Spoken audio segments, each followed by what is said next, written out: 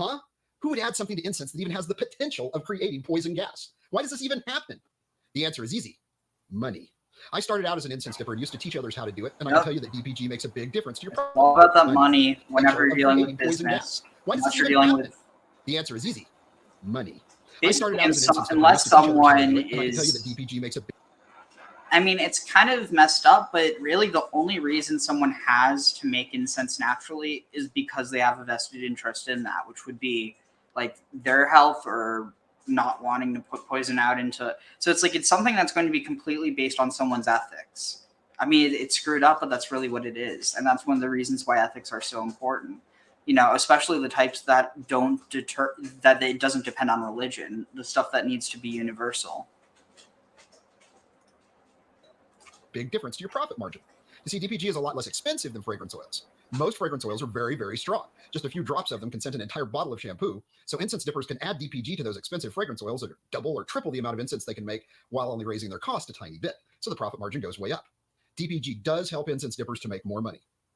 Over the decades, I've heard a lot of creative explanations as to why incense dippers use DPG. It helps to disperse the scent, or it preserves the top notes, or it prolongs shelf life. All of that is beside the point, and probably none of it's true anyway. The bottom line for DPG is the bottom line of the incense dipper's bank account. You have to understand that incense is an unregulated industry. There's no government agency limiting which oils an incense dipper can use or testing commercial incense for safety. Most people who make synthetic incense have no idea about these problems, and I definitely don't want to imply that anyone is doing these things to intentionally harm people. They just don't know any better. Most incense dippers work on a small scale as a way to boost their income at their shop. The thing I think is really kind of even scarier that, I mean, like, think about it. If it were just bad people putting stuff in it to poison people, then you could go after them. But ignorant people, I mean, think about it. There's a lot more ignorant people than there are like outright, like, basically there's more ignorant people than there are people that want to hurt you just because they want to hurt you. There's people who might have no issue hurting you because they're ignorant, but like this idea of, you know, the reason they're hurting you is because they get some sort of satisfaction out of that. I really think that's minuscule compared to people who just legitimately, they'd step on a bug and they wouldn't even notice because they're not looking. Like, and, but the point that I'm trying to make is that, that really in a lot of ways, I mean, you look at different understandings of the demiurge within different types of Gnostic thought. But on one hand, you have the demiurge as like ignorant and foolish. And then you have the demiurge as evil.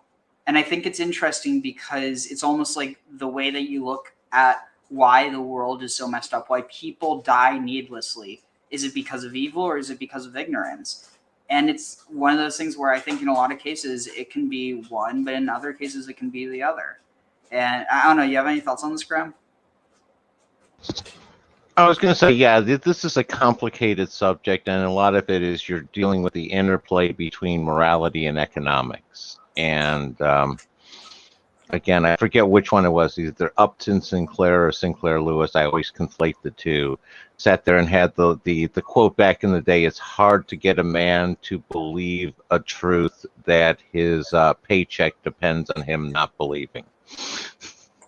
Interesting. You know, and it's, you know, again, I dealt with that with the whole evolution of the cigarette industry and tobacco industry, where when I was a kid, I remember watching, you know, cigarette ads on television. They were news, you know, they were ubiquitous everywhere. And, you know, that was back even before the, right about the same time as the Surgeon General, you know, could possibly damage your health kind of concept. You know, yeah. that smacks directly into this hurting other people in order to make a buck. And one of the aspects of some people is they get into more of a mercantile mindset where they don't recognize win-win situations. It's like one person has to profit and the other person has to lose. Mm-hmm. And that inherently produces some awful situations. Yeah. Okay. So Zara Rose said toxic ingredients. Yeah, that's the reason why it can be dangerous. Usal said Boker Tov Achim. Boker Tov Achim. Oh, sorry, just I was going to say another thought is a lot of this seems like the way people would cut cocaine and stuff, where it wouldn't matter what they cut it with always. They just cut it with whatever, and some people use like strychnine and stuff, all sorts of nasty stuff. Yeah. So Usal said symbols gain meaning; they never lose the meanings they gain. Interesting. I mean, I think they can be lost, but they can always be regained. It just doesn't necessarily mean that it'll be through the same like chain of transmission. Zyra said, better living through chemistry. People tend to figure toxins as negligible, but they add up. Death by 1,000 cuts. Oof. 1,000 paper cuts. Usal said there are a lot of poor people that can't afford ethical incense ingredients, I'm guessing. Then Zara said, thyroid damage quite common, and once it occurs, docs rarely can narrow down which agent caused the damage. Oof, that's a scary thought. I would hope that larger incense manufacturers take safety seriously and vigorously test their products for safety, so if they don't taste them. But there's no regulatory mandate that requires them to do that. So how did I come to learn about this and change my business from making and selling synthetic incense to making and selling natural incense? Well, I had a number of teachers along the way, but I think the real credit for uncovering these and other problems in the incense industry has to go to a gentleman named David Aller. As an indoor air quality professional, he conducted the groundbreaking research that uncovered these and other problems with synthetic incense. Now, as a scientist, he can explain these problems in far greater detail than I can, but there's no doubt that I would have remained ignorant about this without the information that he and his incense group called Alice's Restaurant shared with me many years ago. Thank you to everyone there, especially Mr. Aller. So we talked a bit about extenders, but there are still two other components to synthetic incense. The blank presents a similar problem to the extender. Wait, who is this? Incense blanks are wood powder and a type of glue formed into the desired shape. When I described the problem to the extender years ago, I would have incense. As an indoor air quality professional, he problems incense. Describe them like that extender. Incense, but there are still two other components to synthetic incense. The blank presents a similar problem to the extender. Incense blanks are wood powder and a type of glue formed into the desired shape. When I describe them like that, they sound like products made very much the way that natural incense is made. The issue here is in the ingredients. In theory, you could make a high-quality incense blank using sandalwood and a natural binder. It'd be expensive, though. Sadly, that isn't how commercial blanks are made.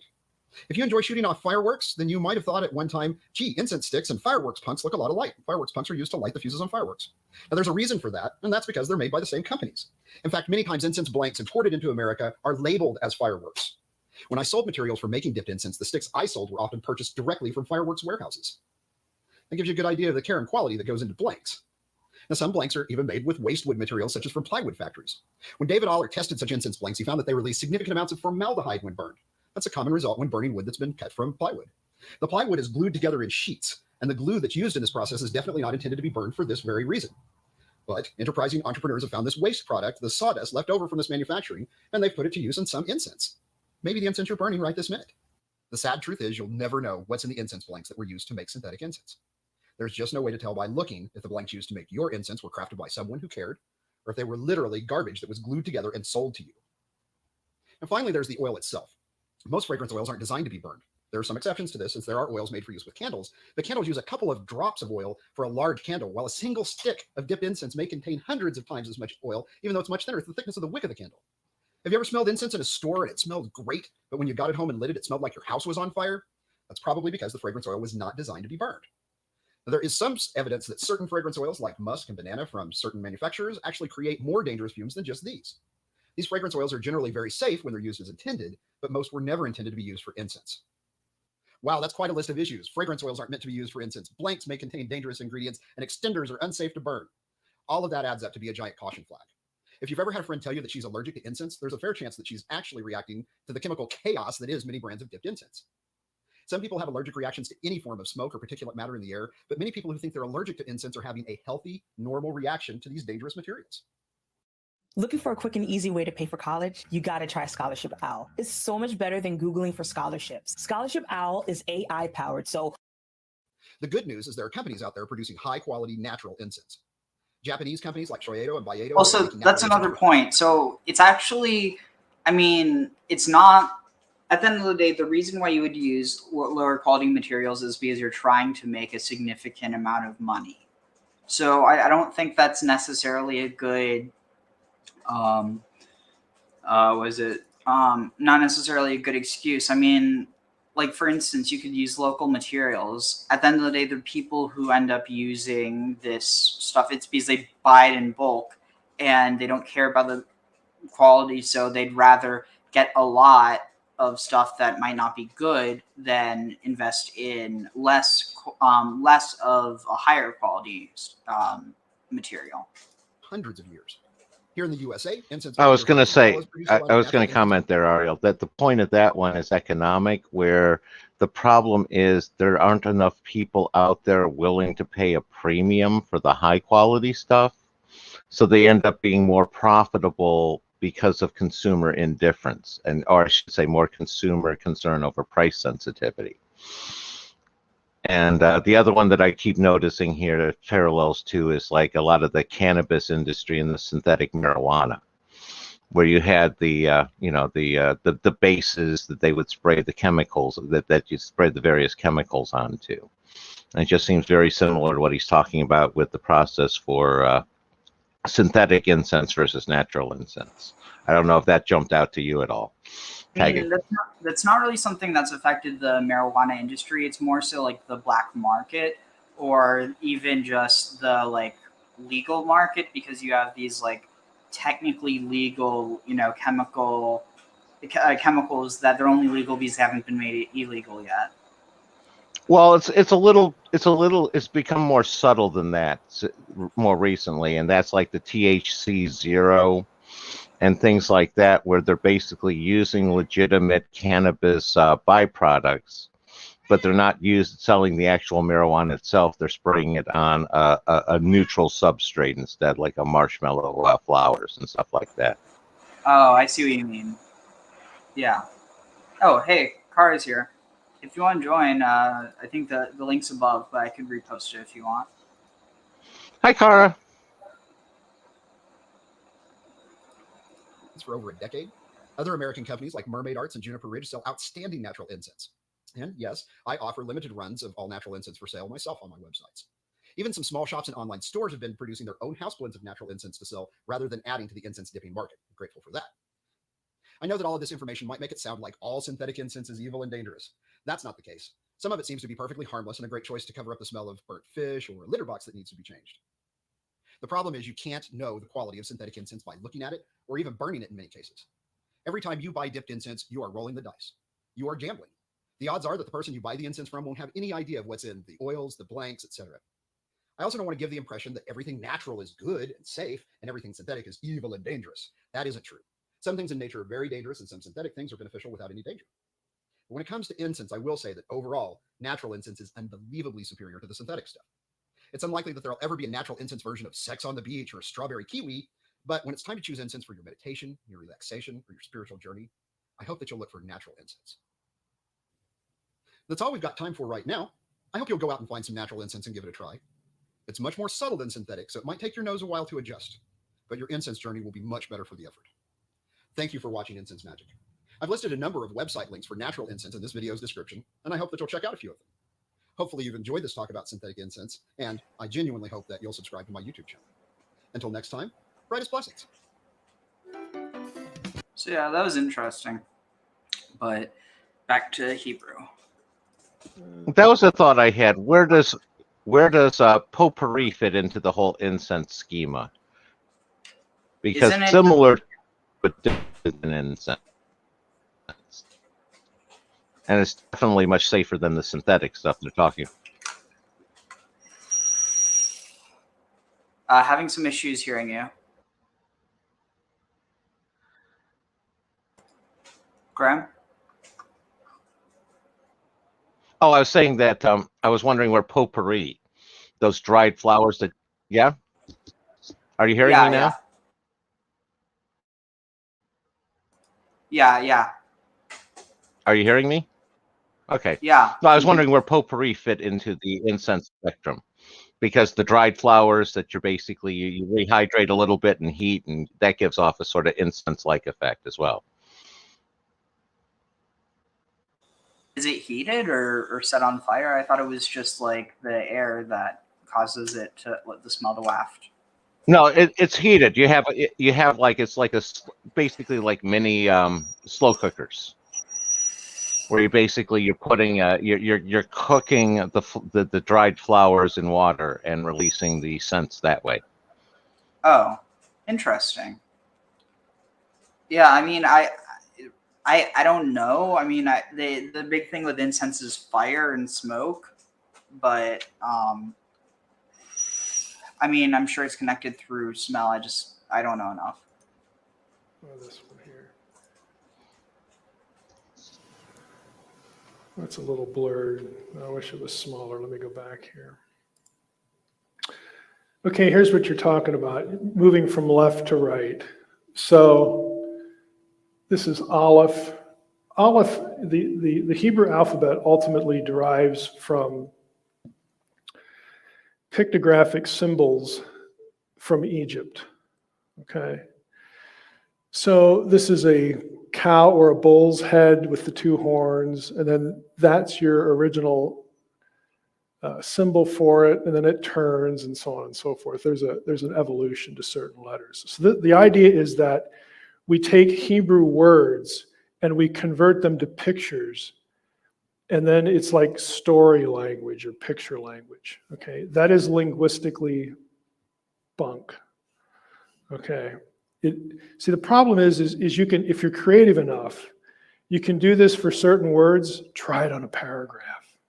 Yeah, Seriously, try it on a paragraph, a full paragraph. You know, first of all, you'd have to ask, if you're in the middle of it, struggling through to create the story from the pictures, you might want to ask yourself, why am I doing this? Because it's a language, I could just read it. Okay, unfortunately, the answer to that question is the belief that there's a mystical meaning underneath the language. Okay, languages don't work this way. Okay, the alphabet. So just something to keep in mind. This man, Michael Heiser, well, he passed away of cancer. It's really sad. He was a great scholar, and interestingly enough, he was Christian. And like, you know, you'd hear a lot of Christians who would, you know, okay, at least Christians around where I grew up, who would, you know, they would just love for this to be true. And he's more interested in the truth than he is. I mean, given he's definitely biased in some areas, but when it comes to language, he's more interested in the truth than he is in his agenda. And that's the thing. I think these are the type of people that we need to, you know, commend. Like, at the end of the day, again, not perfect, you know, like nobody's perfect, but when it came to like scholarship, if more Christians were like him, I think that there wouldn't be this clash between, you know, religion and academia, because at the end of the day, it's completely unnecessary. Let's see, what's this? Oh, probably also tainted by extenders, yeah. Well, that was about the incense, but yeah, were you going to say something, Graham? Yeah, I was going to sit there and say on the conflict between the academy and religion, part of that I'm not sure can be overcome because they're operating on two different bases. It's like the academy is much more knowledge, and religion is based off of belief. And those are two different standards of criteria for judging what's acceptable and what's not. And you can often reveal truths through academia that inherently conflict with a religion. And I agree with you. Heiser was one that he was always willing to go where the truth led him. And one of the things I think that any sort of academic or legitimate scholar needs to do is own their own bias. Everybody has one. You need to own it, and you also need to sit there and recognize when the reality that you're looking at violates that bias and shows your bias was wrong. Tagging on that. Yeah. You know, it was the amazing achievement that it was, because it allows you to form words to capture thoughts and preserve them for time so that you don't need pictures. It's precisely the opposite. You don't need pictures. You don't need people to guess at what the picture string meant. You can tell them by using words. And you're using words that are spoken, and you've just codified the verbal, the oral, you know, the oral and oral language into an alphabet so that it's preserved, just like you were having a conversation. You don't need the pictures if you can have the conversation. So, but it's a common idea. So if there's anything out there, based on that I'm not your guy. I'm not going to buy it.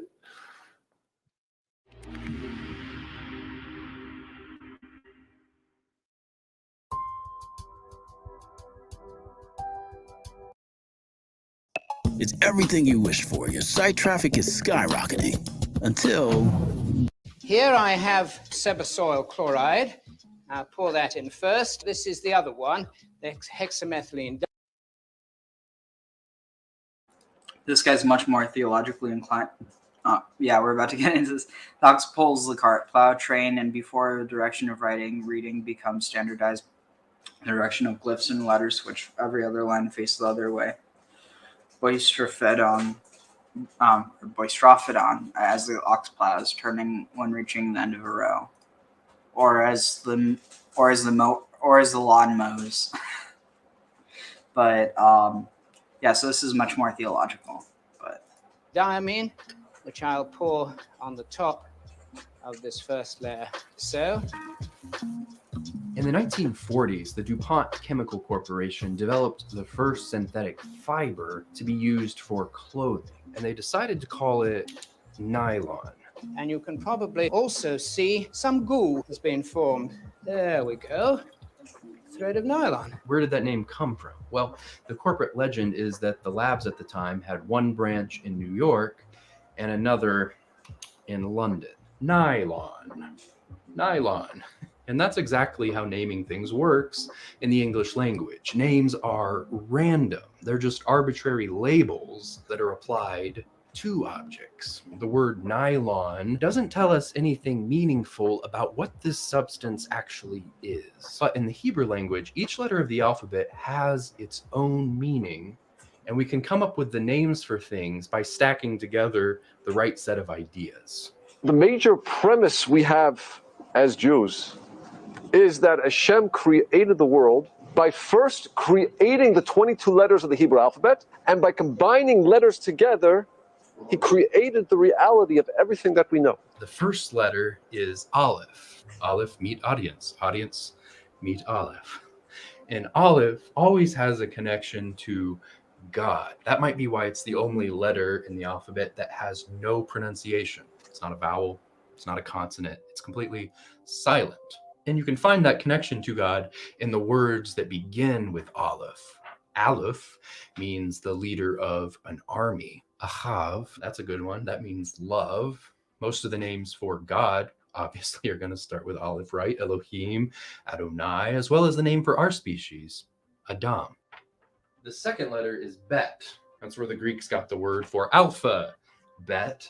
And it means a tent or a house. You can even picture a little guy standing in there somewhere. So the word for household is Bayet. The word for womb is Baton. And really interesting, if we put a bet at the beginning of any word, it just becomes a preposition that means inside that thing, like a house for that word. So in the womb is Bay Beton, and in the house is Bay Bayet. Really cool. The word for the first city in the Bible is Babel, and that word also starts with two of these bad boys, Bet, Lamed. That Lamed, where's my Lamed? I have a Lamed somewhere, I promise.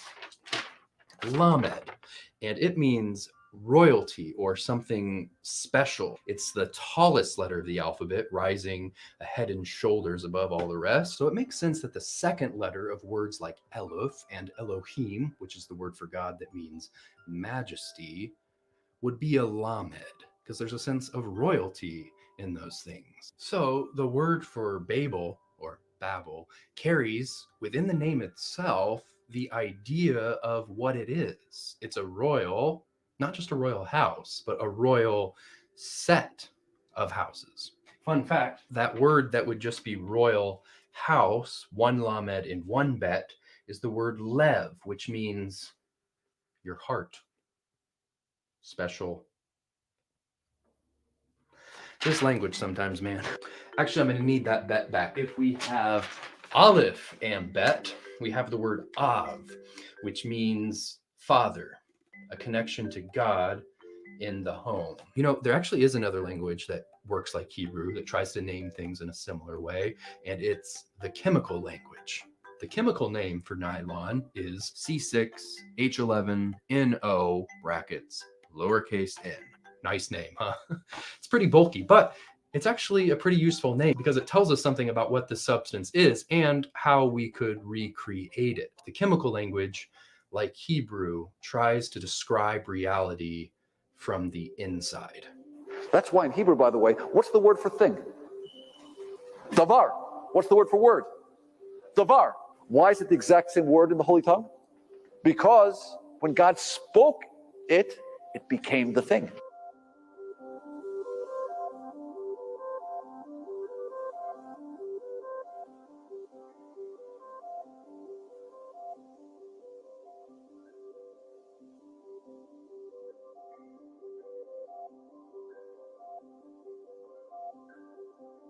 Did you know that there's a word in the very first verse of the Bible that hasn't been translated into English? I'm serious. Genesis 1:1. Bereshit, in the beginning, bara, created, Elohim, God. But wait a minute, what is that word? And why hasn't it been translated? Et. What is et? Well, if we take a closer look at this word, it's 2 letters. We have an aleph, which is the first letter of the alphabet, and a tav, which is the last. Bereshit bara Elohim. In the beginning, God created et. He created the aleph through taf. That was the first creation. The creation of the aleph bet, of the alphabet. So now this is a very interesting premise, because it means that if we know the meaning of the aleph bet, we can know reality. Even if I didn't know the alphabet, but I knew reality, I knew what something meant, I knew what a chair is, I know what a table is, I would come up with the language myself. That's how specific it is. That's how exact it is. We already saw how those letters for gift and seeds spell the word for garden, gan. Now, if we add an aleph to the beginning of this word, this changes the word from garden to pelvis. One more. If we change the last letter to a mem, which signifies water, we get God's gift of water, agam. What do you think this word means? You might have guessed it. It's the word for lake.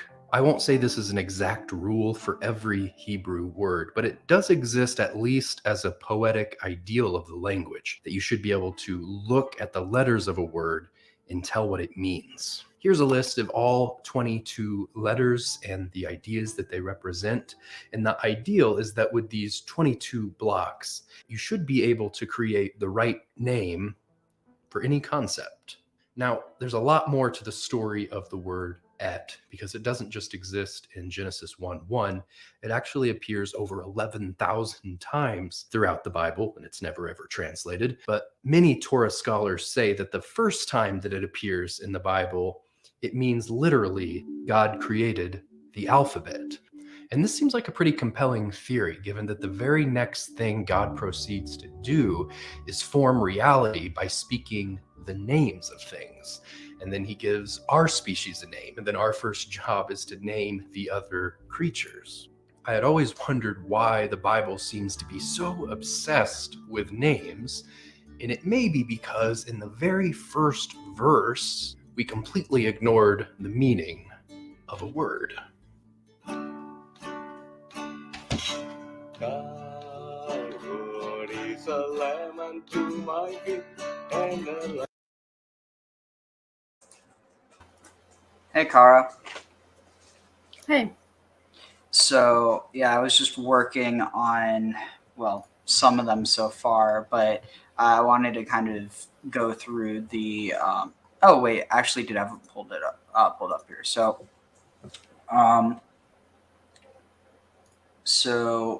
here, if we look, and not all of these are, 100% sure this is, because a lot of these meanings are not like the associated meanings are they're assumed. Some of them are just obvious because of the letters themselves. So pardon me. So here, to start with, we have, also any thoughts on that video before? the God created at, the God created alphabet, and so the naming things. I had been analyzing the the part of Eve, Adam and Eve, betrayal of Eve. Let's say why Eve is talking to a snake with an Orthodox priest, and yeah, it's like 1 hour podcast based on Matthew Peugeot's speech. And in there, a huge chunk of it we actually dedicated to discussing Adam was naming things. But the reason, but animals would talk to Eve, and Eve was sort of this mediator. It's like Adam would say, "This is a cow," like "This is a rabbit," and stuff like that. But kind of authoritatively. But the animals, if they had a complaint, they would come to Eve, and that's how snake got in. It started the conversation. I am not sure how accurate is that. Those are based on words of that priest. Interesting. It's definitely interesting. So, it was, yeah. Oh, no, go ahead. So we were trying to understand why is Eve talking to a snake and dive into details, and why would not snake talk to Adam but to Eve? And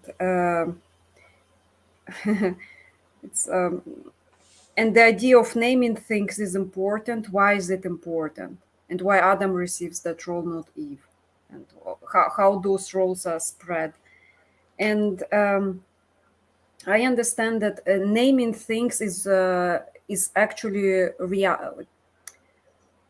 allowing them to come to our reality somehow. It's like giving them a concept, a thing that would, if you hear that word, that thing would appear in our mind. Even though a cow is a large animal with horns, but we don't say that. We say a cow. And so it's a connection between a living object and us trying to recreate it in our head. And I love how the actual, it's like the actual letters, they look like something. Definitely. So the thing that I find really interesting is how much meaning that people associate with them, as opposed to like looking at the roots, which, I mean, I understand why, because it's something where it doesn't really matter how much knowledge you have. It's like anyone can be like, oh, well, this looks like this. But once you get into the roots, it gets a bit more complicated. But let's see. Wait, where's the actual ones? Oh, all right, let's see. So, what's this?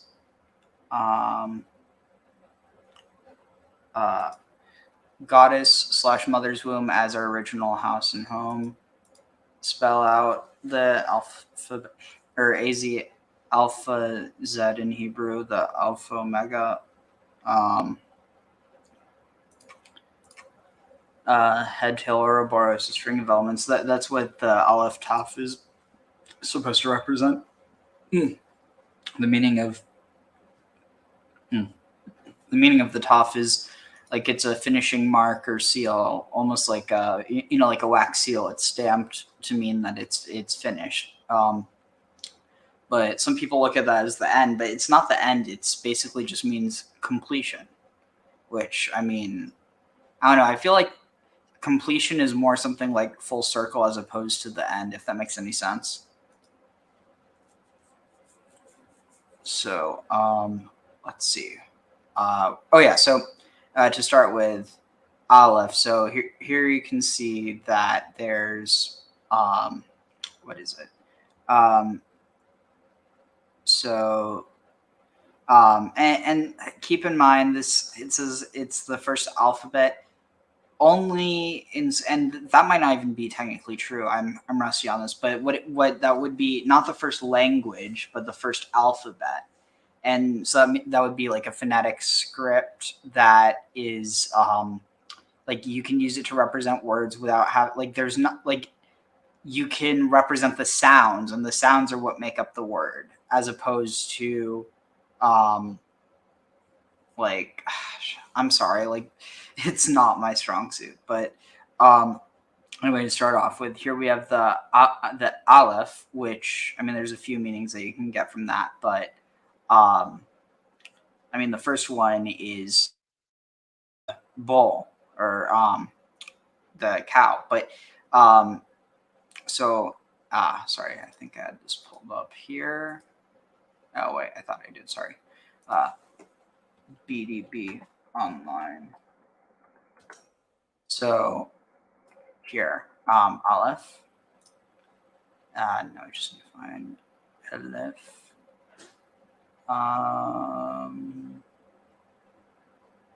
Oh, wait, no, it's further down here. So, oh, that's interesting. In Aramaic, it means to learn, or to keep, to cleave, to become familiar with. Aloof, it can mean to tame. But, okay, so here, Aleph, cattle, used in tillage, subject to man. So, what I'm going to do is, let's see, copy this. I don't know how well it will copy into this, but here's tab. So, let's see. Enter, Control V. So here we have the symbol. I mean, this isn't the same symbol that's used. It's just a cow head, but I prefer using the full bull. So then here you have Aleph, Lamed, Pei, and then that's Aleph. And so you also have some other meanings that come with that. But any thoughts in the meantime? You're muted, Kara. I'm so centered, wondering how Kara would spell. So I mean, I guess it. So that's actually interesting. So I mean, probably. So technically, if you were to spell it, like, to transliterate it, it would be Kuf Aleph Resh Aleph. But realistically, you could probably just go with Kuf Resh Aleph, which is actually a root, which means that it would have an actual meaning. Yeah, so you just have to go. Mm-hmm. Oh wait, I'm not sure. This tab, Kara.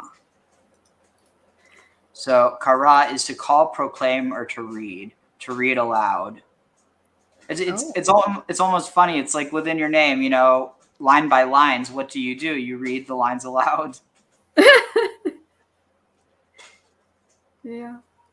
But yeah, where is it? Further down.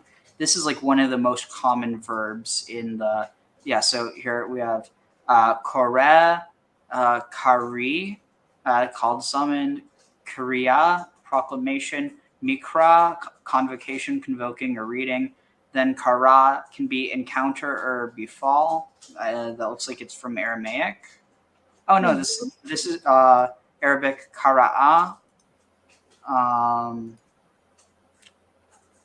In Polish, Kara is punishment. The direct translation. Wait, really? Yes. So the way it's spelled, exactly, if you want to say punishment in Polish, it's kara. It's exactly spelled the way it is with the same letters. And let's say crime and punishment would be zbrodnia, crime, punishment, kara. Crime and punishment. So zbrodnia I kara. Oh, I'm sorry, but that's actually hilarious. But yeah. I know.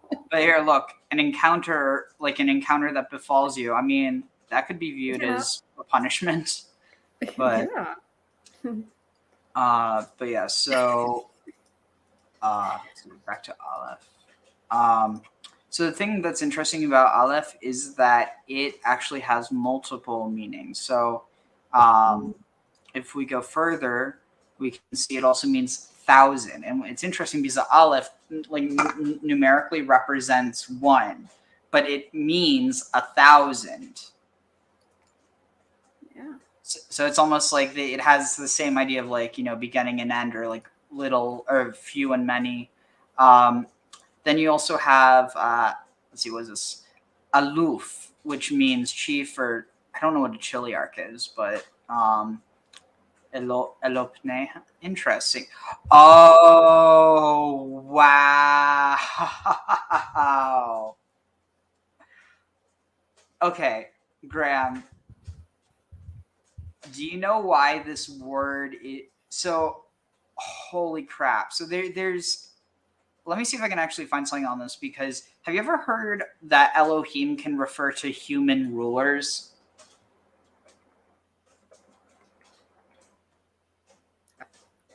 I don't know that.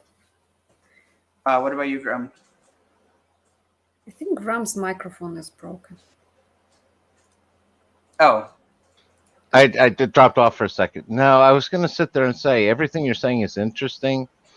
One of the inputs that I'm curious as to where it kicks in is the Ugaritic script that was pre-Bronze Age collapse, because the alphabet tends to be post-Bronze Age collapse, and it seems that Ugarit had some input into it. And that's all I'm kind of looking for to see where that fits in. Tagging. Interesting. Does it have something to do with the you think maybe with what's the word? The hieroglyphics in the Hittite the Hittite hieroglyphics? Yeah, it was related to that one, and in my opinion, you have to take a special attention to. Oh, did I drop again? Yeah, you have to pay. No, okay, you have to pay special attention to Ugarit because of so many of their stories, like in characters like Danel, that got imported into the whole Canaanite tradition, and seems to be predecessors for a lot of Israel. So that Elohim is. Oh, I think I might have found it. It's not about a unique set of attributes. Because if it was, they wouldn't be doing this. They wouldn't be calling the deceased human dead in 1 Samuel 28:13 Elohim. Mm-hmm. They wouldn't be calling the gods of the nations Elohim. They wouldn't be calling the members of God's heavenly host Elohim. They wouldn't be calling the Shadim in Deuteronomy 32:17 Elohim. Those things are not the God of the Bible. They're supernatural beings that are lesser. And so what Elohim actually means has nothing to do with a set of attributes that are unique to one being. What Elohim actually means is it's a term you would use to describe something that by its nature is disembodied and a member of the spiritual world. That's all it is. No. Now, in that world, there is rank, there is hierarchy, there is differentiation in attributes. Yahweh, the God of the Bible, the God of Israel, is an Elohim. He's in the spiritual realm. There are lots of Elohim. That Elohim is not about a unique. So, I mean, he didn't address it, but basically there's a context in which it can actually refer to human leaders. And I wonder, because if you look at this, let's see, where was it? Here. So, let's see.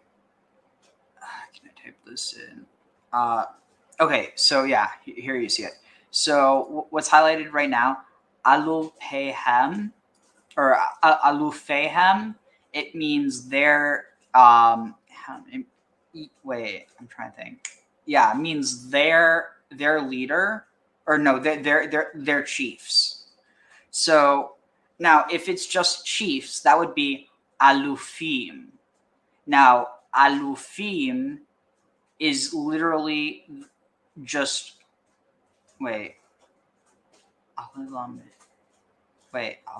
Vav Hey Yud. Yeah. it's literally one letter off from Elohim. So I wonder if this idea that it could be referring to humans when people insist, like the context refers to humans and the use of Elohim, it might actually be chiefs or rulers as opposed to gods. And it's interesting that the two word aluf and Eloah and aluf are literally one letter off. Any thoughts on that, Graham?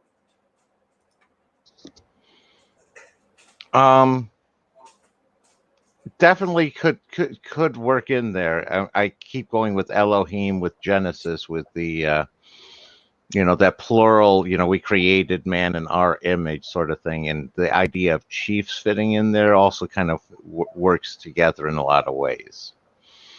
I don't know. It's not something I've really thought much about. This is a good idea that's worthy of exploration, Ariel. Tag. Yeah, so now we get to bait. So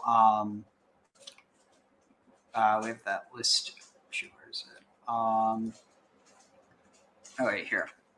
So you can see it starts off as just this, simple box with like a basic doorway or opening, and alternatively also, trying to think, if you flip it on its head, if you flip it upside down, it would actually be similar to a tet. But anyway, so here's basically the house sign and gardener's sign. So these are hieroglyphics.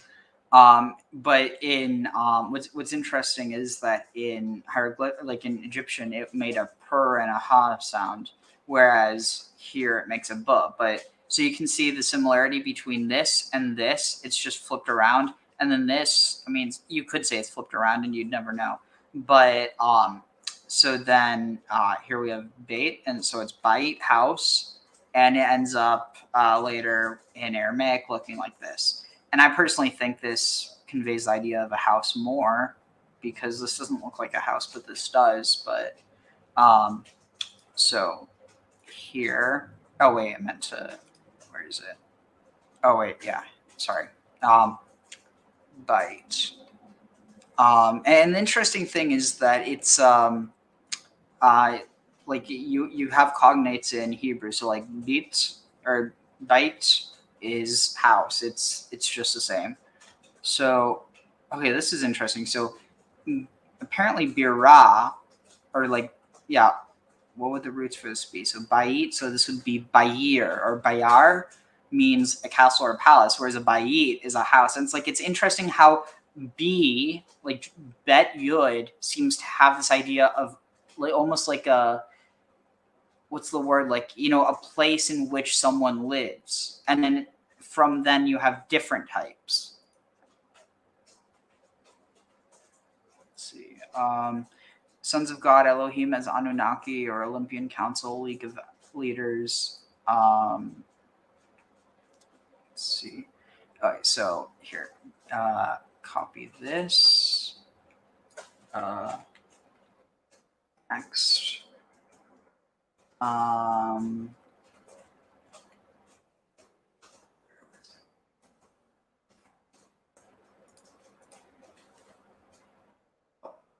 Oh shoot, what am I?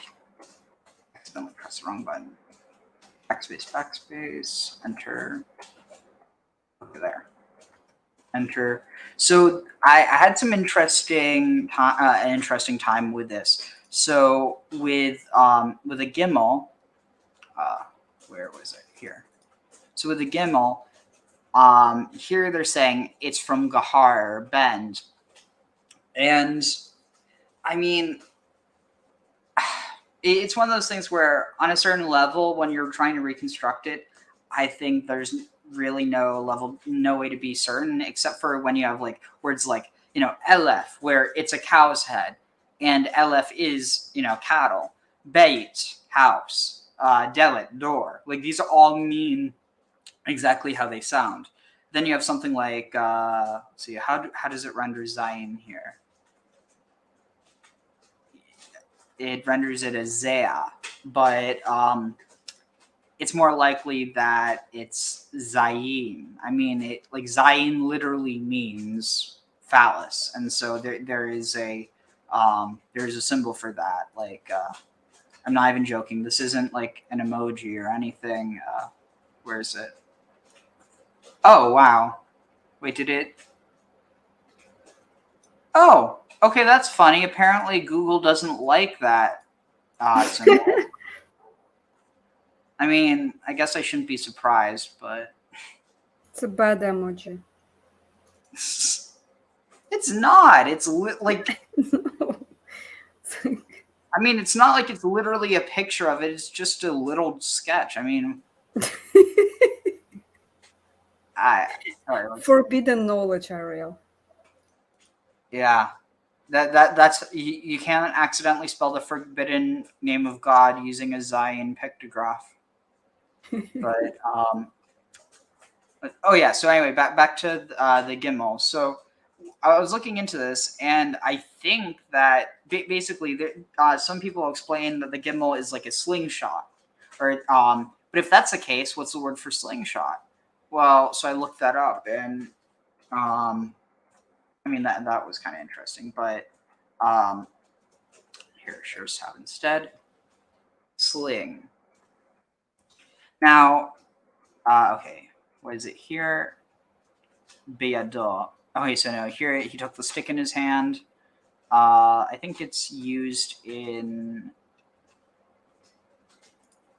Yeah, it's used in Proverbs. So here. Like a pebble in a sling. Kitzarur. Like a kitzaror, what's this, like a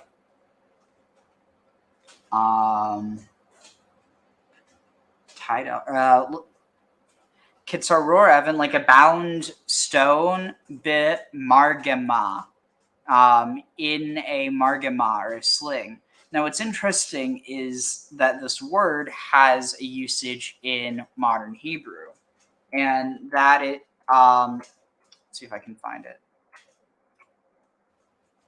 Here.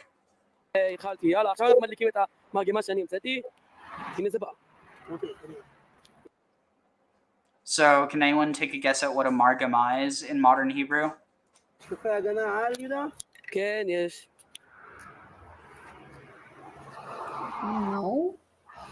don't know. Pram? Not sure. It's got me mystified.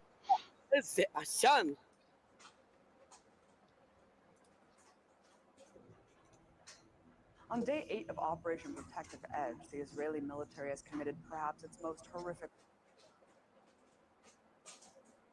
Not trying to get too political, even though I have in the past. I'm just trying to keep on track. See, margama, mortar. Well, gave it away, but let's see, Hebrew. But the point is, it's something that the whole point is it's supposed to send something going far away. And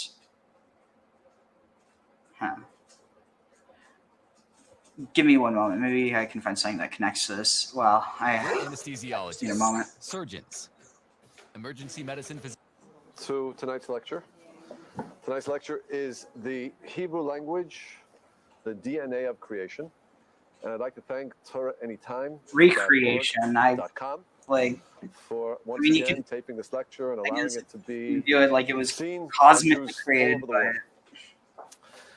So tonight's lecture is a very fascinating topic called the Hebrew language, the DNA of creation. What does DNA mean? When we think about DNA, what is DNA? Right, I can't pronounce that, but there are many people here who can. But I do know what it is basically. I do know when you study the DNA of a gene, for example, you can detect and discover exactly what the thing is. The DNA is like the code that will tell you the symbol of what is there. It will give you the definition of everything that you need to know about what you're going to see in that cell and perhaps in that person. That's what we talk about when we say DNA. We call the Hebrew language the DNA of creation. What does that mean, that the Hebrew language is the DNA of creation? It means like this. the major premise we have as Jews is that Hashem created the world by first creating the 22 letters of the Hebrew alphabet and the numbers 0 through 9, and by combining letters together, he created the reality it's of actually everything that we know. interesting. The first creation was Apparently, the Phoenician alphabet had 26 letters, not 22. Which raises the question, because there is this discussion: was the Torah originally written in the Katav Ivri, the Hebrew script, or was it written in Katav Ashuri, the Syrian script? And that raises a specter. Well, if it was the Katav Ivri, which is also referenced as the Libana script, which is the Lebanese script, which is the Phoenician script, then that means there's 26 letters, not 22. Which, I mean, like, I don't know. Graham, can you think of, I mean, well, you as well, Kara, can either of you think of any reason, like, why 22 would be seen as, like, better than 26? I have, like, one idea in mind. Well, 22 seems very proportionate, and people would try to force it into that number.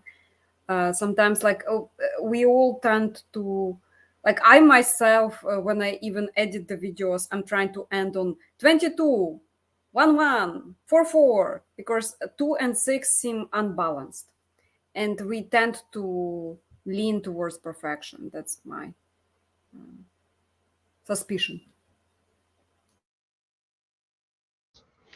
I'm going with 22 equals 12 plus 7 plus 3. And this goes back to some of our Kabbalah explorations, where you have your 3 mothers, you have your 7 double letters, and then you have your 12 other letters in the Hebrew alphabet. And that seems like that's the sort of breakdown they're going with. Tag. Wow. I really should have realized that. I don't know how that slipped my mind. I was literally just thinking that it's the first, like, for instance, you can have 11, but it's like 11 is 2 ones. Oh, Zara's joining. Hey, what's up? Hello. It's actually 0. Oh, 0. Sorry. Spelled to differentiate from another 0 that already exists. Ah. 0 rows, who has the kind of anagram locked up. Oh, I see. That's cool. Like, makes a magic square. He's an online author, so decided to spell it differently. Cool. So I probably missed a seconds there while I was coming in. Said first created the alphabet to create the world. Sorry, what? Said first created the alphabet to create the world. Is that what was I just mean, stated? yeah, there is, like, this one. Let me see if I can find it. This is actually super relevant. Let's see. Kind of goes with the in the beginning was the word. Let's see. What was it? Oh yeah. Hebrew letters creation story. Let's see.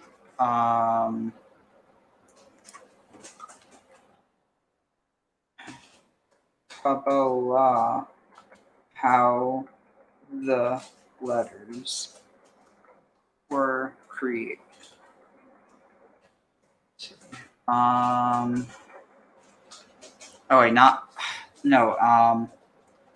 were given their where the letters were given their roles.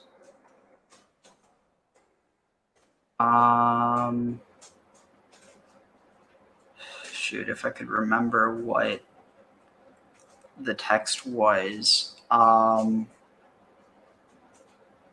Shoot.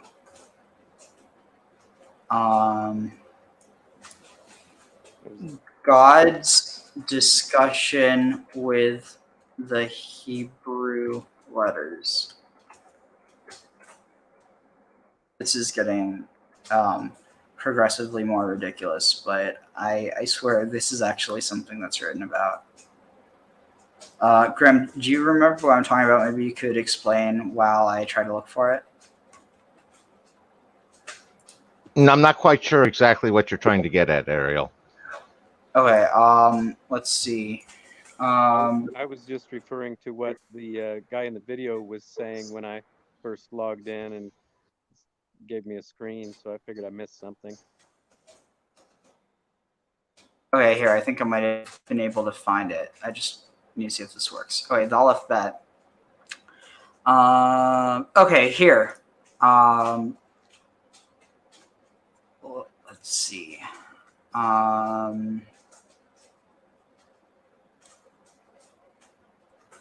Let's see, is this okay. I think I know what to look for. Zohar introduction. Well, that in the beginning, and then where it wasn't translated, and it's et, and that means the alphabet. Aleph. Oh, I see what you mean. Okay, yeah. That's definitely where that that's how that idea comes into play. Well, and it kind of becomes that the world is created within the writing of it, as in the Bible, is a world created.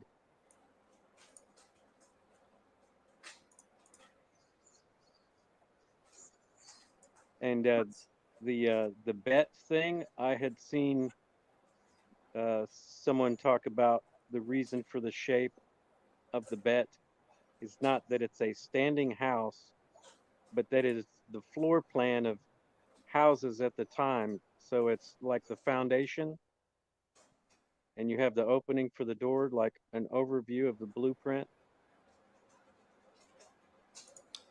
Yeah, I see what you mean. What that literal glyph is coming from.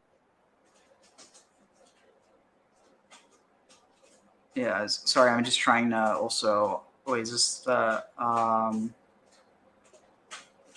Yeah, well, the analogy with the chemistry and the elements, the letters as the elements, is interesting also in the sense of material creation as, you know, molecules from particles.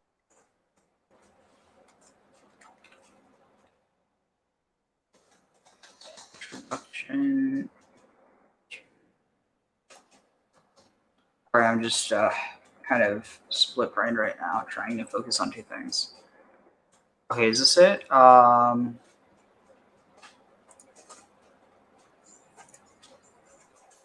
No. Sorry, I wish I would have prepared this before, but I just didn't think about this.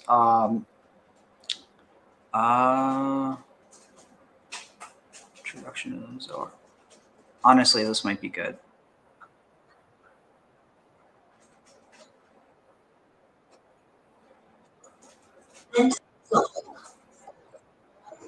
No, that's German.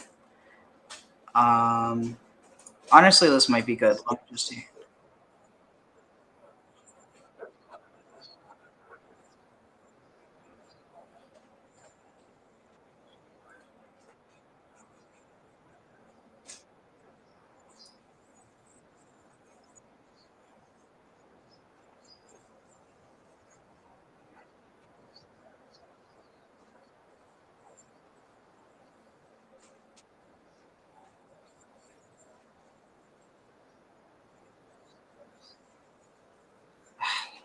Sorry. Introduction. Let me just see what it is. Okay, Zohar introduction. Is it?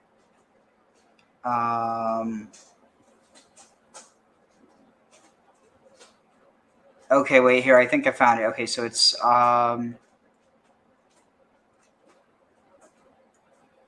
okay, tab 9. So this is Zohar introduction 6, I think it says. Just want to be sure. Wait. Zohar introduction. Whatever, I'll just I don't know why this is so hard to find. the best stuff isn't usually spelled out. I was going to remind you, we didn't do the Zohar yet. This might be in the Yetzer. No, but it is 22 letters in the Zohar, talking to God.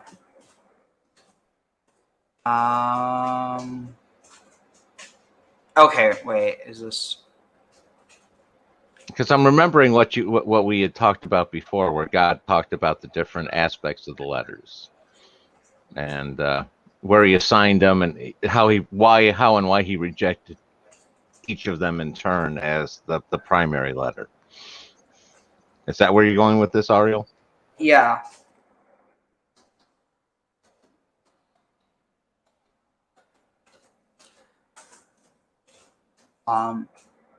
The Hebrew letters honor to be the first. I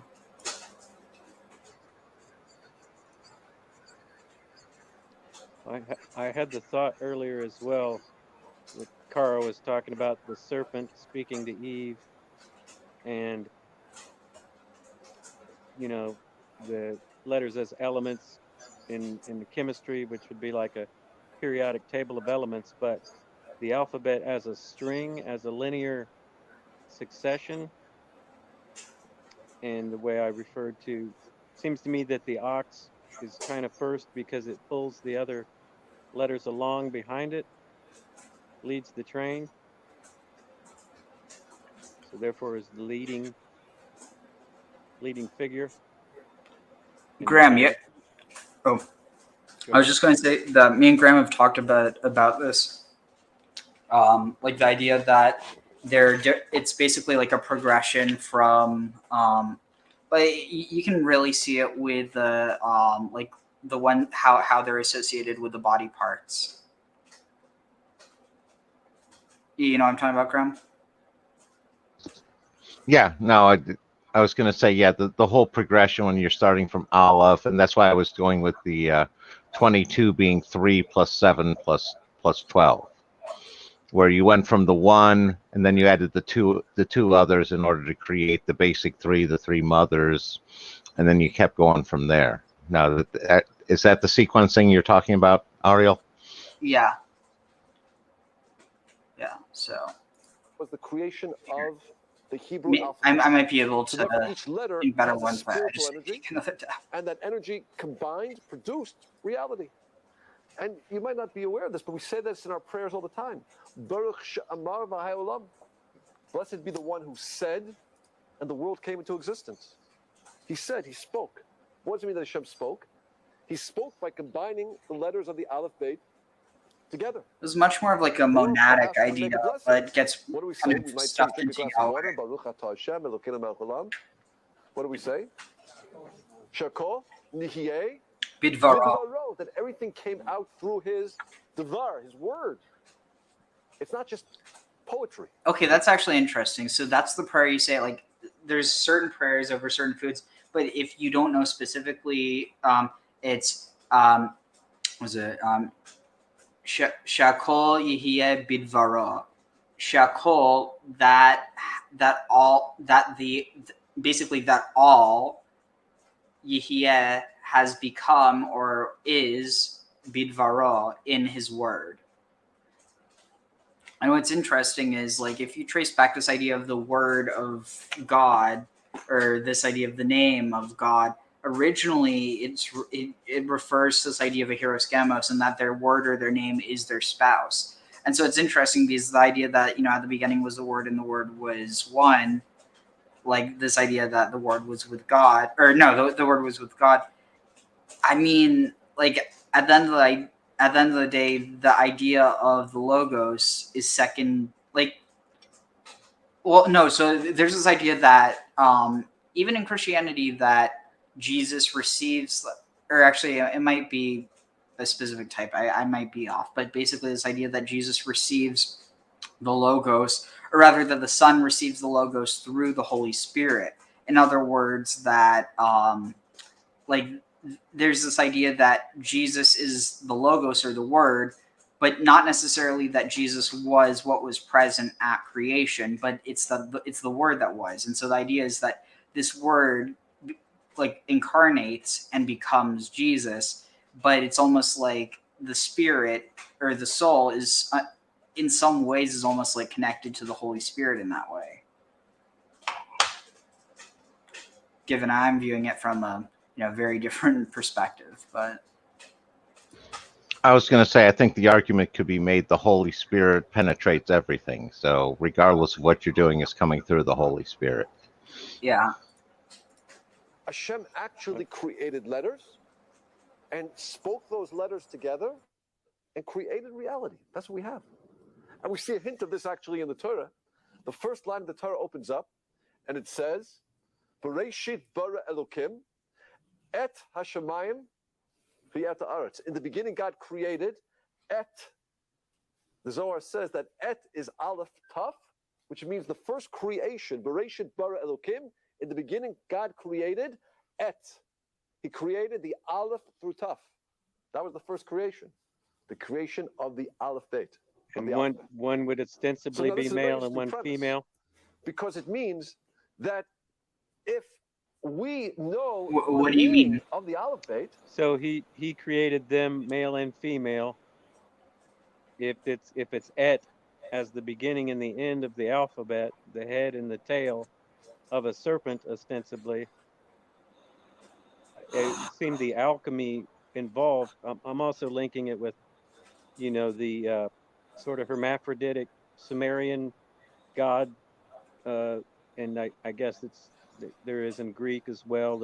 The first god is of both genders and then is split. Yeah, so I mean, in that case, it really depends, because on one hand, Aleph could be a bull, but it could also be a heifer, or like a what's the word for a female cow? Cow? Is it just oh yeah, cow versus bull. But basically a heifer versus a bull. On the other hand, like you could have basically it's this idea of above and below, but there's even this idea within Kabbalah that once the Messiah comes, which I personally think is an idea that has its roots just in this idea of the rites, like basically these rites of anointing, which I mean at the end of the day are like what people think of it as. The point is this idea that when the Messiah comes, that the feminine part of God will become the like higher and the masculine will be the lower, and that currently it's the other way around. But so like within that other paradigm, so Aleph would be referring to probably like El, and then the Toph you could say is like I don't know exactly how you would find it like that, but the point is you that Aleph or Toph they could both be masculine or feminine. So it really just basically they're just reflecting or like the opposite of so it's like one's male and one's female, but the question is which one. There isn't a determinant. What's the meaning of Tav? It means like for something to be finished or completed. Well, I mean like the image. Oh, it's basically just an X or a T.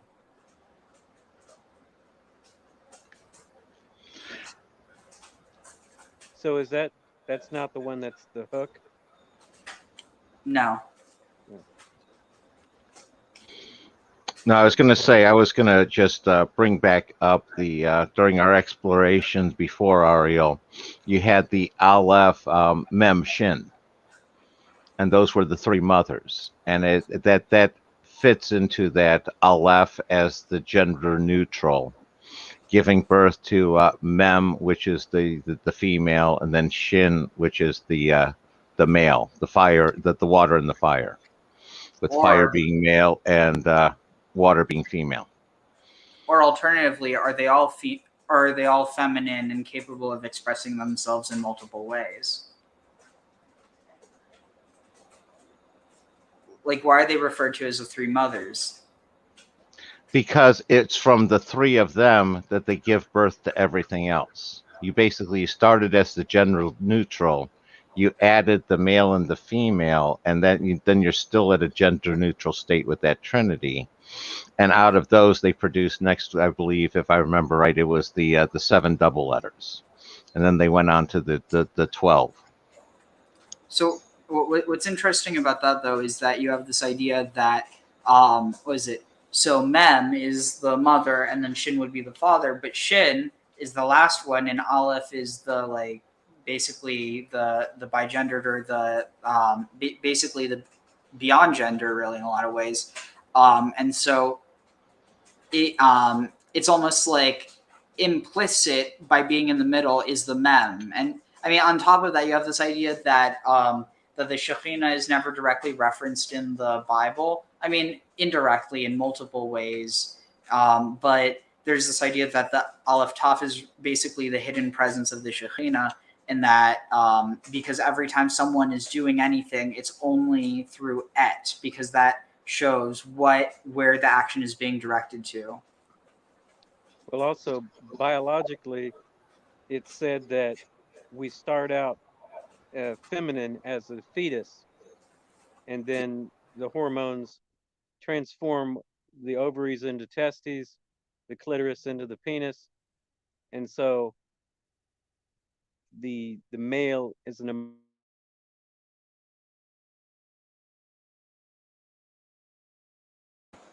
Oh, I think he got cut off. I don't know what happened. develop. Oh, Was I there the whole time, or? it just cut out for a few seconds. So I was saying biologically, the male emerges from the female, the ovaries become testes, the clitoris becomes the penis, and of course men still have nipples left over from the process. For millions of years, there was asexual reproduction with the microbes, and before dual gender came about. So that androgyny.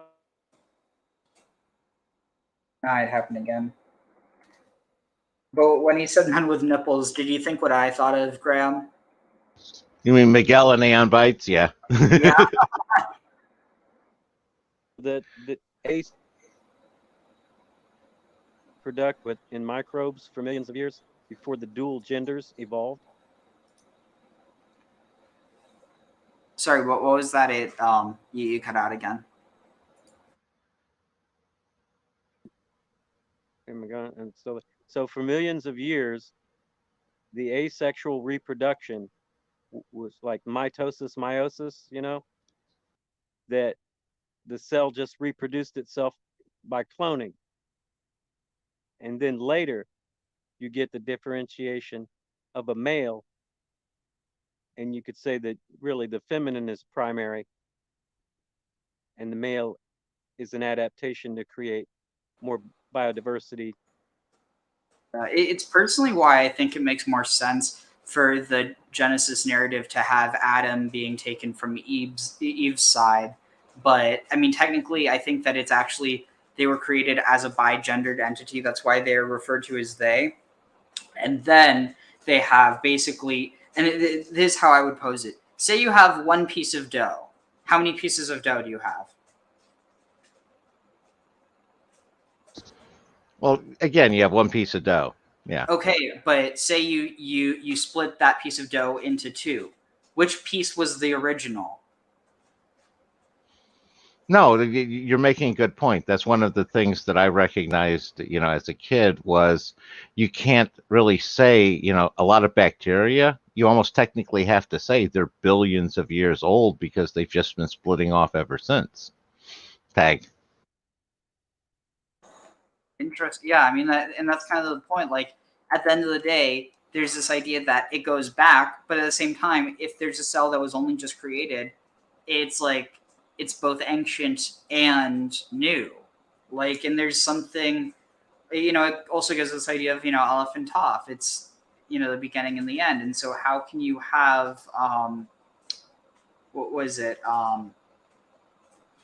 Shoot, where are we going for that? Sorry. Well, it's androgynous. Well, I think you were going to bring it back to genders. And basically, it's almost like you have the Aleph, and then you have them split into the Mem and the Toph. And so it's almost like the moment you have this distinction, the feminine has to come first, but then the masculine is taken from that. So it's almost like the moment of division is also the moment of the creation of masculine and feminine. Right, and you're hitting onto something I think is key. It's the idea that you can't have one without the other. And it's not like the masculine comes from the feminine, it's that the masculine and feminine come into existence at the same time, which ties into another interesting fact of bacteria. And there was sexual reproduction before you had genders, because bacteria will exchange their core genetic DNA back and forth via like a tubule between them and do an interchange, even though neither of them is male or female. Yeah, in some ways it's almost like you have Aleph, which is, neither gender, and then you have Toph, but the presence of Toph necessitates Mem. Yep. Or Shin, but like basic. Well, and that's another thing. So you have this other idea. So you have Aleph, Mem, and Shin, but you also have Aleph, Mem, and Toph, and that is the beginning, middle, and end of the Hebrew language or alphabet. And Emet is truth. And interestingly, there might even be some like synchronicity there with Ma'at, because Ma'at, Amat. No, there's definitely a connection there. I agree. I'm not sure exactly what, but there definitely is a connection. Well, so think about it. Emet is truth, and Ma'at is the goddess of truth. Yeah, I'm so weak in linguistics, Ariel. I can't sit there and speculate for with any degree of confidence. I mean, it's one of those things where I think it's almost certain, but not necessarily an etymological connection, but it's kind of like where the sounds are the connection, a phonetic connection. Yeah, very good. And I was going to say, just to build off of what Zyra was talking about. Zero. Okay, sorry. Is that with the mammalian genetics, with the XY genetic setup, the basic body of the human being comes from the X chromosome, and the Y chromosome is a modifier on that one. And that again, that's why with women have their X inactivation in order to shut off one of the two sets of genes in their two X chromosomes, so they have the same right balance like the male does. And again, interesting effects coming out of that tag. When you could think of the et as the X and Y, and that actually the Aleph, yeah, the current form, sort of the X, and in a way the T or the cross, well, the T, yeah. Well, also, I mean, think about it, because X and Y, which one is Y? Y is male, right? Right. So now, what is the shape of a Y? Like, basically, a Y, if you were to take a Y and just put it in Paleo Hebrew, do you know what letter it would be? Not without looking at a chart, no. I'm not that good yet. It would be Vav. Oh, and that I was going to say, yeah, and that was another point I was going to make with the Aleph Mem Shin. Those two aspects of Mem is partially why it's the mother, and that's where it gives birth. We were talking about that cycling. And, it changes back and forth, and with each change, it kind of outputs another letter sort of concept. Tag. Yeah. So, But the speaker in that video, he talks about, in a way, the two letters being like the sexual union of the two letters, and again, it reminds me of the Sumerian early gods, that initially they were pairs, or they almost seemed like a male and female aspect of the same god, goddess, and that's what was required to create some aspect of creation that they were the progenitors of. that it was that the gods didn't create things, but that these pairings of God goddessness is when some aspect of the universe would come into being. Oh, by the way, it was 420, but 421 now. But yeah, I think you're onto something, Zero. There's just sort of an alchemy involved there. That's what it means.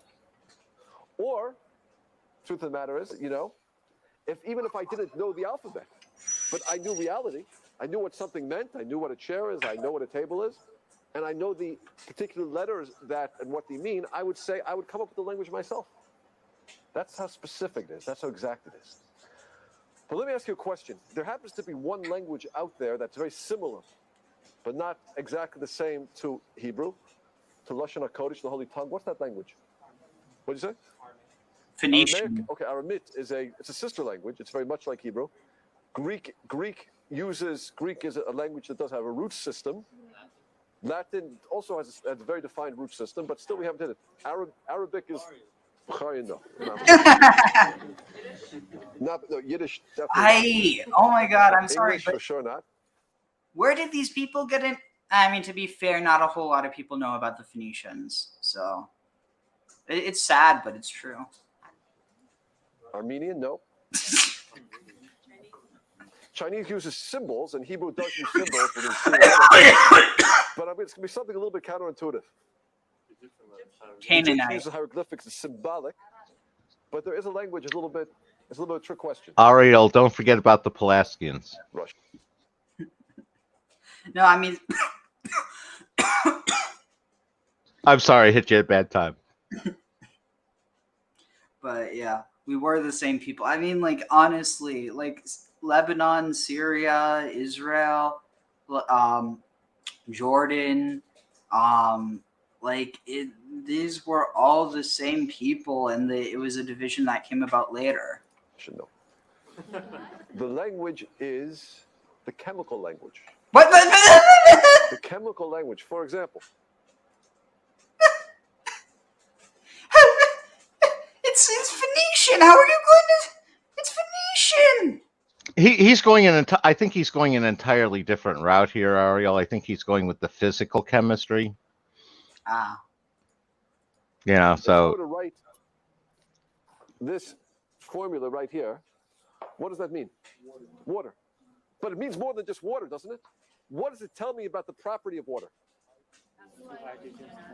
It has 2 hydrogen atoms and 1 oxygen atom. Or if I were to write NaCl, what's that? Salt. But it's more than just salt. You'll be able to tell me that is sodium and that's chloride. Now, there's one difference between the chemical language and the Hebrew language. Why we call hydrogen, hydrogen, oxygen, oxygen, or sodium or chloride, why we choose those names has nothing to do with the intrinsic nature of those substances. They're just names which we have chosen. The Hebrew language goes deeper because we're going to see in the Hebrew language that the letter means something by what it means, by its shape, by its numerical value, and other sources we'll talk about in a moment. But we have to understand that all other languages don't work like that. All other languages are symbolic. For example, my socks over here. Not all. See them? Hold the camera. My socks are made of nylon. Why is nylon called nylon? Science majors, pharmacy majors, pharmacists. Why is nylon called nylon? Who can tell me it? Give me a scientific explanation, Emmanuel. Because why? The people that made nylon, they had a company in New York. Oh, very, very smart. Nylon is called nylon. Why? Because the DuPont chemical factory had 2 offices, one in New York and one in London. Therefore, it's called nylon. Now, if you look back at the camera over there, you'll see a kind of rubber which sort of connects the base of the camera to the stand. That rubber actually is called bakelite. Bakelite.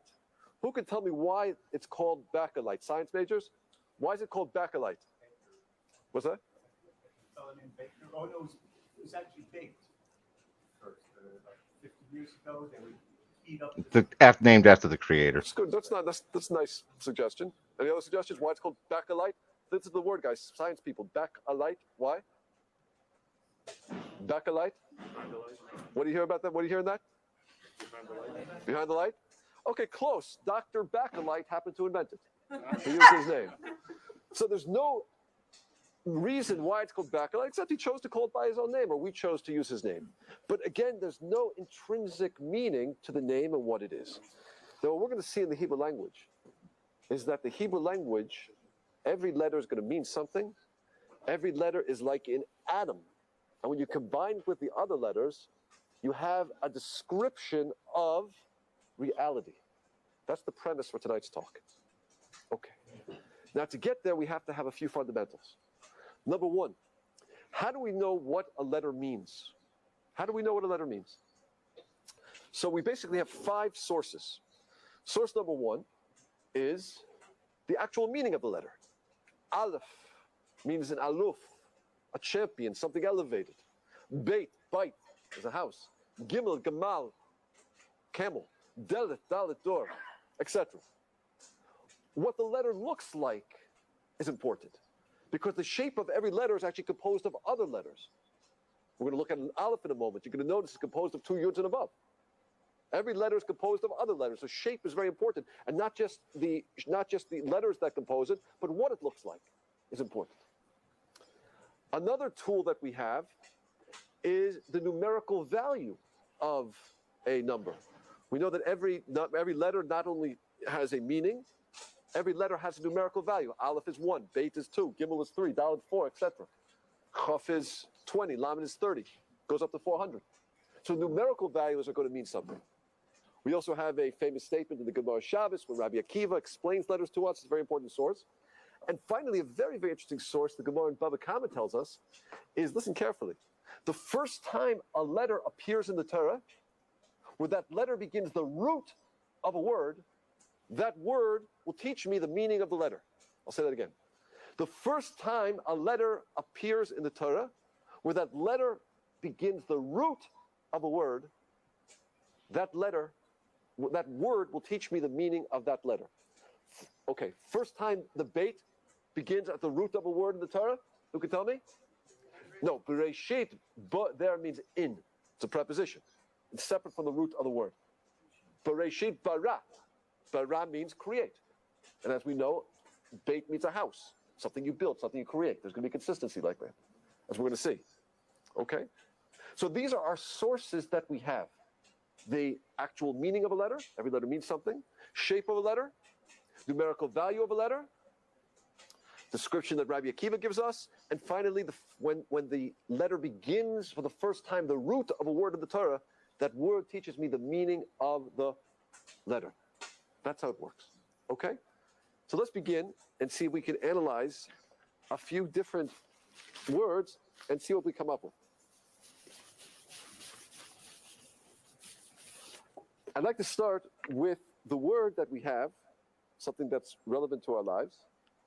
Us. Who are we? What does it mean to be a human being? So let's take a look. How do we say human being in Hebrew? Who knows? Adam. Technically Ben Adam, son of man, but...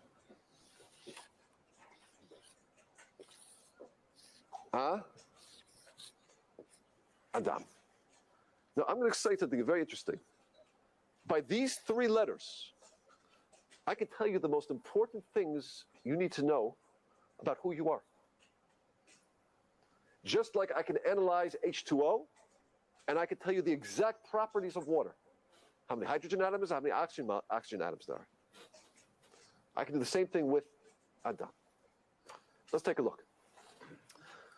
We see 3 letters that compose the human being. That means when God created Adam, he took an aleph, he took a dalet, he took a mem, the spiritual energies of these letters, and he formed a human being. So what do we see?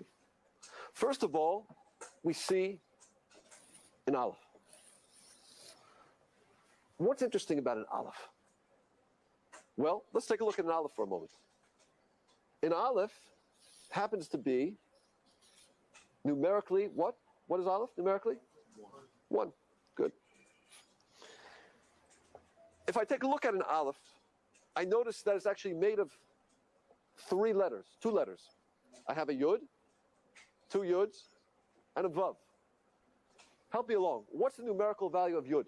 Aleph, beit, gimel, dalet, hey, vav, zayin, chet, tet, yud. So I have yud, yud, numerical value of a vav. Aleph, beit, gimel, dalet, hey, vav, 6. That's interesting because that happens to be the same numerical value as this word. Yud, hey, vav, hey. God's name. Yud is 10, hey is 5, vav is 6, hey is 5. You add it together, what do you get? 26. So we see in the structure of the aleph the same numerical value as God's name. And that's very interesting. Why? Because aleph, of course, is 1. Shema Yisrael, Hashem Elokeinu, Hashem Echad. So it makes sense that whenever you see in aleph, it always has to do with something connecting with the supernal, with the divine, with Hashem. But let's see if it's consistent with all our rules.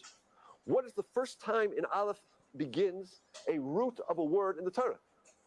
Go with me. Bereshit, bara, Elokim. What's Elokim mean? It means God, Hashem. So we see the consistency. First time begins a word in the Torah. It's an aleph, it's Elokim. So the aleph will always be something connected with God. Question, how do you... Yeah, let's find something a bit more relevant. Let's see. Oh, right. Oh, yeah. Let's see. Hieroglyphics.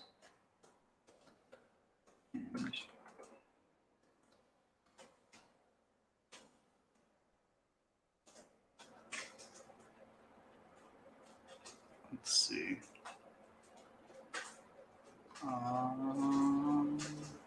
Where is it?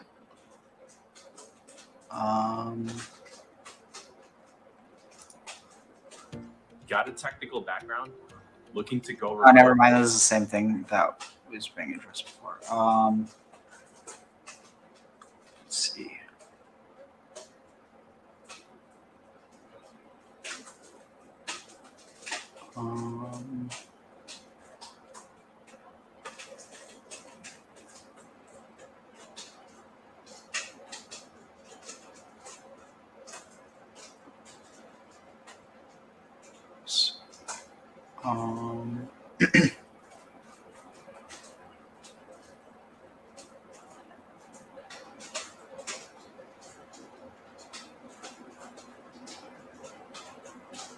Let's see.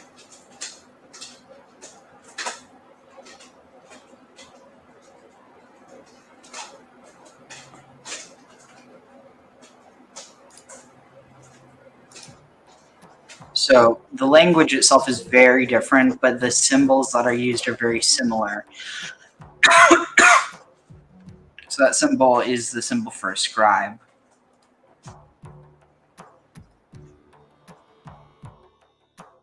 Ancient Egyptian grammar, very basic. Let's start at the beginning. Let's start with nouns. Now, nouns can be either male or female. Male nouns do not have a suffix to indicate the gender. Female nouns end in a bread loaf, which makes a t sound. Wait, what? No, there's also... Example, so that's interesting. It has a t sound, whereas in Hebrew it's usually a hey. But so that bread, it also has a well, and the well also denotes it's feminine as well. T sound. Also, there you can see hey. Wait, what was this? Husband. I don't know. Oh, so a husband, it's pronounced hey, but you have a house, a man, and a penis. Then a ship is Dephead. It's a ship with, what was this? Boat / ship. Oh, okay, I understand. So it's then you have a hand. What's that with bread in? I don't know what the square is. And then hero is a. Oh, I don't remember. A bread loaf, which makes a t sound. For example, you have the word brother, sen, and then you have the word sister, senet. Masculine nouns may sometimes end with what is called a determinative. That is So, like, I think what would ideally be really cool to do would be to create basically, so here, let me show you what I'm thinking. So, say you take this word for sister. So, have some sort of, honestly, I think that might just be the easiest to just take what Egyptian there is and to translate that into Hebrew. So, this word would be achot. The only thing is there really wouldn't be a way to like standardize it. So like this symbol means this. You would just have to learn it. But the thing is that if you know that this means woman, and then this means I don't know what the bread would mean in this context, but then this arrow, it means brother, sister, or spouse. And so in this context, if it was spouse, it generally will have either I'm trying to think what it would what they would use if it was a wife, but with a husband, the symbol that would be used before here, you see husband, it has a phallus. So whatever is used in place of, because I don't think they actually have any depictions of female genitalia besides breasts, but I might be wrong. Have the word sister, semet. Masculine nouns may sometimes end with what is called a determinative. That is a hieroglyph at the end, which shows that it is connected to men or male activities. So, for example, we have it, father. So we have the reed, bread, horned viper, and then at the end we have the man. Sometimes you may find this symbol at the end of a word associated with men, and I think you can see why. Sometimes feminine nouns include the determinative of a woman, as indicated here, and this shows that this word is associated with a woman or with a woman's tasks. And an example of this is the word mut. As you can see here, we have vulture, bread, loaf, and a woman at the end. And then we also see it again with sut for daughter. These both contain the two female determinatives, the bread loaf, T, and the female sign at the end. Now, words that are neither feminine nor masculine actually take a feminine ending. An example of this can be seen in the ancient Egyptian word for Egypt, Kemet, and also to the ancient Egyptian word for Thebes, Waset. And here you'll see that both words end in a T. So, and the generic. So the tav being the t sound and being at the end of the alphabet, like the suffix, the feminine suffix. Holy crap. I think you might be onto something. So look at this. So Kemet and Waset, what do they have? What do these two words have in common? Well, on one hand, we have the et, and then we have this. Both the bread and the, so this symbol, it's a X in a circle. That actually is a symbol for a village. So, but like a hot cross bun. I guess it looks more like a railroad sign to me. Well, it's religious breads that are the cross, like the pretzel comes out of, I think, a solstice thing. Oh, interesting. And it's circle in the X, but yeah. Hey, shalom. Hey. It's like this is the most people I think we've. Wait, oh, I thought it was 6, but no, the 6th person is just the stream. But I just didn't want to be alone. I don't have anything to say. No worries. But yeah, so look at this. So you have Waset and Kemet, and they both have the. So it actually makes me based on that, I wonder if you could because it seems like both of these are the location or their location names. Maybe you could almost say the Toph, even if it's more of a reconstructionist thing, that a Toph has some connection to like a location or to villages. And I mean, it makes sense because I think that X marks the spot. Well, I mean, there's that, and there's also the word for site in Hebrew, like site or place, is atar. I don't know. It'd be more significant if it started with a taf, but it's still interesting. But the et of being alphabet, the idea we were talking about as a male-female pair, the suffix of t being a feminine suffix, if you think of the alphabet as a word, and the very last letter is a feminine suffix. And on top of that, et, or if you pronounce it at, actually means you, but like in a feminine. Mm-hmm. So you have like it, whereas if it was male, it would be ata. Which indicates that Oh, this yeah? word is a It's somewhat tangentially on what you guys are talking, or what we're talking about. But speaking of the hey, not speaking of, but you mentioned it with the at nata. It's funny how you have at, and then the nekava, the numbers, the feminine numbers, also don't have the hey. But then in feminine words, you have the hey. And it's like the masculine gets the hey for the numbers and for the ata. So the hey balances out in the language. So we both, the male and the female, not we, but male and female letters and numbers and letters and words get to share the hey. So it balances out there. It's just strange how Hebrew always seems to balance out. Do you understand what I'm saying? So you would say chamesha or chamesh, but chamesh is feminine and chamesha is masculine. Can you guys hear me on the mic? Yeah, we can hear you. Okay. Yeah, I just thought about that yesterday, actually, and when you said nata, it made me think of it again. So Yeah, there's definitely also a connection you could draw there with the sharing the hay with Avraham and Sarah, where the yod from Sarai was taken and given to Avraham and Sarah. But anyway, welcome, Yo. Are you there? Hi. Hey, welcome. associated with town. Sorry, guys. Unfortunately, I have to go. Sorry. No worries, Kara. Take care. Have a great day. Yep, good to see you, Kara. Have a good one. Thank you. Bye. We will be talking about singular, plural, and dual nouns.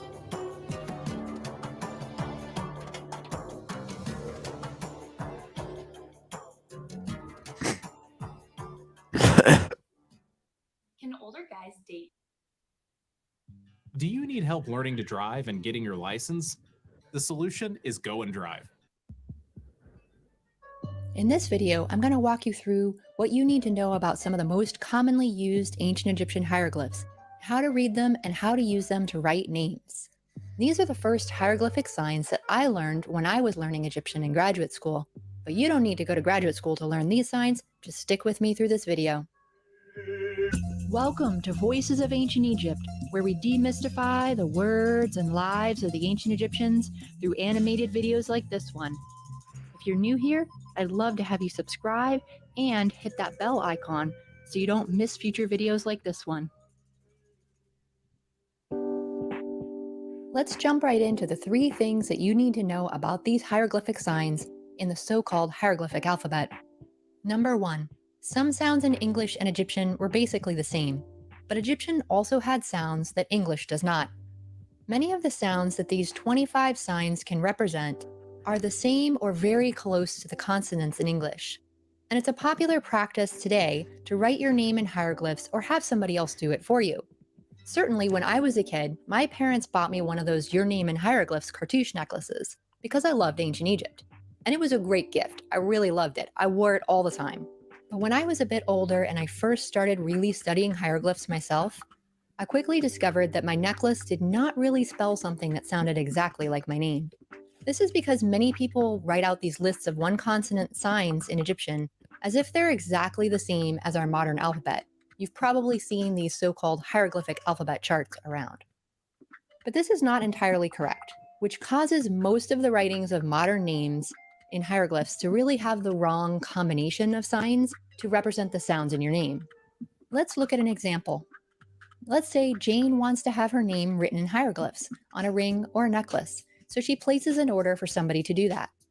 She gets back her name spelled like this, with a cobra, an arm, a wavy water line, and a reed leaf.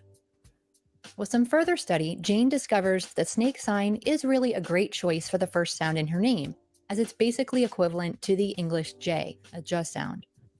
Likewise, the water sign in the third position is basically equivalent to our N, so this is a good choice too. However, she soon discovers that the other two signs aren't quite right. Before moving on to what's wrong with these other two signs, I wanted to let you guys know that I have a free Why are they guide wrong? on how hieroglyphs work and how to write your name, which includes a full list of Yeah, Beret Mine Besamim. these signs that I'm Why talking are they about wrong? today.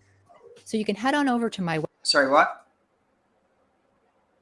Why are they wrong? I think that we're going. Why are they wrong? Are you just Why going are to keep saying? Why I are want they to know why. website, which is linked in the description below. Ancient Egypt and finish Is this that the video. reason? Is that how I find out? Number The 2, link there below. are no vowels in Egyptian writing.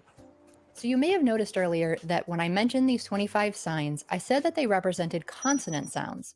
And you might have been wondering, Oh my what about the God. vowels?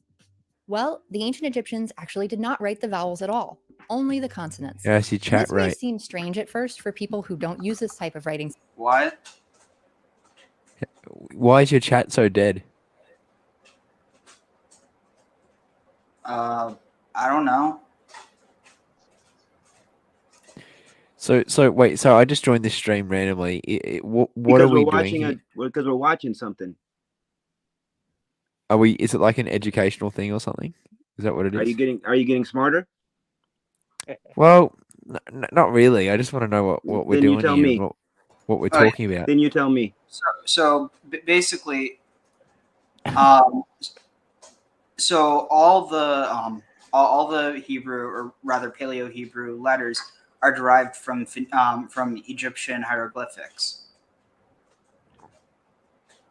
and so just kind of doing a deep dive into how Egyptian works as opposed to Hebrew, which talked about a lot.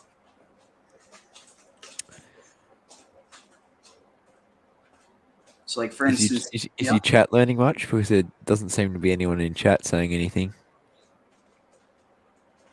I mean, at the end of the day, it's just, I mean, before, it's only really been 3 or 4 people. I mean, and most of them are here now. Like, at the end of the day, like, I'm not a huge channel.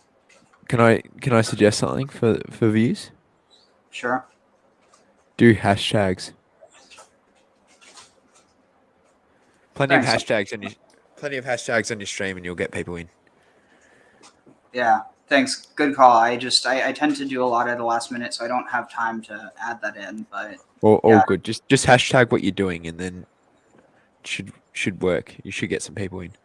Because Definitely. chat rate is not alive at the moment. Sorry for being brutal, but just facts. Yeah, no worries.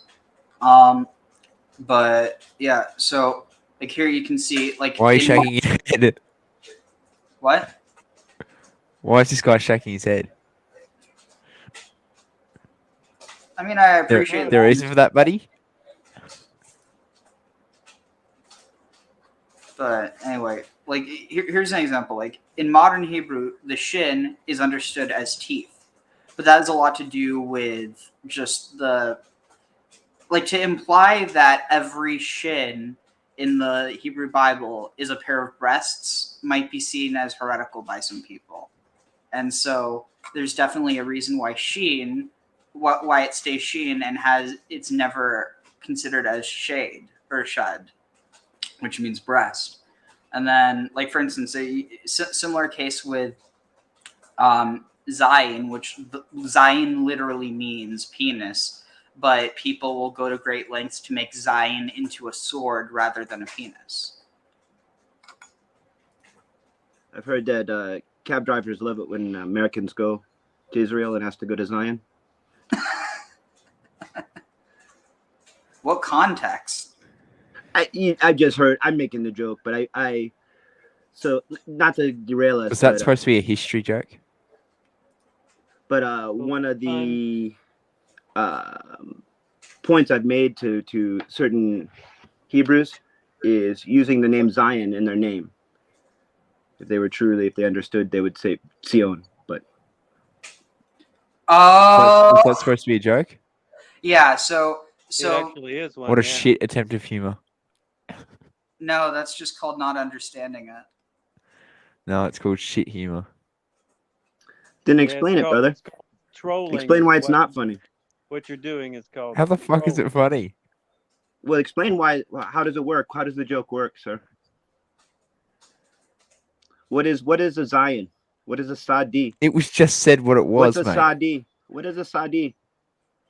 Yeah, it's a troll. What's a Sadi? I don't give a shit. What's a Sadi? I don't care. All right, cool, brother. No, yeah, we love you. You found somebody to talk to. Yeah. Thanks for that advice, though. The hashtag that'll definitely help. Yeah. I'll be quiet, Ariel. No worries. I need Yeah, to you shake better this. be. Hashtag random. But it's actually a practice that shows up in other writing systems, such as those of Arabic and Hebrew.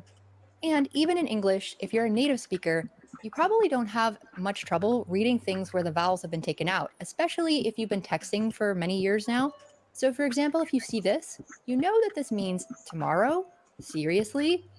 And even if you haven't done this, maybe in the past, if you were apartment hunting, back when you needed to do that in a newspaper where space was limited, and you saw an apartment described with this phrase, HDW-FLRS, you would know that that apartment had hardwood floors. Let's go back to Jane's name in hieroglyphs. Now can you guess what's wrong with the spelling of her name? Let's think about it for a moment. Should there even be 4 hieroglyphs to spell her name? What sounds are in the name Jane? J, A, N, right? Only 3 sounds. In English, the final E is not pronounced, it's silent. So there's no reason to add an extra hieroglyph on the end, like the reed leaf, to represent the E. Now, since the ancient Egyptians didn't write vowels, Jane soon realizes that there's actually no equivalent for the E anyway, even if it was pronounced in her name. And no equivalent for the A either. The sign used for the A in her name instead actually indicates a type of laryngeal sound. That is a sound that one makes by tensing the throat while speaking. This letter is called Ein in many related languages, and it sounds something like that first sound in the name Ein, but forgive my English accent on that. So Jane discovers that the spelling of her name in hieroglyphs that we saw before would actually be pronounced something along the lines of Jane, instead of being actually close to her name. And again, if you speak a language that has these sounds in it, please forgive my English speaker's accent. So to actually render Jane's name in more realistic combination of hieroglyphs, I would suggest to use just the cobra and the water sign. Okay, so Graham's back.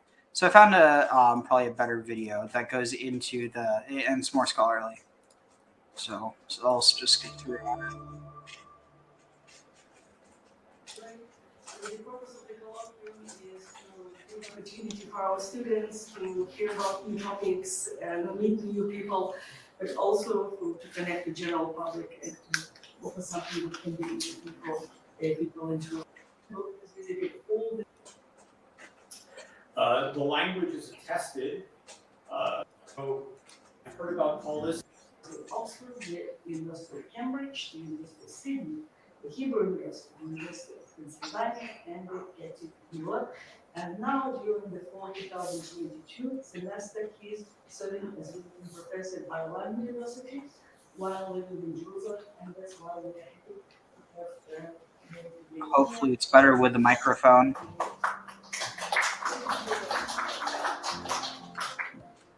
Thank you very much, Tanya. I've heard about Polis for years now, mainly through Tanya, though also through other avenues, and it's wonderful to actually have the opportunity to be here, see the facility, we can have a little tour, learn more about the Institute and all of the activities and courses which are taught here, and nice to meet some of you beforehand, and hopefully get a chance to meet some of you afterwards as well. Hello to a number of my Babylonian students who are here as well. So let's move on to our topic. Everybody loves the Egyptian art. Ancient Hebrew, and we'll come back to this image at the very end. Hello to a number of my Bar students who are here, as we get a chance to meet some of you afterwards as well. Hello to a number of my Bar students who are here as well. So let's move on to our topic, everybody. I think he said Ariel, which is usually, yeah, that's like religion courses. For my Bar students who are here as well.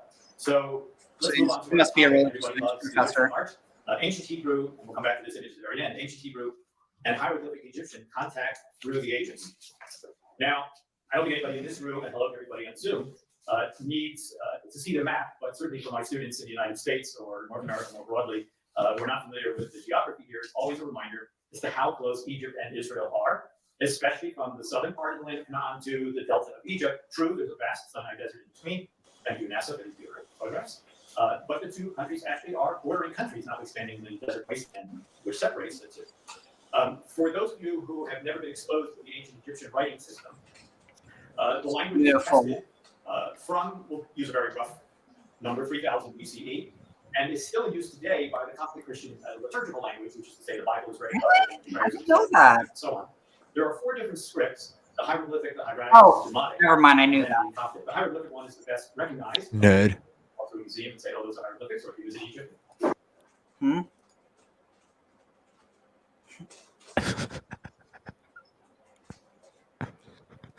No, we're nerd because those two are very different things.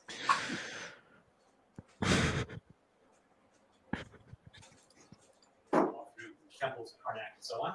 Hieratic is a cursive version of that. There is a one-to-one correspondence between the hieratic symbols and they may not look the same anymore, but that's true of all systems where you have a print version and a cursive version. If you just take the first letter of my own name, Gary, the print version, you all recognize the G, and the script version looks somewhat totally different. So similarly, but there's a one-to-one correspondence. Latin-based alphabet, 26 letters. Here you have hundreds of symbols, but a one-to-one correspondence. And then the Demotic is a late cursive version of it, even more cursive. And finally, with the spread of Christianity throughout the Eastern Mediterranean and the influence of the Greek language, the ancient Egyptians, certainly as they became a Christian country, borrowed the alphabet, added 6 symbols on the end for sounds which occur in Egyptian but do not occur in Greek, such as the sh sound, which has no symbol. So Coptic alphabet includes, for example, the sh. So those are the 4 scripts. It's the same language for 3,000, or if you include down to the present day, 5,000 years of attestation, but using different scripts along the way. Now, I'm going to be talking about the interface between the two, Egypt and Israel, or Egyptian and Hebrew, but I need to set the stage historically. To remind you that the Egyptians were in this land, they ruled Eretz Canaan during what we call the New Kingdom period, 18th, 19th, and the first portion of the 20th dynasty, from the 15th century down to the middle of the 12th century BCE. And we have all sorts of evidence for this, including the Amarna letters, which were found in Tel El Amarna in Egypt, ancient Akhenaten, the capital city of Pharaoh Akhenaten of the 14th century BCE, towards the end of the 18th dynasty. And these are letters sent in Akkadian, originating cuneiform, sent in Akkadian from the princes or kinglets or whatever name you want to call the rulers of these city-states, Byblos, Tyre, Akko, including Jerusalem, to the Pharaoh, to the court of the Pharaoh in Egypt. So that shows you the interconnection between the two. They could report you We for also have copyright. testimony in the Amarna letters, and here are 3 examples of rulers. Sorry, what? They can report you for copyright. For scholarly work. The troll speaketh. So it's not really trolling. If you're going to At the end steal of the people's day, the problem content, is that they can report. Like that's the fucking you're thing kind with of stealing this. people's content, though. Just watching Yeah. a video, that's stealing No. people's content. Not if we comment on it. What do you mean? Just like we can comment on your stupid fucking hats. Huh. But yeah, so this is interesting. Abdi Heba, the first ruler of Jerusalem that we have record of, he his name Abdi means the servant of, and then Heba was the original goddess of Jerusalem.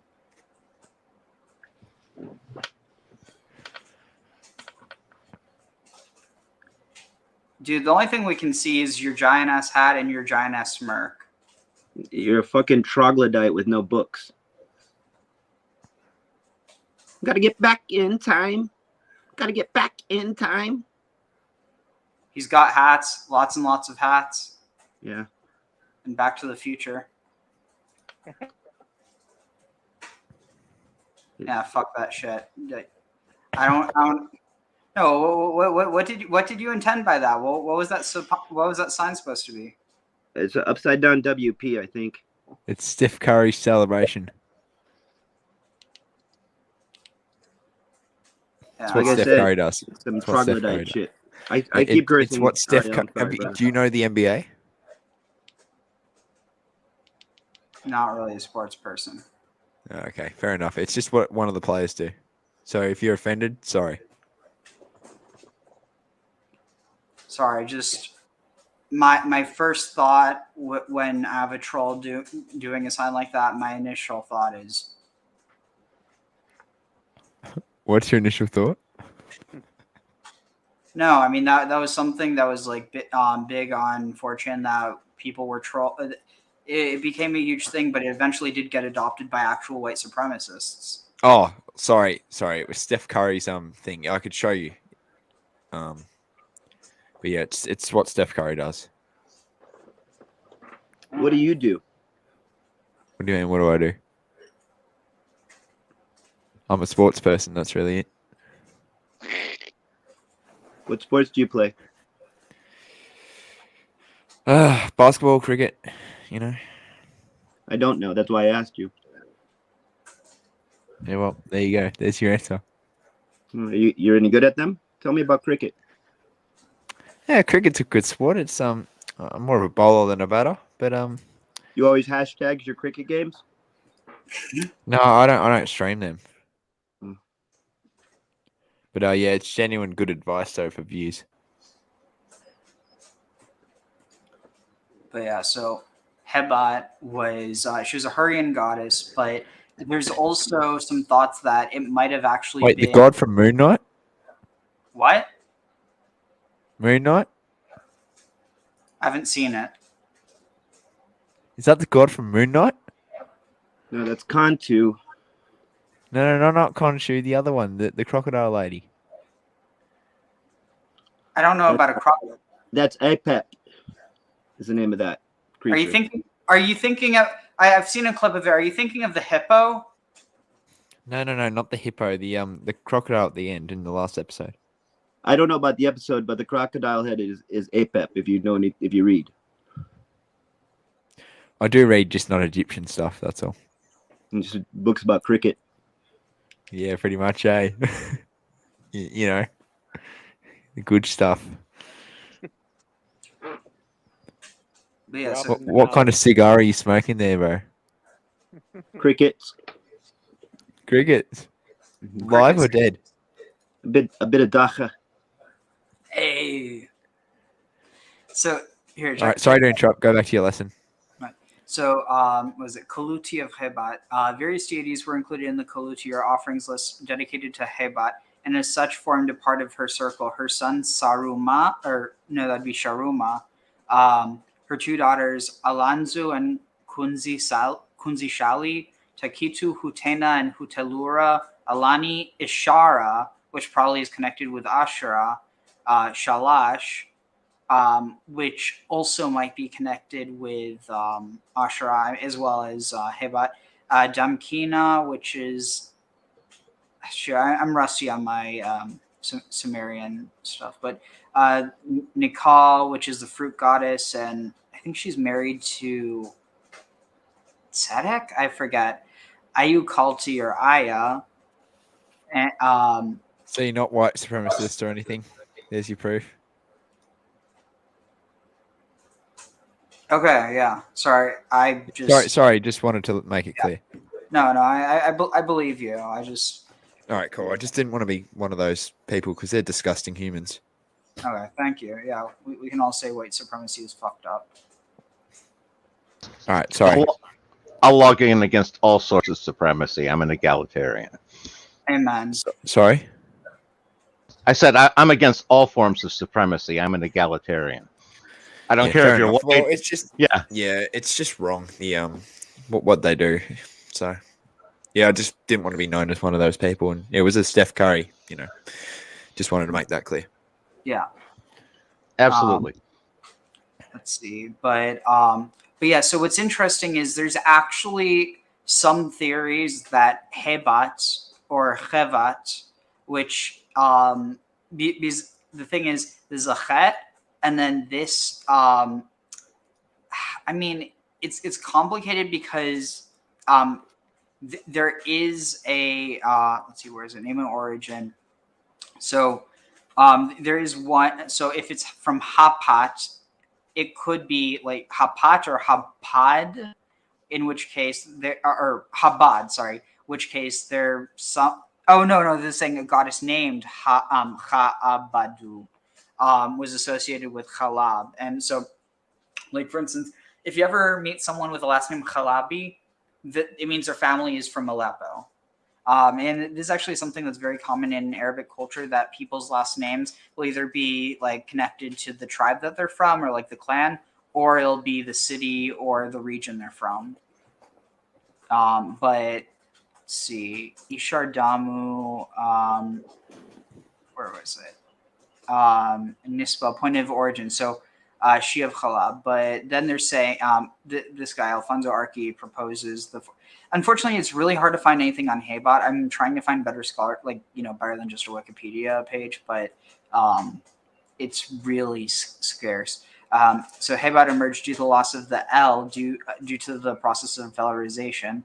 The spellings Heypat and Heybat both can be found in literature, with the former being an attempt at representing unvoiced consonants present in the Hurrian languages. In theophoric names, Heybat is often written as Hepa or Heba, as seen in the ruler's example of Mitanni princesses Kelu Hepa and Tadu Hepa, Hittite queen Pudu Hepa, or Abdi Heba, the ruler of Jerusalem, known from the Amarna correspondence. And so what's interesting is that Abdi Heba is, I'm pretty sure he's the oldest, let's see, does it have here? Yeah, he was a servant of Hebat. Whether Abdi Heba was himself of Hurrian descent is unknown, as is the relationship of the general populace pre-Israelite Jerusalem called Jebusites in the Bible. And the Hurrians, Egyptian documents have him deny he was a mayor, Chazanu, and assert that he was a soldier. So it's like he was a common person. But let's see, do they have it here? Do they mention? Okay, wait, is it? No. Do the Habiru come in anywhere there? Oh yeah. So here, actually, you just mentioned. So, say to my king, say to the king, my lord, message of Abdi Heba, your servant. I fall at the feet of my lord 7 times and 7 times. Consider the entire affair. Milkilu and Tagi brought troops into Kiltu against me. May the king know that all the lands are at peace with one another, but I am at war. May the king provide for his land. Consider the lands of Gazru, which is Gezer, Ashkeluna, which is Ashkelon, and Lachish, which is Lachish. They have given my enemies. Wait, is it here? Oh wait, no, it's further down. Sorry about the Piru. Is there a mention?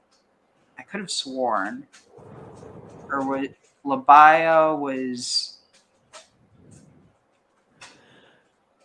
Sorry, it's been a while since I've looked into this, but the. I could have sworn there was a. Okay, yeah, here it is.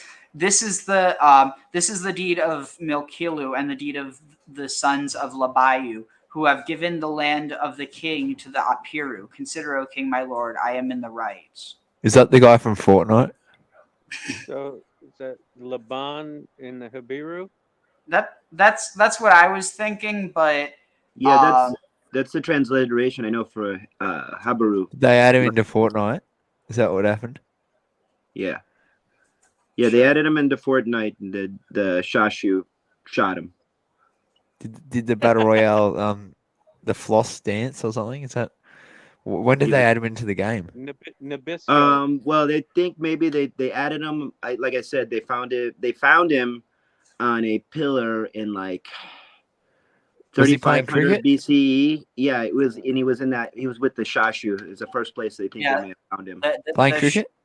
Shasu Redemption. Yeah. The redemption of the renegades. Yeah, that's the one where the hillbillies come down and take over the cities around 1400 BCE, right? And then those same hillbillies now make all the movies. It's so crazy. What are you talking about? I was making a joke about the Bronze Age collapse.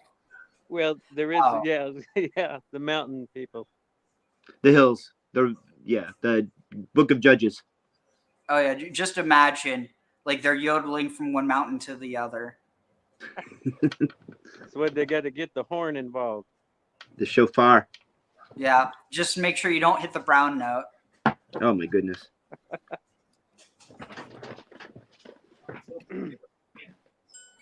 Thanks a lot, yo. And actually, I know that you don't know what a tzadi is because of your name. Now that I think about it, you wouldn't have picked that name. Wait, what? Think about my name, and what's the theonym? What makes it a theonym? The yo. Yeah. Yochanan. Yeah. Yochanan. So yo, his name is Yo. So I'm just making a joke about that, like calling himself L. Bad jokes this morning. Been a long morning. No, but like tzadi being what? He wouldn't know what the letter Sadi is, or he wouldn't have picked that name earlier. It's a callback. It's terrible, terrible jokes. When I asked if he knew what a Sadi was, when he first came in, whatever. I'm gonna try to hit the brown note. Try having more. What shit are you smoking? Because I'd like to get on that stuff. You could. So what I said. Remember when I asked you what a Sadi was, yo, and you don't know what a Sadi was? No, I don't shouldn't recall have even that, mate. asked the question because you naming yourself Yo proves that you're ignorant of the Hebrew language, because the Yo is a name of God. Oh, really? Oh, sorry. Absolutely no idea. It's just my name for all StreamYards, so. But it's kind of funny because what was it? It was such a good joke that Ariel didn't even get it. No, so have you ever heard the? Let me see if I can find a clip on it because I know myself I'm not going to be able to tell it as good as All right, let's see. It was. Is Graham in here? I don't know. He keeps still in. Still on the Piru? How many views are you on? That's the Habiru. Let me see if I can find it. I don't know what's going on anymore. Thanks a lot, you. Still kind of contention as to whether the Habiru were the Hebrew. Oh yeah. How many views? I don't think they were necessarily. I think they were an Asiatic people, of course, but there is a there's a there people think Abiru, Habiru, Hebrew, but it's Ivri. What do you mean? Hebrew's etymology is from Ivri. Oh yeah. It's not from there. But so the point though is that the reason why it's important to point out that it's Apiru and that because it holds the meaning in Semitic. Apiru, the people of afar. Ah, okay. The people of the dust.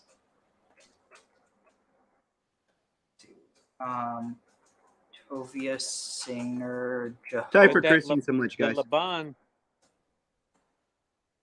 The white one? Wasn't it Laban that Abraham came into the land and I don't know I don't either. the Laban, the patriarch. So his brother. So Laban was the son of, was it Nahor? Yeah, no, yeah.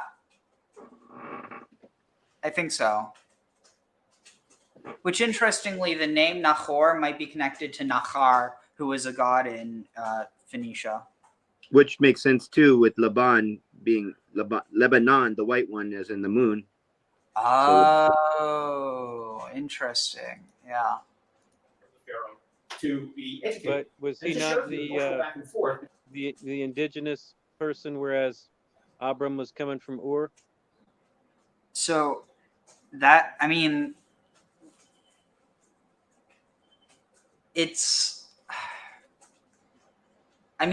Well, so because no, I think Laban's family just happened to settle in Aram Naharaim, or yeah, it was it Aram Naharaim or no Padan Aram, I think.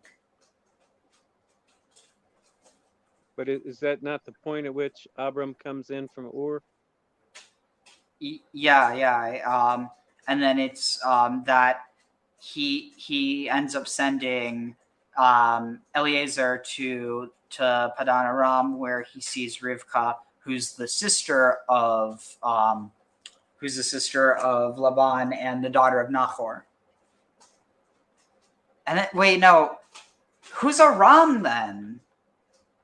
It's like that's a land, isn't it? No, but it was also a person. Mm-hmm. It represents a land. Yeah. Aram. Let's see. People. Son of Shem. Huh? Really?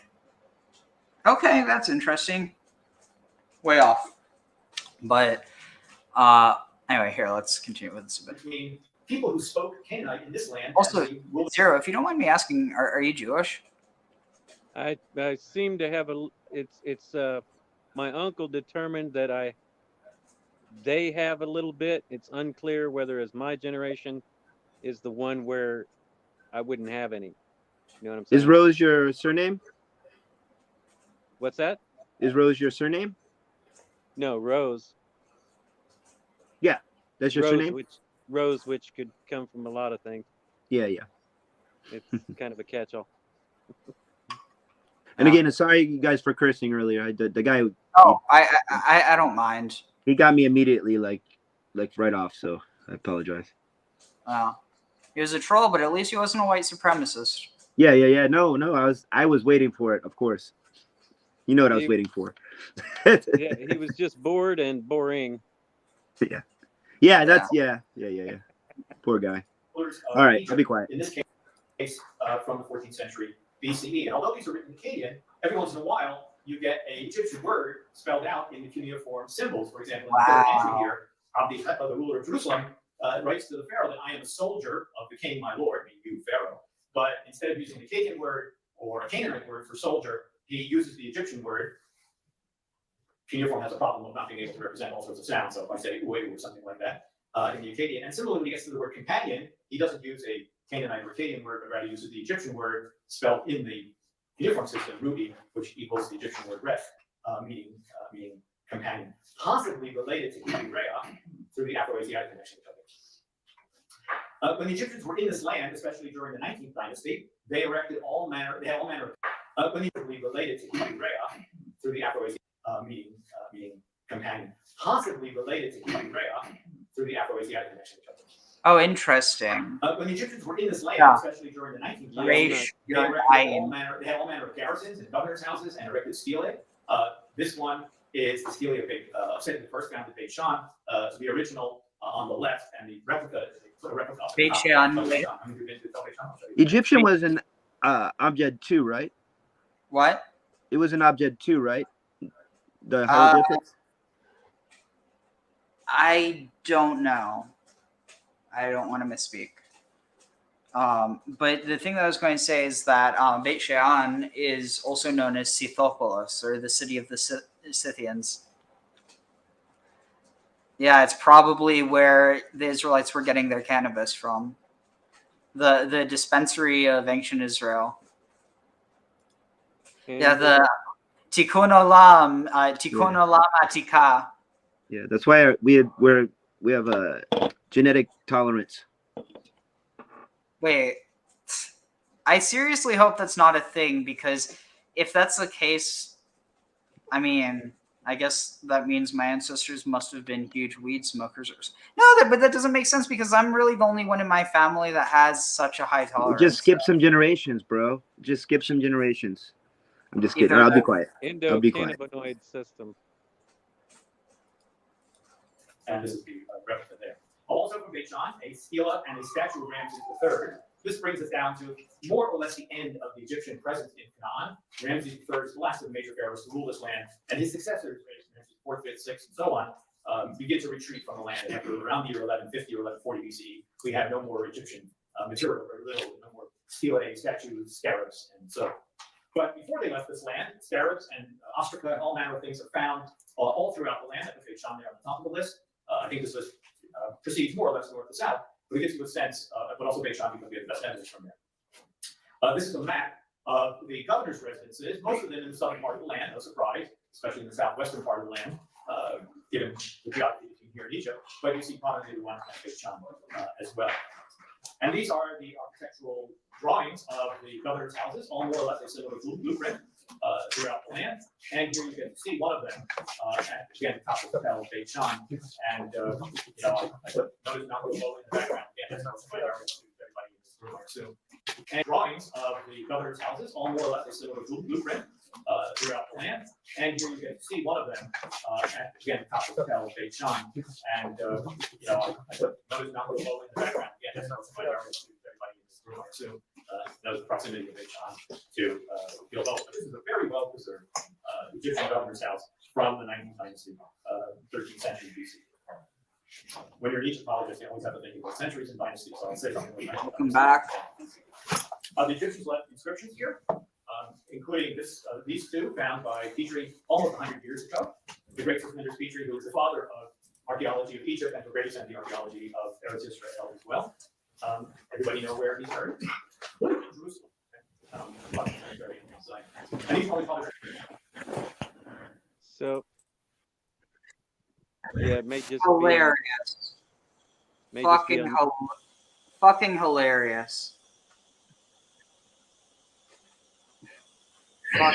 hilarious. What's that? So, yeah, oh, he's still at it, is he?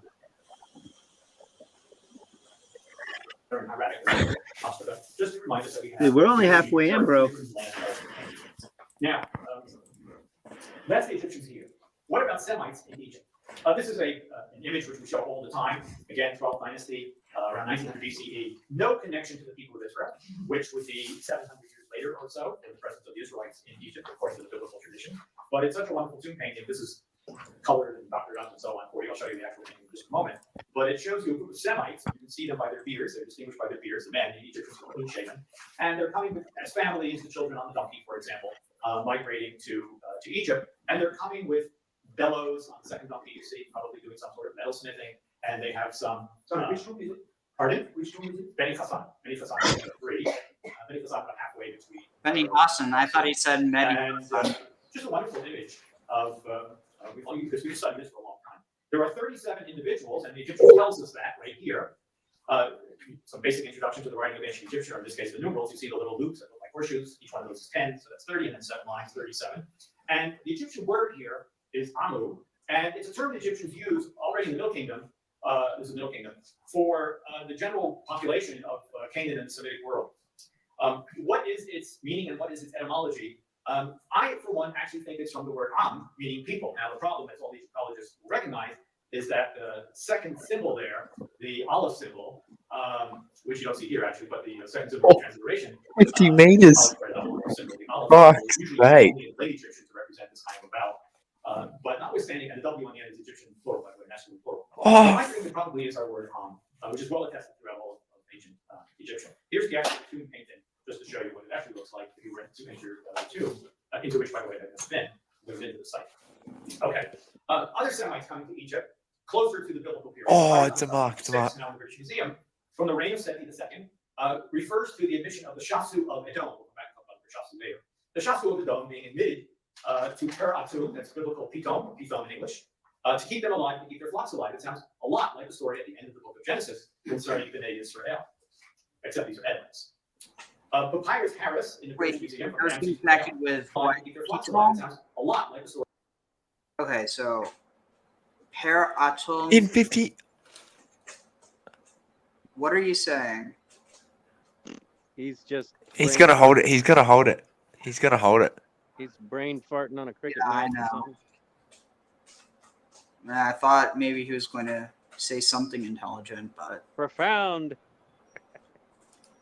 Story at the end of the book of Genesis. But yes, yeah, okay, so Per Itom, Petom. Interesting. It's like I wonder why it would be taken into the Hebrew as Pitom and not Per Atum. Oh, probably because Atum, is that a reference to Aton or Aten? Maybe. That's what I would think. Yeah, maybe they didn't want to reference foreign god. Like, I think that's the reason why the word for hemp is most likely shesh, and that's not like because in Egyptian it was shemshemet, but if you drop the basically shemshemet is associated with ra. If you drop, it's also associated with seishat, but if you drop the mems, then you get was it seish seishat? Or wait, no, it's sesh et or wait, no, it's wait, shem shemet. So it'd be sheshet. So if you so that might be too close. Seishat. So you drop the what is it? You drop the taf and you get shesh, sheshet, shesh, and then eventually shesh turns into ashish. Hashish is our word. So are you talking about the goddess? What are you talking about? The Hebrew word for weed is hashish. No. So is the she scribe that is the consort of Thoth. Oh yeah. Yeah, definitely connect. And you said shesh is hemp. Yeah. It's also used for alabaster, but it depends on the context. So check this out. So ashisha. Here it gets pressed raisin cake, but literally it's just pressed cake. So it's used in different contexts. In some, let me see if I can find it.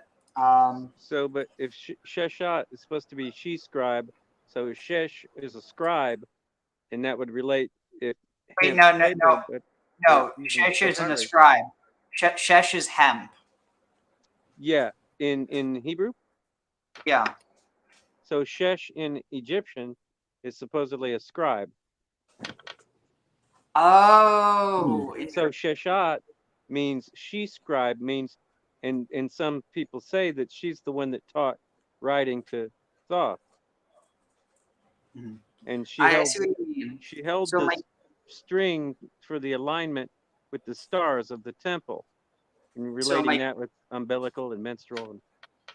And, So it might be like she, like the scholar or the scribes, they write on shesh or on shemshemet. Well, I'd never heard of them using hemp paper, always papyri. But if you're making a mash of a vegetation, kind of a cake. Yeah, that's what I was thinking right away.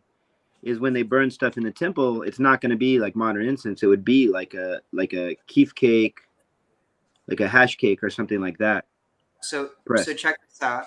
So here it says, God said to me further, go befriend a woman who will befriended for the sons by a companion consorts with others, just as God befriends the Israelites, but they turn to other gods and love the cups of the grape. But that's not what it actually says. Vayomer Yahweh, and Yahweh said, Eli said to me, Eli said to me further, Lecha ehav, Lech ehav isha, take a loving woman, or what would this be, like a you take a loving woman. Like, wait, what would lech be? Wait, no, go to like a isha ahav, like a woman of love, potentially. Out to. Oh. Yeah, it's like it's an imperative. To like a woman of life, it says ahav isha ahavat, but the thing is that here it's connecting ahav isha, so it seems like it's like a lovely woman, or no, it wouldn't be. That'd be yofi. So like a woman of love, or like a love woman. A woman of love that loves bad. Basically, a prostitute. Yeah. That loves bad. No, so here it's saying a temple priestess. Potentially, yeah, but here it says ahuvat re'ah, not ra. So re'ah, which means like who loves her fellow. Umenafet,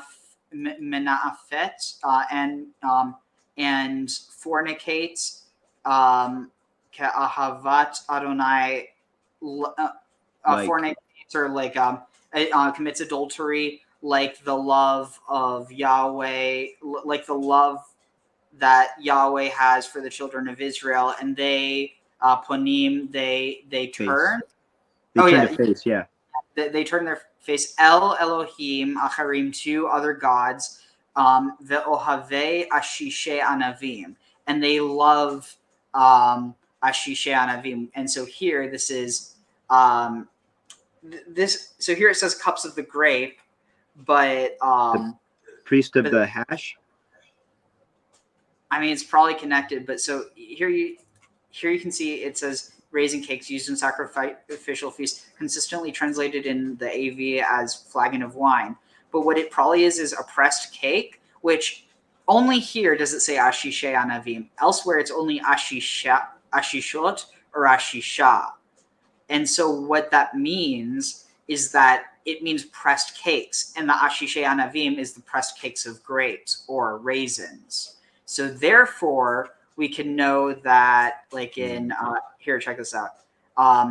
Dates maybe too. So smachuni, so like sustain, or like support me, from semach or somech, the ashishot, in or with ashishot, with basically with hashes. Rafdoni, rafad, what would that be? Spread, Rafduni. I spread. Oh, yeah. I spread betapuchim. I spread in apples. Kicholat ahavat. Here it's saying refresh. Maybe. Oh, here support. Sustain me. That's yes. Yeah, so sustain me. Yeah. That makes sense. Sustain me with apples, for I am sick with love. So like, I mean, let's see, where is this? I mean, It's kind of like the way you say it like that, it almost has like an opium den feel. Like I'm sick in love, maybe even with Elohim or whatever, but still, like, I don't know. It's got a weird the vibe to it though. All of a sudden, seems to does that make ring a sense? sexual psalm. Not even sexual, like lost, like like somebody's but in an opium den for days or something like that. I'm getting that kind of vibe from that Well, I think that verse. it's a line in a psalm about. I'm interrupting. I'm sick sorry. with love. Oh, so it's reference, you mean? Okay, I'm sorry, Or brother. at least one to the other, something. But with Sheshat, you know the association of Sheshat, the goddess, Egyptian goddess, with cannabis, right? Yeah. That her symbol above her head is kind of Is like the a hemp star star. or a hemp leaf. And so that connection with the hemp association off of her name, which just means she scribe. Isn't there a depiction of her handing it to man too? Yeah. To Akhenaten or something like that. One of the pharaohs. I think there's a symbol. A glyph of her handing it. I don't know though. I'm just picturing it. I'm also medicated as hell too. The one above her head. So here, check this out, because this is huge. As the ark of the Lord entered the city of David, Michal, daughter of Saul, looked out the window and saw King David leaping and whirling before the Lord, and she despised him for it. They brought in the ark of the Lord and set it up in its place inside the tent which David had pitched for it. And David sacrificed burnt offerings and offerings of well-being before the Lord. This is like, he's not a Cohen. He's not even a Levi. When David finished sacrificing the burnt offerings and the offerings of the well-being, he blessed the people in the name of the Lord of hosts. What was this? Vayichlek, and he apportioned lechol am for the entire nation or the entire people, lechol hamon for all the multitudes of Israel, lemeish, and what was lemaish? What would that be? Is it who men to the whom to from the men? Oh, Lemeish ve'ad isha, like to from. I don't know. Maybe like just from from the man and also and until the woman. Leish chalat. To a man chalat lechem, a single was a cake of bread. Ve'efshar achad and wait, no, this is eshpar, not efshar. It was this piece of meat and a single piece of meat. Ve'ashisha echad vayalech kol ha'am. So and a single ashisha vayelech was that he took it. He took the no. Then all the people of Israel went a man from his house or a man to his house. But yeah, I mean, every time that Ashisha is mentioned, it's here Isaiah. Ashisha. Wait. Yeah. So Here. Yeah. Are these to do with like festival cakes for Asherah? Probably. And The is reference. Ishtar? Yeah. Does Ishtar Inanna have a parallel? So yes and no. It's I mean, my theory Of ash? I mean, what? Cakes of ash. I remember something about cakes of ash. No, cakes of Ashish, probably. Yeah, but I mean, I think there's something about a festival cakes where they're made for the goddess of ash, of like burnt offerings, presumably. And if you think of like resin, yeah, I wonder about the etymology of the Asherah. ash coming from the ash tree, which was a sacred tree. Is that know. where that? Yeah, I'm not sure about that, but Can we hold there and go back to the thing that Ariel brought up about David not being a Levite? Oh yeah. Do you think it's because specifically it was the Lord of the Hosts mentioned and he's not in the temple, he's still talking about war, and it's the Lord of the Hosts instead of another name for God? Do you understand what I'm saying? Like it's especially like war situation, so that's why David's able to do it. And specifically the Lord's mentioned as the Lord of the Host in that verse. Well, but it also references him just as Yahweh. Oh, I didn't read the Hebrew. I only listened. I'm sorry, brother. No worries. So yeah, like most of the references are just to Yahweh. Then you have it's transliterated or whatever. Well, no, but you do have where is it? Yeah, he blessed the people in the name of Bishem Yahweh Tzavaot. Tzavaot. Okay, but it still says Yahweh. Okay. Yeah. Yeah, but the Tzavaot is host as in like an army, correct? Yeah. But what was it? So the thing with Ashisha is that it probably just means pressed cakes, and in the here, let's see. So look at this. It means to strengthen. He strengthened, was strengthened, encouraged, was encouraged. He showed himself strong, regained strength, gained courage. Ushushu, from Akkadian, to strengthen, fortify, found, or establish. And then Ashash can be a bottle of glass or a flagon. I mean, it's pretty clear that it might be that the flagon gets it from like this idea of fortification, or it makes you strong or courageous. And then further that like you see what I'm saying? Or a vessel? No. What's Liquid in courage. the vessel itself? Liquid courage. Yeah. Anyway, let's get back to this a bit. Concerning Bnei Israel. Also, speaking of Saul, there are some theories that Labayu could be a reference to Saul. Also, another thing, there's I forget what the guy's name was, but there was a a king of, I forget where, but he put down a rebellion of the Banu Yamina, which sounds parallel to the rebellion of the Benjaminites.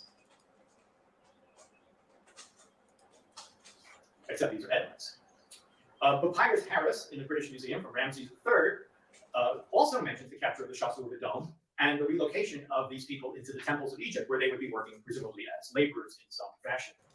Interesting. One sheet of the entire Papyrus Harris is 41 meters long. Everybody want to consider that half, half of a football field almost. Okay, you'll have to be home by 5 o'clock this afternoon for the Mondial final, right? So think about a papyrus scroll that's 41 meters long. Okay, really seeing a little bit of it. Okay. Most famously, the Renekta seal, which is the only reference to ancient Israel in the entire record of documents from ancient Egypt. It mentions Israel. Many of you are familiar with this, whether you study Egyptology or not. If you study the Bible, if you study ancient Israel.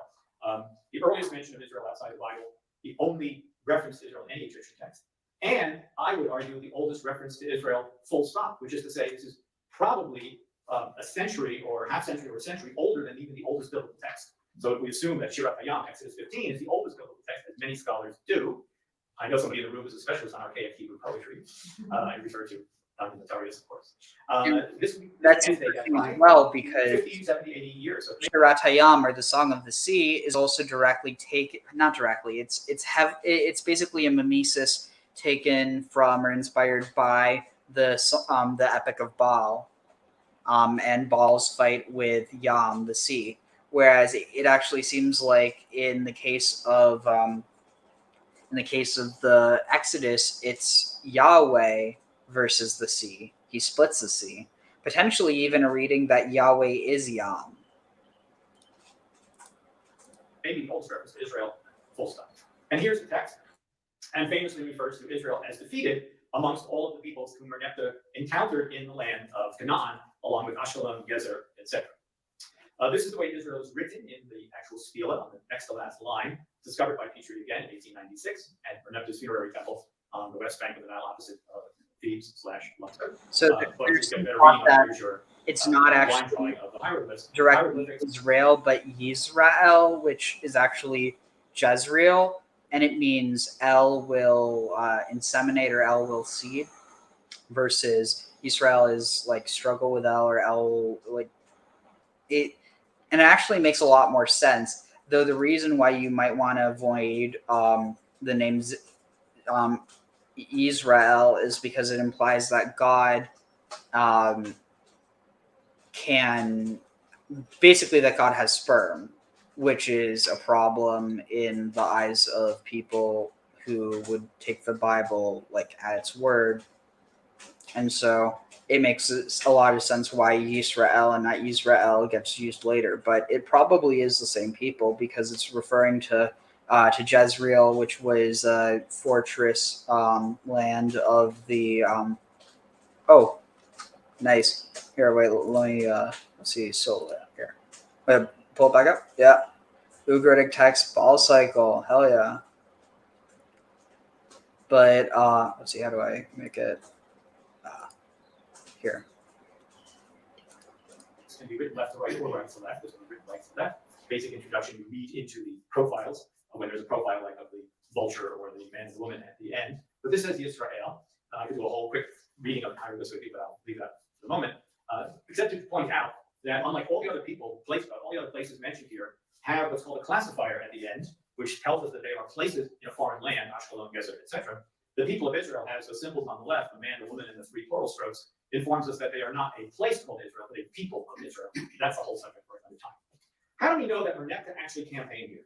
I mean, maybe he's just boasting. After all, That's interesting. That's not called the land. How do we know that the Pharaoh actually campaigned here in the latter closing decades of the 13th century BCE? He's the son of Ramses II, by the way. And the answer is, in the book of Joshua, in these 2 passages, we read that one of the cities on the border, one of the places on the border between Judah and Benjamin, between Yehudah and Benjamin, is Mayan Me Neftoch. Now, Mayan, of course, means spring. And the tradition, the reading tradition, separated out the Me from the rest of the word. And so since it has to do with a spring, the assumption was, well, it must be the spring of the waters of Neftoch. Me is the Sichud, is the construct of Mayan, the spring of the waters of Neftoch. But scholars, myself included, have written on this believe that what we're really looking at here is Mayan Merneptah. This is the spring of Merneptah. Final R is dropped in late Egyptian R, closing the syllable drop. And so Merneptah would become something like May-Nephtalah. We don't know the vowels of ancient Egyptian. We have reading conventions. Coptic provides us the vowels, but only at a distance of sometimes 1,000 or 2,000 years with the vowel vocalization tradition. So this is the demonstrative proof that yes, Merneptah came through the land. And does everybody know where this is? In Arabic, it's called Lifta.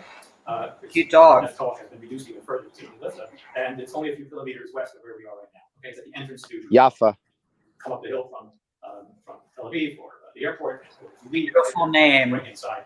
And that was a pun. Cliff and what is known as Shaarei Yerushalayim, the gates of Jerusalem. So it's very, very close to actually where we are. And even though Merneptah didn't mention Jerusalem in his inscription, clearly his army had campaigned even into the central hill country, as evidenced by the spring of Merneptah that you see right here. And the reason it's mentioned twice in the Bible is once it's mentioned in Judges in Joshua 15 as the territory of Judah boundary, and then in chapter 18 as the territory of Benjamin. Okay, we'll get to the meat of our lecture in a few minutes, but just a little bit more about the cultural interchange between the two. The Tale of Sinuhe, Middle Kingdom, is the literary classic of ancient Egypt. We have about 30 copies, none of them complete, but we have the complete story. This is the most complete of the manuscripts, a papyrus scroll in the Berlin Museum with about 2/3 of the story. Notice it's on hieratic. Again, when you write on the walls of a temple or of a tomb, you write in the hieroglyphs. But when you have a reed pen that's writing on a papyrus scroll, you have the more cursive hieratic in here.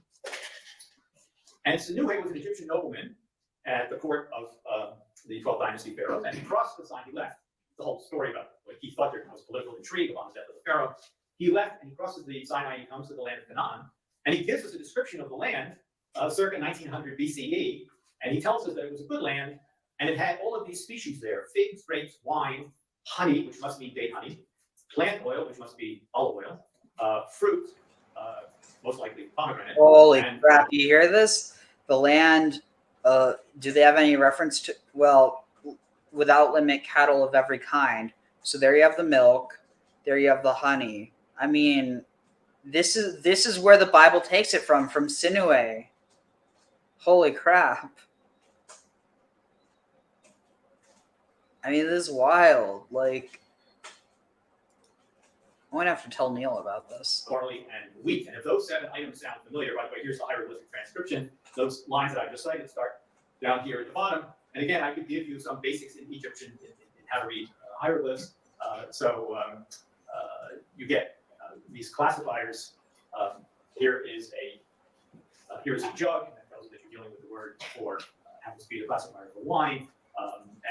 Here is a tree, right? And here is a branch telling you that it's also for tree or wood. So when you read things like plant oil, all kinds of fruit on its trees, you're getting a sense of how the hieroglyphs work. And then here, the next part of it, on the top line, you see a sack of wheat with the grain coming out, and a little bit after that, you see the barley symbol. So this is the way the Egyptian writing system operates. It's a beautiful. I encourage all of you to learn hieroglyphic Egyptian. It's just an amazing tradition. I know it's copied here, but the older material is just wonderful to learn as well. The same 7 species are mentioned in Deuteronomy chapter 8, what is known in Hebrew as the Shiva Minim. And it's remarkable that at a distance of about 1,000 years, both Sinuhe and Deuteronomy describe the land in the same way. This is just part of the cultural continuity. I always remind my colleagues who wow. history, more so modern history, they talk about 50 years or 100 years. In the ancient Near East, we jump ahead 1,000 years or go back 1,000 years because that's the way we study the ancient world. And even though they are about 1,000 years apart, there, by the way, is Deuteronomy 8 hated failure of the script. I just thought I'd throw that in this. They have the same description of the land. One other thematic, and this is my last cultural linkage between the two traditions. One final thematic item which comes out of the Sinuhe story. When Sinuhe comes to this land, he fights against a champion of Retinue. Retinue is again one of the words for phenomenon. Again, not clear what the etymology is. And it's a one-on-one duel. Sinuhe defeats the champion of Retinue, and it's very similar to what we read in the Bible, especially with David and Goliath. And two examples, and Harry Hoffner, the late Harry Hoffner, pointed out a Hittite analog as well. In a number of these cases, in the Sinuhe case, in the David case, and also in the Benaiah case, a much less known story at the end of the book of Samuel, in all 3 cases, the hero not only kills the other individual in this one-on-one duel, but he takes the weapon of his opponent and kills him with his own weapon. So after. Wow. I'm sure Graham has some thoughts on this. I don't know if, Johnny, if you're able to talk. I'm back now, but I missed everything because I was in the other room with the dogs. Okay, so get this. So here, let me go back so I can see. So, in Sinuhe, an Egyptian literary story or epic, it there's someone who's exiled, or like they go off to the land of Canaan. This is 1900 BCE. I think that's what they said. Here. This land description of the land. One other theme of the ancient world, and even though they are about 1,000 years apart, there, by the way, is Deuteronomy 8:8 and failure to be script, and it's not further. They have the same description of the land. One other thematic. This is my last Sinuhe comes with the analogy of what we read in the Bible. Pointed out one other theme years in the Deuteronomy as well. I know this is a beautiful barley symbol. So this is I encourage these and here is right here. Here it is. He left and he crossed the BC. The whole story about what he thought there was a political retreat on the death of the Pharaoh. He left and he crosses the Sinai and he comes to the land of Canaan. And he gives us a description of the land circa 1900 BCE. And he tells us that it was a good land and it had all of these species there: figs, grapes, wine, honey, which must mean date honey.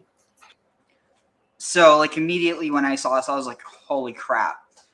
And then he like same thought, like, I mean, this is just wow. It what was it? Milk and honey, but what's the actual Hebrew? Let me pull it up. Eretz Haita, or let's see. Chalav udvash. Milk and honey. Oh wow, that was in Hebrew, so it was milk and honey. Hi. Ve'ered, and I've gone down lehatzilo to rescue them. Miyad Mitzrayim from the hand of the Egyptians. Ulehalaoto, and to take them up. Min haaretz, from the land. Who from that land. El Eretz Tova, to a good land. Urachva, that is wide. El Eretz Zavat Chalav, and to the land of Zavat Chalav, that is, what's that, filled? That gushes with milk and honey. El Makom, to the place. Hakanani, to place of the Canaanites, or the region of the Canaanites. V'hachivti, the Hivites. V'ha'emori, the Amorites, or the Amorites.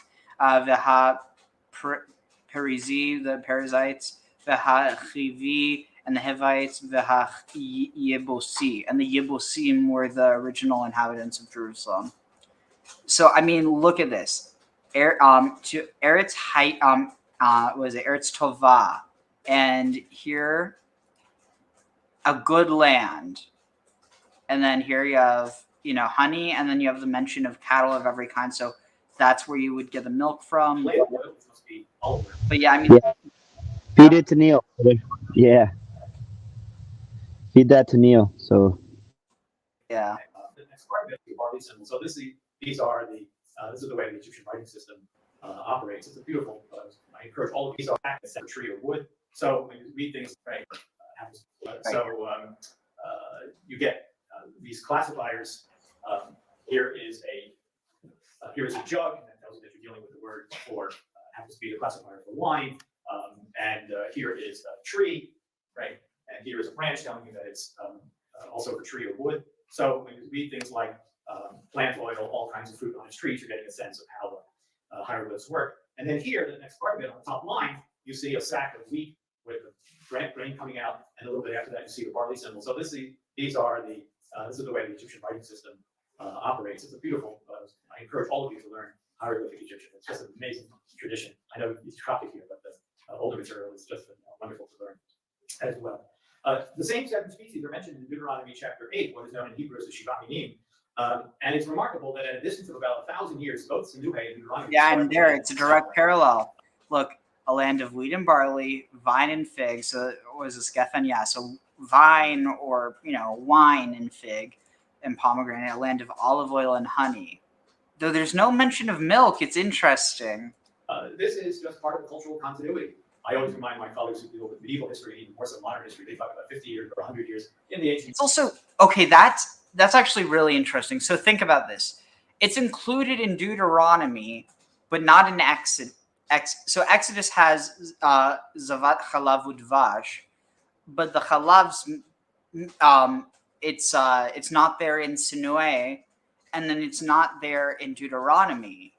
So it's almost like the writers of Deuteronomy were basing it off of Sinue. I mean, wait, hold on. I'm just trying to, like. I mean, the book is never mentioned in Deuteronomy, whatever the book was that was found in Chronicles. I mean, the Kings are Chronicles. That's what I'm saying. So, like, would that? Yeah. It could have been Sinue. It could. We just assume it was Deuteronomy. Interesting. Years, we jump ahead 1,000 years, go back 1,000 years because that's the way we study the ancient world. And even though they are about 1,000 years apart, there, by the way, is Deuteronomy 8 and failure. They have the same description of the land. One other thematic, and this is my last cultural linkage between the two traditions. One final thematic item which comes out of the Sinube story. When Sinube comes to this land, he fights against a champion of Retzinu. Retzinu is again one of the words for phenomenon. Again, I'm not clear what the etymology is. And it's a one-on-one duel. Sinube defeats the champion of Retzinu, and it's very similar to what we read in the Bible, especially with David and Goliath. And two examples from the Iliad, and Harry Hoffner, the late Harry Hoffner, pointed out a Hittite analog as well. In a number of these cases, in the Sinube case, in the David case, and also in the Benaiah case, a much less known story at the end of the book of Samuel, in all three cases, the hero not only kills the other individual in this one-on-one duel, but he takes the weapon of his opponent and kills him with his own weapon. So this is interesting. So Retgenu, Retgenu or Retenu was an ancient Egyptian name for Canaan in Syria. It covered the region from the Negev Desert north to the Orontes River. The borders of Retgenu shifted with time, but it generally consisted of three regions. The southwest was Jahi, which has about the same boundaries as Canaan. Lebanon proper was located in the middle, between the Mediterranean and the Orontes River. North of Lebanon was designated Amuru, the land of the Amorites. Interesting. Scars with the name Retgenu have been found in Avaris, also dating to the 12th dynasty. Interesting. Kamos, the last king of the Theban 17th dynasty, appears to Apepi, the Hyksos pharaoh, as chieftain of Retgenu in a stele that that implies a Canaanite background for this Hyksos king. I wonder if, let's see, this is Kamos, the brother of Amos. That would be wild. What if, like, Amos was Aaron and Kamos was Moses? I mean, it's such a stretch. I don't actually think that's the case, but I don't know. Like, I feel like there's something to the Moses story as, like, a cultural memory, but it's, like, just so mythical that it's, like, no real history. It's basically just myth at that point. But I don't know. So after David slew Goliath, hit Goliath with the sling stone, he goes up to Goliath, takes Goliath's sword, and cuts off his head and kills him that way. Similarly, Sinube used his opponent's axe to kill him, and Benaiah used his opponent's spear. Oh, so speaking of mortars, Johnny, have you ever heard of the Davidka? Davidka? Yeah. Mm-mm. No. Nope.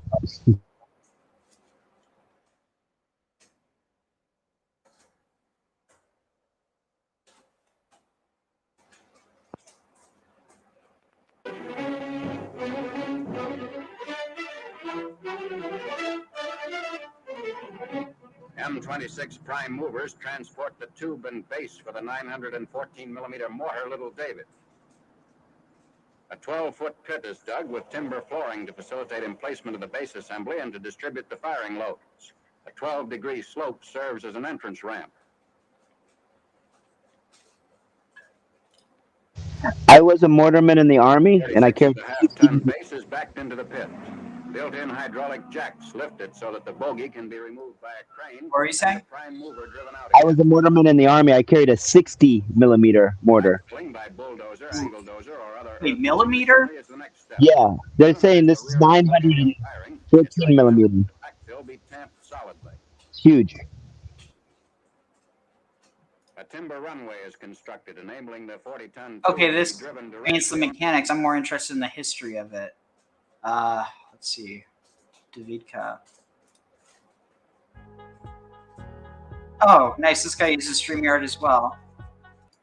Last episode where I'm going to be telling the story at this time until the last second because I'm in a pretty crowded place. I'm here in the center of Jerusalem, here for the next installment of The Story is Right Outside Your Door. Wasn't it also like Yom Yerushalayim yesterday or so? I don't know. I don't honestly. I care more, but I mean, like, I don't know. Maybe it'd be different if I was there, but it's just because of how political everything's gotten. I don't know. It feels weird. The series where I take you around the country and I tell you stories all over the place. This is going to be the last episode where I'm going to be telling the story at this time slot at Wednesdays at 6 o'clock because it's getting to be evening already. I'm going to be starting next week doing it at Wednesdays at 11 o'clock in the morning. Okay, so for those of you who are diehard fans, and I know who you are, make sure you make the change. So next week, Dalet Tishrei, means the day after Tzom Gedalia, we're going to be doing it in the morning, Wednesday morning at 11 o'clock. So I'm here at the Davidka, and I got to say that. Oh, Tzom Gedalia, a fast where we commemorate a Jew who was killed by other Jews for being a quote-unquote collaborator. I mean, like, oh, that would actually be such an interesting discussion. Collaboration and, like, how... I mean, because, like, on one hand, like, it's like there is actual collaborators, and then there's people who are trying to ensure the survival of their people. And it's like, at the end of the day, to a radical, they'd be seen as a collaborator. To other people, they'd be seen as saviors. It's like one of those things where I think it's so... Remember the 5th of November. Yes. Why? That because that... Guy Fawkes has a... Yeah. No, I know. And V for Vendetta. As a, insurrection kind of thing. It was Catholic underground. Yeah. To the Protestant. The graphic is perfect. But on the same note, I mean, it's so confusing because the Haganah blew up a boat, right? Wasn't that the Irgun? Oh, the Irgun. Okay, sorry. Yeah, and right after I said it, I knew it too, brother. Yeah. But regardless, you get what I'm getting at. Like, it's a confusing thing. Yeah. I guess the greater good is. I mean, we're not. I don't want to get us off on a tangent, but the greater good is I guess the factor. Yeah. Because it says the words Davidka right next to the Davidka itself. I've got to talk about a trivia question in advance of Jordan. So I'm hoping that we can get a trivia question up. And the trivia question.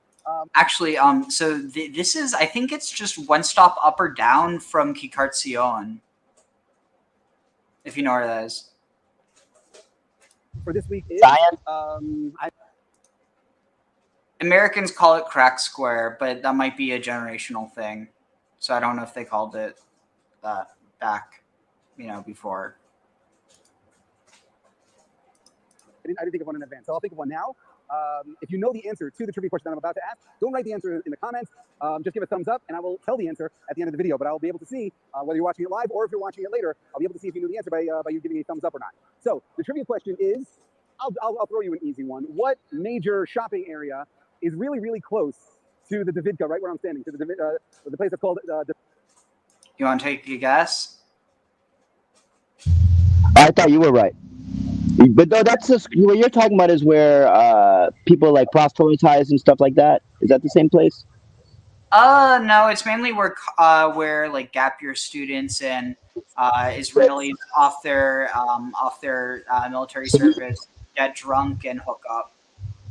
Okay. But no, I think there are some people who they proselytize there. But anyway, so do you know what shopping center he's referring to? I think he's probably talking about Mamila. Davidka Square. What shopping area is close to here?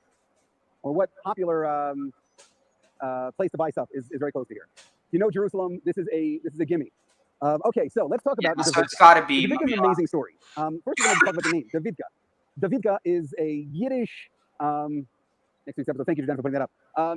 Davidka, little David. It's a Yiddish kind of term of endearment for someone or something called David. And they decided to call this mortar the Davidka. Why did they call it the Davidka? Well, in order to understand that, you have to get a grasp of the story of David and Goliath, the original David, as far as we know. And the story of David and Goliath is basically that regular-sized David, or even slightly smaller David, defeated the giant Goliath. And that was the goal of this little mortar over here. This is actually one of the mortars that they made. They made 6 Davidkas. You can see it in the camera there. They made 6 Davidkas in the War of Independence. When I say they, I mean the Israeli army made 6 Davidkas. It's a mortar, but it's not your typical mortar. Most mortars is a large mouth tube, and you put the projectile rocket into the tube, and the rocket then uses the tube itself as a way of aligning it so that it can aim properly and it can hit the target better. This does not have a wide mouth tube. You can't really see it on this end, but if you go around to the other end of it, it's a small little opening. That's because the bomb itself actually didn't go into the tube here. It was just used as a holder.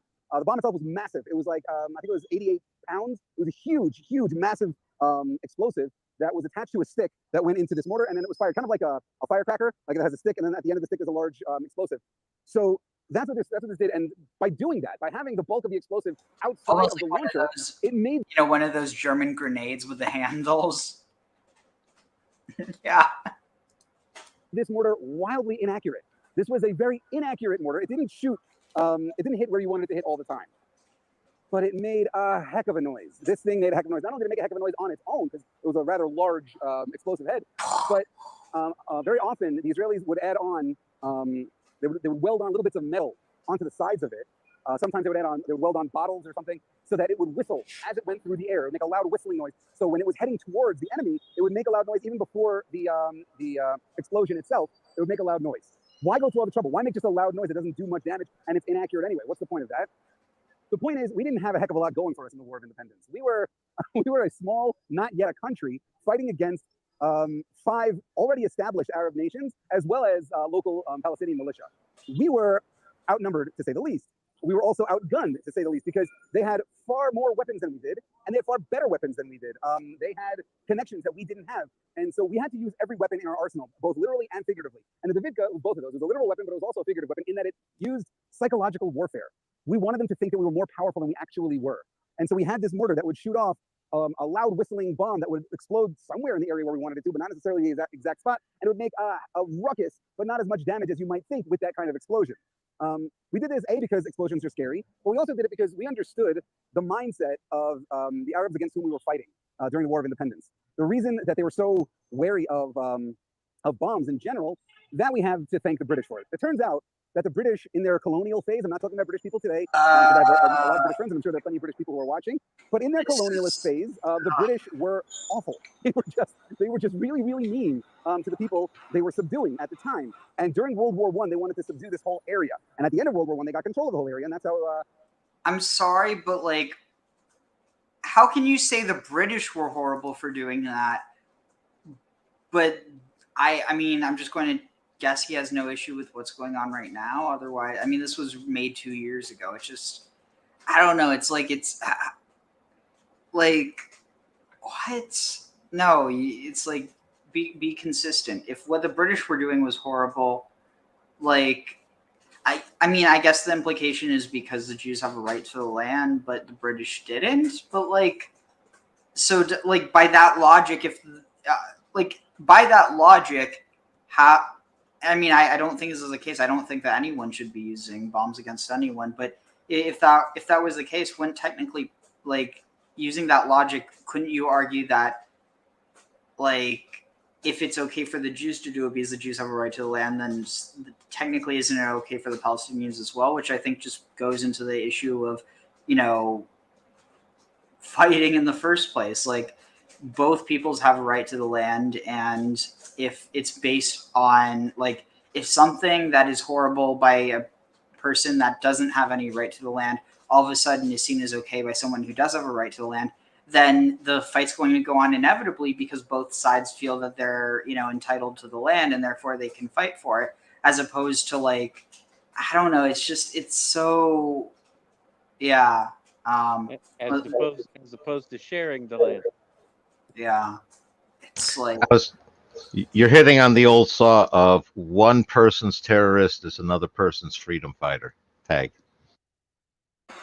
So, like, actually, like, Fauda is a really good series showing that. I mean, it's one of those things where I think a lot of people might just view it as like, oh, it's just Israeli propaganda. And I mean, in a lot of ways, yeah, you could argue that's what it is.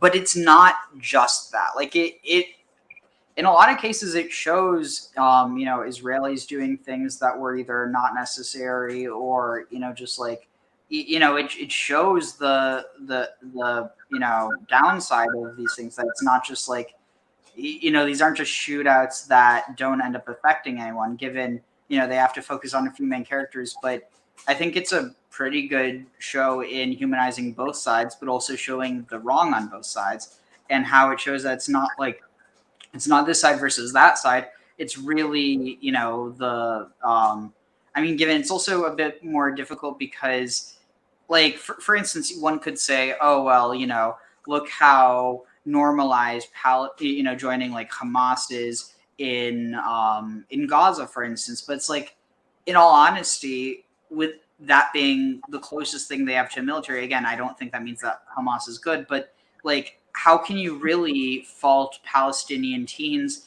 for joining Hamas when when Israeli teens are forced to join the army? It's kind of like one of these things where, at the end of the day, it's the institutions that are at fault, not the people. And the institutions, like, create the cycle where the people embody the institutions and then further deepen the divide. I don't know. Anyway, let's continue. I agree with you, but you went ahead and made a point, so I can't say what I was going to say, which was, I'll agree with you on the first season. I don't know about after that. Then it gets pretty over the top. Wait, which part? I'm just making it like especially the last season. As far as propaganda goes, I think it gets more propaganda-y, and it also jumps to the. Sorry, I forgot we were talking about Fauda. Yeah. I'm only up to I think the end of the third season. No, I think it's only 3 seasons in general. No, there's 4 seasons, I think. 4 seasons, okay. I watched them all. Yeah, they start to blur together after the second season. Yeah. Did you watch the one in Lebanon? Yes. Yeah. I don't even remember it, but yes, I did. That was one of my favorites. So yeah, I'm sorry. All right, I'm gonna mute again. No worries, but yeah, like, it's one of these things where I think that it's way too easy for people to. I mean, see, something with like the war. Given there's a lot of whitewashing with the War of Independence in America, because it's basically two colonial powers fighting against each other, whereas in in Israel it was it definitely was a colonial effort, but it's not like it was actually not it wouldn't be colonial. Well, British colonialism, but it was Jewish. What's the word? Hold on. Repatriation. No, yeah, but there's a word. It's not. There's colonialism, and then there's no. So it was a settlement movement, but it wasn't a colonial. It wasn't Jewish colonialism, so much as it was.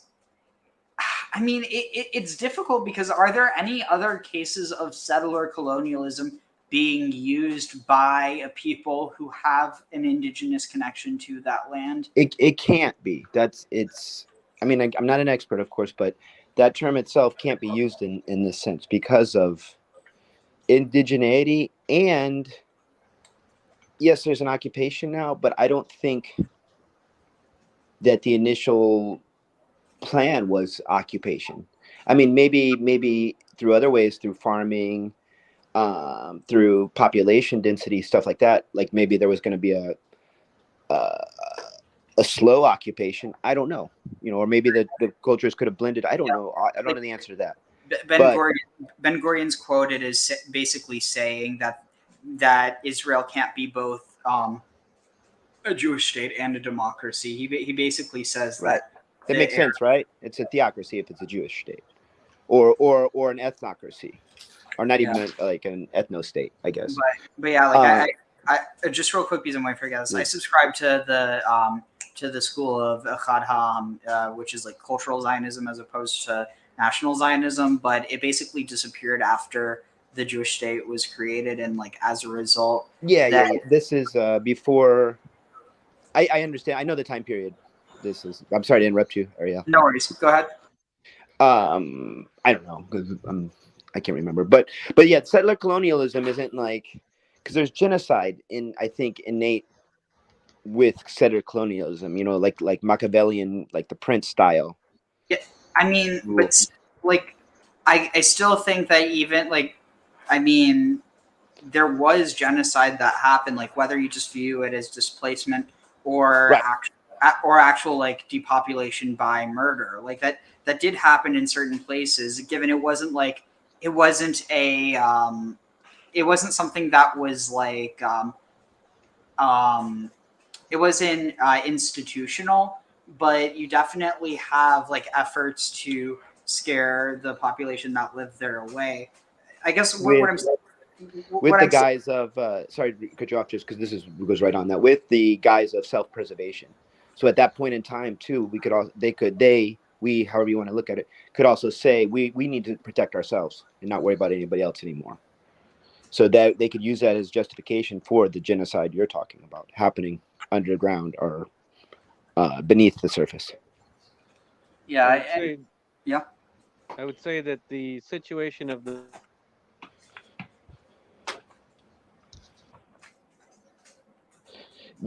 I'm going to cut you off, Zero. I just think that the history sometimes starts in the 40s and I don't think we need to go 1,000 years back, but we need to go to at least to the 1800s with history to get a really big grasp of the situation as well.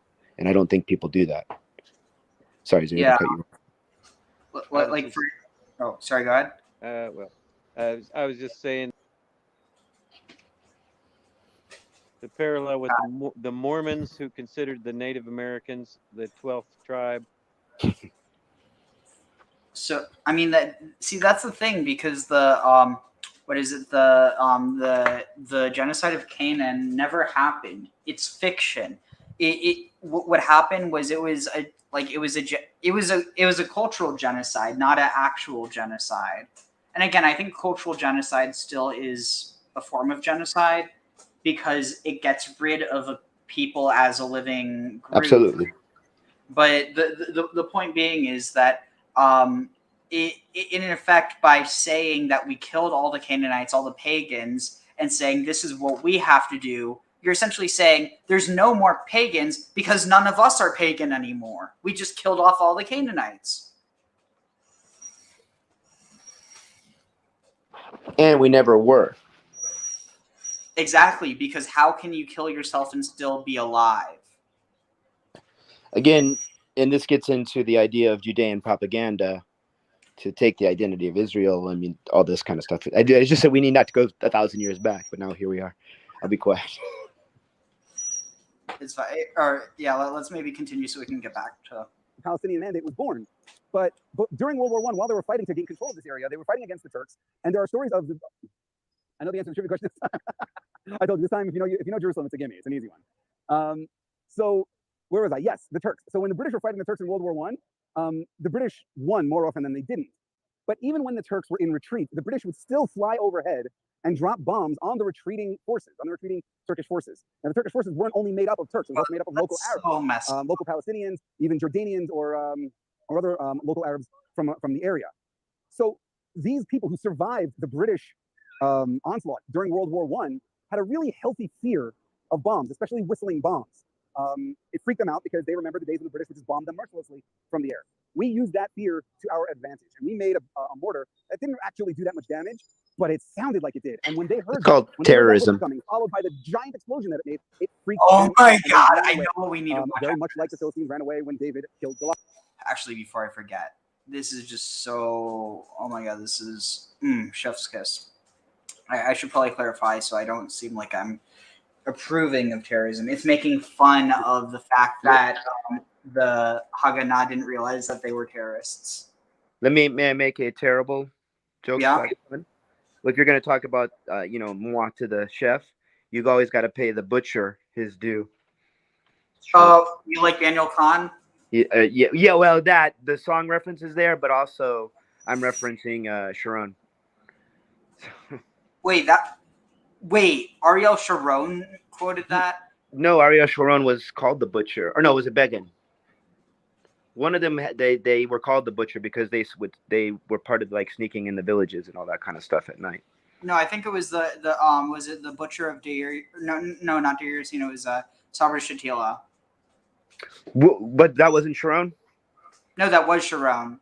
Yeah. Okay. There you go. Sorry. Except I mean, not that it makes it any better, but it was indirect. He basically I think they were coordinating with the Lebanese phalangists, like the Christian nationalists. Oh, those dudes that would just carry knives and oh yeah, I know about those.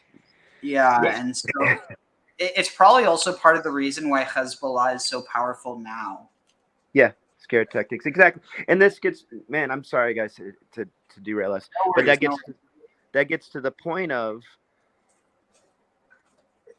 not to the point. Something I thought of earlier is that it's the violence is a reaction to us going there. I mean, not that that's not an obvious thing, but I don't know. I don't even know how to finish it. It's just like a little bit of an epiphany I had. Like the waves. I don't know. I'm gonna because I just got underwater and now I don't know where I am. I'm gonna stop talking. I think maybe part of it is that they saw a continuity between the British and the Zionist presence, even though there were Jews in Palestine or in Israel before the British. But that's the British. But the British set that dichotomy up not long before, but in the 1800s. They set that dichotomy up of the Jews versus the Arabs or the Palestinians. Or the Arabs at that time. There was no Palestinian, so to speak, necessarily. It was Ottoman people prior and all that. But that was a very political statement that I didn't mean anything by. I didn't mean it in the political sense. Yeah, well, what you're referring, because at the end of the day, like they actually, I mean that is interesting. I think look at the Hutu and the Tutsi in Rwanda. They did similar things. They set up a dichotomy, even a racial dichotomy of two groups that there really isn't anything there, but they set it up to where we get the massacre in Rwanda as a blowback from that way of ruling, that divide and conquer rule. Let's see, is it here? It is. I was going to say, just to make sure my facts are right, the British did that. Didn't they do that post World War I and the fallout from the Ottoman Empire splitting up? Yes, they took it as a mandate. Okay. Yeah, you had said 1800s, and I thought it was early 1900s. Just wanted to make sure.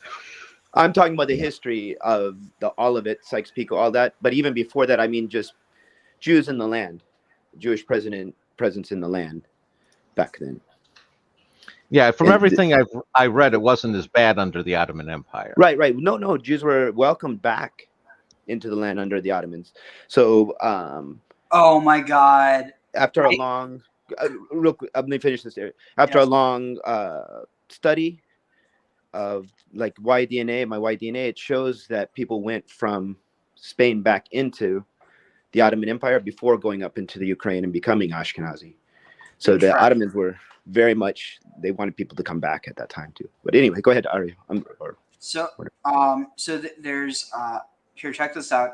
I hadn't seen this skit before, but is this new? No, I don't know why I never saw it. Is it Here Come the Jews? Yeah.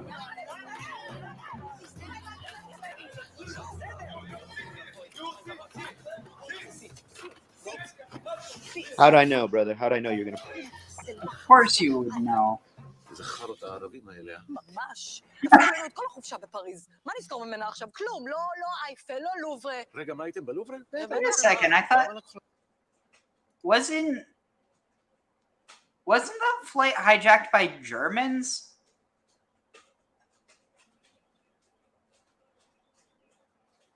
Wasn't that... I don't know. No, they were based Black October or whatever. No, that was the Olympics. Never mind. I don't know. Yeah. That was Munich. So, huh. 60 פרנק, למה? אתה דפוק, יום ראשון כניסה חינם. מה אתה אומר? תראי מה זה, לא אמרו לנו, הזבלים האלה במלון. אנטישמים. רגע, איזה מלון הייתם? בואו נקצר. כמה עלה? מה, אתה דפוק? סגרתי מהארץ דיל בחצי כסף. מה אתה אומר? תראי מה זה, כרמלה. לא מקשיבים יותר לסוכן נסיעות הבן 1000 הזה. לא מעניין אותי שהוא בן דוד שלך. איזה אנטישמי. פרימיטיב. זה אנטישמי. Anti-Semite in their Arabs. עזבו אותנו עם הטרוריסטים האלה. מה? למה? בן אחותי היה בטבח בנתב"ג לפני כמה שנים. הביאו להם שם טרוריסטים יפנים מהסוג הכי מתקדם שיש. לא כמו ההסבלה האלה. זה אנטישמים. לא, גם היפנים אנטישמים. הם רק יותר יסודיים, עושים את העבודה כמו שצריך, לא חצי They עבודה. got the wardrobe and perfect from every movie. What? יוני! The wardrobe and the אני wigs. לא מאמין, מה אתה עושה פה? Oh. פטישון? Perfect. איזה קטע. יוני פטישון. This guy reminds me of Sacha Baron Cohen. בגימנסיה. כל הבחורות היו מתות עליו. ואחרי שהתגייס לצה"ל, בכלל, רק כוסיות, למה הוא היה בסיירת מטכ"ל, אז הם כולן אוהבות. בטח, אלה. יא! מה קרה? חבר'ה, סיירת מטכ"ל באו להציל אותנו!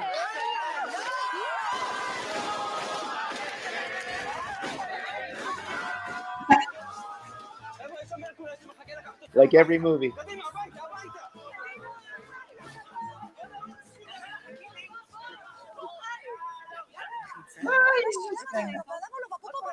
He doesn't want to go to Paris. מה קרה לכם? זה רק הבורדינג עכשיו. מה תעשו? תשבו שעה במטוס? יאללה, חי, בוא נלך לטוטי פרי. יאללה. במאה ה-15 היה... Okay, so no, there's one about the King David Hotel. I just need to find it. Oh my god, this one, it's so good. I don't know why some of them seem like they've been taken down or something, but I never find them with English subtitles, so I miss like, you know, half of it or more. Oh, here it is.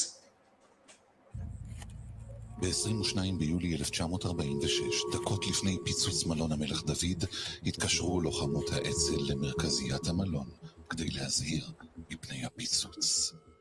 בחיי הגרפיטיסט הריסה רק קצר ולעניין בלי סמוטו. ברור, ברור.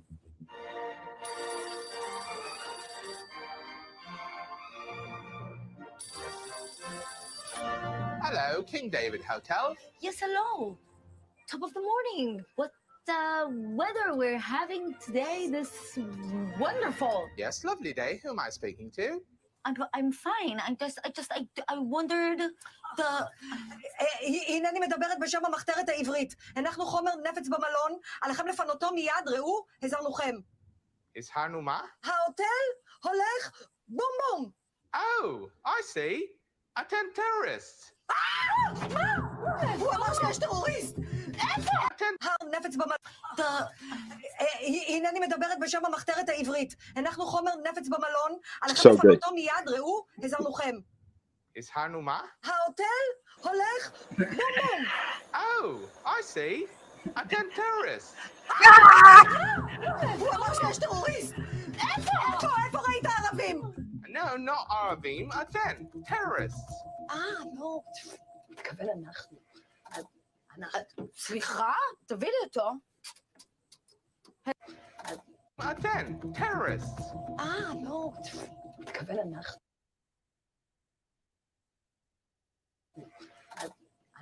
terrorists. לא. מתכוון אנחנו. סליחה? תביא לי אותו. Hello. Yeah, it's me from before the top of the morning. Oh. Yes. אתה שומע? אנחנו לא טרוריסטים. אני נשמעת לך כמו טרוריסטית? Don't know, איך נשמע terrorist? קודם כל, טרוריסטית, לא היית שואלת לשומך. Oh, I see. מפגע אחד, כאן מפגע 2 בבואו. אני במרתף במלון. בנות, מה העיכוב? שרה מסבירה לו שאנחנו לא טרוריסטים. אנחנו טרוריסטים? מי אמר דבר כזה? נו, זה מה שהיא אמרה לו. בקיצור, אפשר להתקדם עם הפיגוע? זה לא כיף להסתובב ברחובות ירושלים מחופש לערבי. כולם בטוחים שאני טרוריסט. מתנצל שמפריע, אבל מתי אמור להיות אירוע טרור? זה לא טרור, אנחנו לא טרוריסטים. שרה, תסבירי לו שאנחנו משתמשים באלימות רק כדי לייצר פחד ולאיים על אחרים, זה ממניעים אידיאולוגיים, תגידי לו. זה ליטרלי ההגדרה של טרוריסטים דחייה. אהרון, מזל טוב, אתה בוגד ומעכשיו אתה בלחי. כל עוד זה בתחום הטרור, סורי, ג'ולי גוד, תסדרו את זה ביניכם, רק אולי תוכלו להגיד לנו מתי בום בום? wait. תגידי, אולי יש בזה משהו? כאילו, שמנקודת מבט אובייקטיבית, אז כאילו אנחנו טיפה טיפה לטרוריסטים. ממש לא, ממש לא. ערבים, טרוריסטים. אנחנו ערבים. ממש לא. אז אנחנו לא טרוריסטים. את יודעת, גם הצד שלנו הוא פוגע לפעמים ברכבים מפשע. בסדר, אבל אין סימטריה. אצלנו מי עושה את זה? זה הקיצוניים ביותר עושים את זה. שזה אנחנו. בדיוק. אל תגידי את זה. אז אולי בכל זאת תגידו לנו מתי פיצוץ? טרוריסטים זה אנשים שפוגעים בתמימים, באזרחים, באנשים לא חמושים. אי פעם בחיים שלך תעשי דבר כזה? לא, עדיין לא. אני פה עם אשתי וילדים פשוט. שקט רגע. קטע לי עכשיו את חוט המחשבה, איפה היינו? בפיצוץ מלון המלך דוד נהרגו 91 אנשים, רובם אזרחים.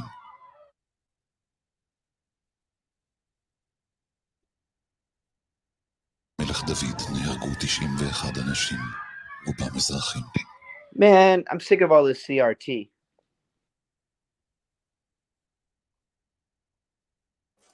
What do you mean? It was a bad joke. Ah. Critical race theory. Oh. Wait. Sorry, Johnny. I accidentally removed you. I thought it was Graham's extra. Yeah, but let's see. That's what he said. He said CRT. Yeah. I'm old, so I think cathode ray tube when I hear that. Oh. Motifs, which I'm sure look just like that in joking, of course, in 1616, when Rubens painted this. Now, to the linguistics. Hebrew and Egyptian. Brothers, I gotta run my dog to the beach. I'll see you later. All right, have fun and enjoy. Sorry for cursing earlier, and thank you so much for being here, Ariel. And You don't gotta worry. I curse all the time on my channel. Oh, I guess I could. Wait. Show my face. See you guys later. Take care. Have a good one. Shalom.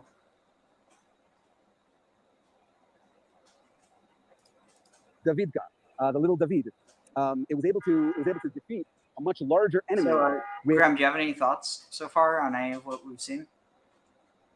Talking to me? No, he's talking to me. I was going to say on the not a whole lot on the political front. No, it's a shame that they have all this stuff going on. That's pretty much my thoughts. Yeah. I feel pretty comfortable. I mean, it's not like a middle ground, but like at the end of the day, I'm not taking sides. I see a lot of issues with both sides, but it's so easy to just, entrench yourself. But that doesn't do anything for you, and that doesn't do anything for anyone else.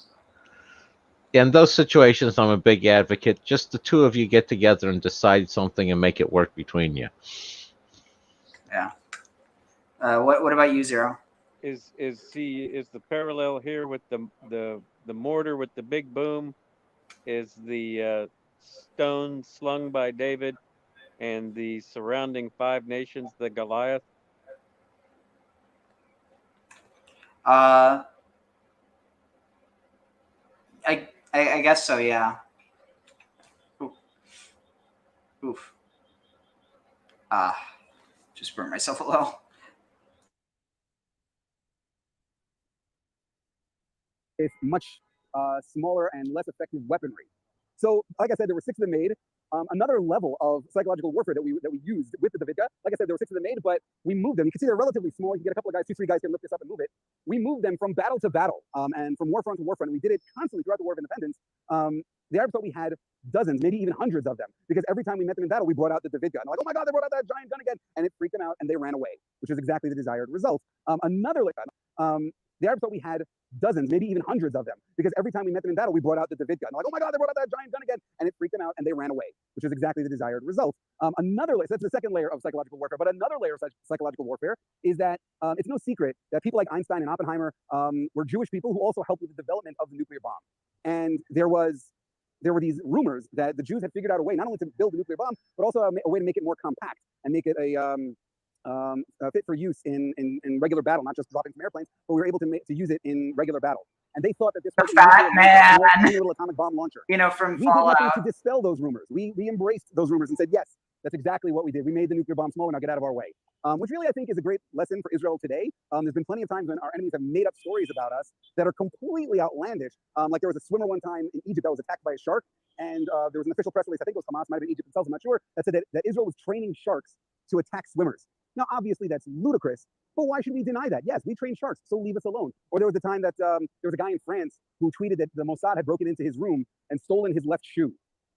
Yes, okay, let's admit to that. Obviously, it's ridiculous, and there's no reason why we would steal someone's left shoe. But It's yes, the shoe let's say that we did that. We broke into your apartment and we stole your left shoe. No, you know what? We didn't steal your left shoe. We literally stole everything from your apartment and replaced it with an exact replica. We just ran out of time by the time we got to your left shoe, and we weren't able to put the fake left shoe in there. So everything that you now own is Israeli property.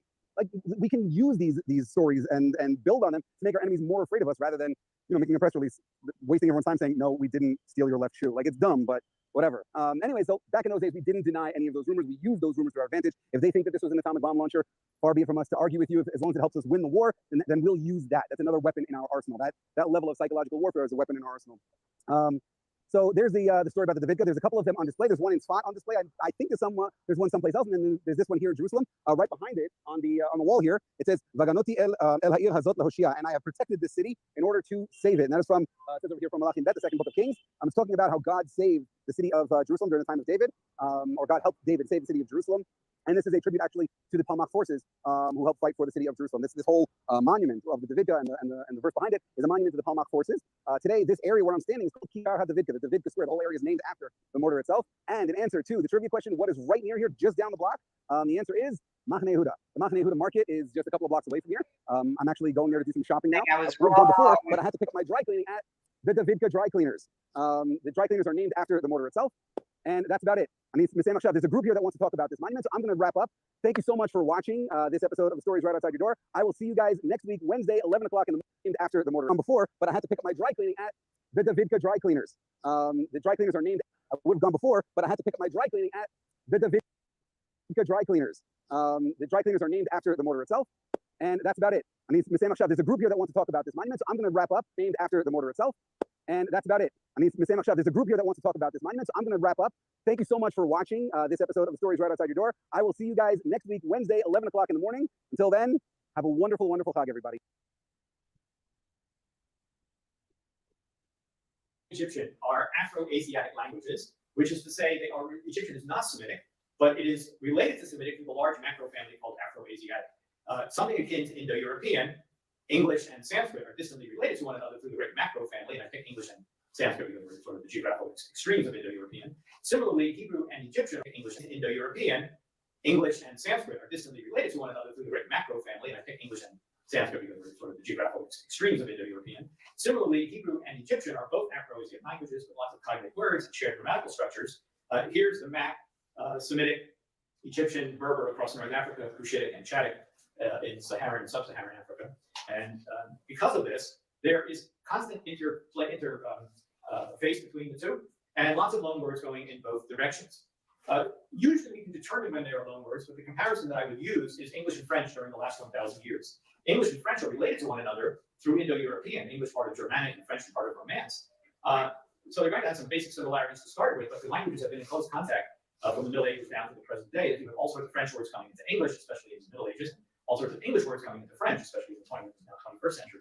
So it's this constant interplay between languages which border one another. Now let's go to specific examples. Egyptian words in Hebrew. These have to deal with writing: seals, rings, scarabs, and writing. Chotam, seal. Tabat, ring. Dio, ink, which occurs only in Jeremiah 36.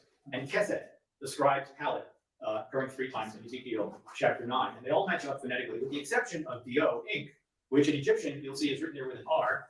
And the only question is whether this is a scribal issue, that the Hebrew scribe wrote Dalet instead of Resh, or if this is a phonetic issue, which I'm inclined to think it is, because the R might have been a trilled R, so the Egyptian R might have been something like, and so the Hebrew scribe heard a D there more than an R. And this is an issue for this rare word, but most scholars accept that in fact it is the source of the Hebrew word is the Egyptian word. When I show the Egyptian, which I will throughout, I have taken the material out of the 2 great standard works of ancient Egyptian, the Egyptian grammar of Alan Gardner, which includes a glossary in printed form, and the Great Wörterbuch of Erman, which is the complete dictionary, which is all written out by hand. So if you see, for example, the first two and the one at the bottom are printed in Gardner, but the third one there is actually written out by hand in the Great Wörterbuch of Erman. So I've listed those for this presentation. All sorts of words related to the Nile. No surprise, in Hebrew, including the word or, all sorts of words written out by hand in the Great Wörterbuch of Erman. So I've listed those for this presentation. But the first two and the one at the bottom are printed in Gardner, but the third one there is actually written out by hand in the Great Wörterbuch of Erman. So I've listed those for this presentation. All sorts of written out by hand in the Great Wörterbuch of Erman. So I've listed those for this presentation. The third one there is actually written out by hand in the Great Wörterbuch of Erman. So I've listed those for this presentation. All sorts of words related to the Nile. No surprise, in Hebrew, including the word or, meaning Nile, but also all sorts of words for the plants that grow along the banks of the Nile. Ahu, appearing in, for example, Pharaoh's dreams. Gomer, for example, Moses' basket, pirates. Soup, also in Moses' story, reeds. And one of my favorites, the one at the bottom here, a hapax legomenon in Hebrew. The word aros appears only here in Isaiah chapter 19, verse 7. It's a poem that deals with the Nile. And the text actually reads, aros al yor, the reeds along the Nile. And we know the word ayin resh, ayin ar, from Egyptian. And again, notice the way the wonderful Egyptian system operates. The arm is the ayin, the mouth is the r. And that third symbol there is a plant classifier. It tells you that it's a plant. I didn't say this explicitly, but almost without exception, every Egyptian verb and noun is followed by what we call a classifier to tell you this is a plant, this has to do with wood, this has to do with whatever it might be. And then this single long range, chronologically that is, Egyptian word in Hebrew. What about the word niyar, writing material, either papyrus or parchment? No known etymology, and one of the theories is that it's the Egyptian word en itru, except we know the T was not pronounced. Niyar, interesting. Itru is the word for Nile. That's why it comes into Hebrew as yor without the T. And en itru is a reconstructed form. It is not attested in any Egyptian text, but it's the best etymology we can give. So it would mean something like of the Nile, the stuff that is of the Nile. And that would eventually yield the Hebrew word diyar, not attested in the Bible, but attested in the Mishnah. Here's one example. It's attested in Akkadian. In fact, it's attested in Akkadian already in the 14th century BCE in text from Nuzi, although it means papyrus in the sense of a basket. It's a material used for a basket. You could make baskets out of papyrus, of course, as the Egyptians did. And later comes also to a word still used in modern Hebrew, of course, for paper. And our word paper, of course, comes from papyrus. The form of the noun, niyar, looks like it should be an Aramaic type noun, but it's not tested in Aramaic as far as I know. And by the way, the text box there is around the Hebrew expression niyar hamachuk, which is how you say palimpsest in ancient Hebrew. Writing surface, niyar, that has been erased and rewritten over. Okay, words from the royal court. Most famously, paro. Everybody knew that word before you walked in here. Pharaoh, which originally means great house. Per means house. You see that rectangle looking thing? That's the hieroglyph for a house. Per means house. Is the adjective great. Again, just to point out exactly like Semitic, right? Because they're both Afro-Asiatic languages, noun plus adjective, right? Not as in English adjective before noun and many other European languages. Noun plus adjective. Great. Again, just to point out exactly like Semitic, right? Because they're both Afro-Asiatic languages, noun plus adjective, right? Not as in English adjective before noun and many other Asiatic languages, noun plus adjective, right? Not as in English adjective before noun and many other European languages, noun plus adjective. Great. Again, just to point out exactly like Semitic, right? Because they're both Afro-Asiatic languages, noun plus adjective, right? Not as in English adjective before noun and many other European languages. Sorry, it's hard to hear. So paro means great house. Eventually it comes to mean many other Asiatic languages, noun plus adjective, right? Not as in English adjective before noun. Okay, I got it finally. Sorry. So paro means great house. Eventually it comes to mean pharaoh. By the New Kingdom term, no longer means palace, but it comes to mean pharaoh. My analogy would be statements which come out of London, the palace reported today, or something like that, with reference to Buckingham Palace. Obviously, that is a statement of the reigning monarch, which is a queen, now we have to say king. And to do that for 1,000 years, and actually the word palace comes to mean not the building itself, but the person in the palace. Or similarly, proclamations from the capital of the United States. We'll watch the news, and the newscaster will say something like the White House reported today. Well, obviously, do that for 1,000 years, and the word White House will come to mean the president of the U.S. Khartoumi magicians, also right out of the court of the pharaoh. Words for ships, sea, Egyptian word for ferry, and Sibiot, which occurs only in Isaiah chapter 2, but also in Ugaritic. The phonetics don't work out as well as we would like them because the Ugaritic is a fa, but most people assume it's related. And that's an Egyptian word for a type of boat as well. More Egyptian words in Hebrew. Measurements. Hin, ephah, kav, zeret, all types of measurements. Remember, Egypt was the great culture. Israel and surrounding Canaan and so on was the developing world, the backwater. They took over all sorts of Canaan, zeret.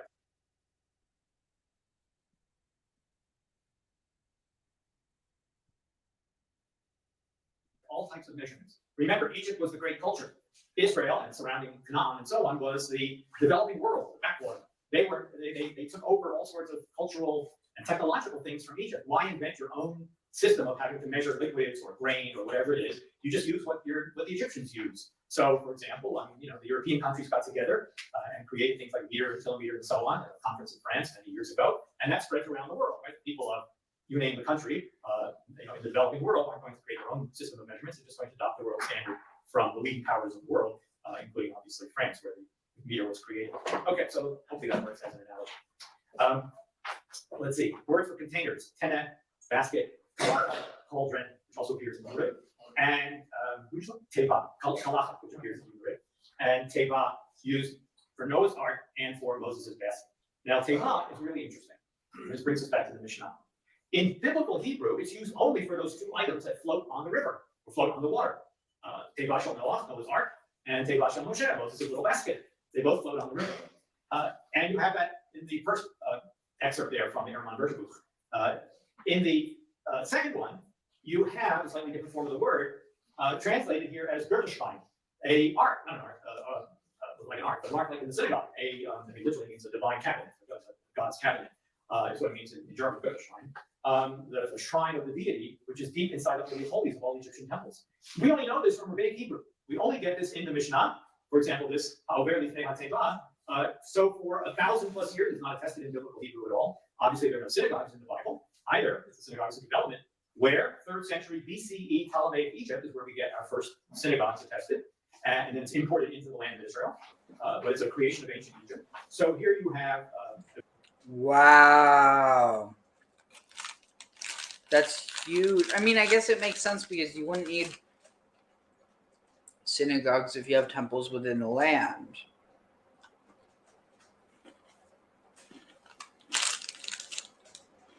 Like, there is no need for temples because the whole point of a synagogue is a congregation place of Jews, but there's no need for a congregation place of Jews within, a Jewish or within an Israelite community because everyone already is. So it's always something that makes sense in diaspora. The Jews of the diaspora in Egypt. And then that word teva sort of gets into Hebrew, a word that's not in the Bible, but not with this. Various stones and materials. Hashlamah, probably red jasper. Leshem, feldspar. Nofek, turquoise. These appear in the list of the 12 stones that are in the Choshen, the breastplate of the high priest. And then hovim, meaning ebony, again, also attested in Ugaritic. Various words for salt substances. Neter, the Hebrew word neter, meaning natron, comes from, obviously he was a native word melach for salt, including melach, but the neter is natron, which comes from ancient Egypt. And again, a rare word, attested only once in the Bible, hashmanim, in Psalm 68, a poem that's filled with all sorts of rare words. And the poet even says, hashmanim meaning Mitzrayim, the hashmanim from Egypt, which is, there you see the Egyptian, from the Erman version book, again, a type of natron. And there's a large geographical area west of the Delta called the Natrum, where all the natron is today. An area called the Natrum, where all this material comes from. Did you see what Hashmanim itself? The Hebrew word Hashmanim is Egyptian. Comes from Egypt. Yeah. What is Egyptian? The natron. The salt compound. Sodium compound. Do we various fabrics? know what a Egyptian word for? I saw that Yah, the Nile was Yah. Is that right? Yor. Yeah, or. It was a Y and a schwa looking for the Nile. They had a longer form for the reeds by the. Yeah, it was Yod Aleph Resh. Yar. But like Yahweh in Egyptian would mean what? No, they're not connected. Well, I mean, like, but the syllables Yah and Weh in Egyptian, what the meaning of those would be in Egyptian? I don't know. Because there was the one theory I put forth a couple episodes back about Midian word Arabic, I guess, of Hawaii being Yeah, passion. So yeah, kind of like I've heard that before. Yeah, but I think that it makes a lot of sense. and then the other connection besides that Midian would possibly be a meaning in Egyptian, like Moses being an Egyptian name. Yeah. So I wondered if some of that Yah was to do with the Nile, but No, it's because it's a Yod Aleph Resh versus Yod Hey Vav Hey. It only has the Yod in common. That's it. Sorry. I hate to. I pasted a few things in to do with the ash tree. I believe it has Indo-European roots, and I believe it's related to where axe comes from, like the axe that the trees are cut down with. I don't Interesting. know if you saw those in the chat about a few things I copy pasted in there. Oh yeah, yeah. I Relating see. it over to the the Ishtar. And Oh yeah. Wait, where is it?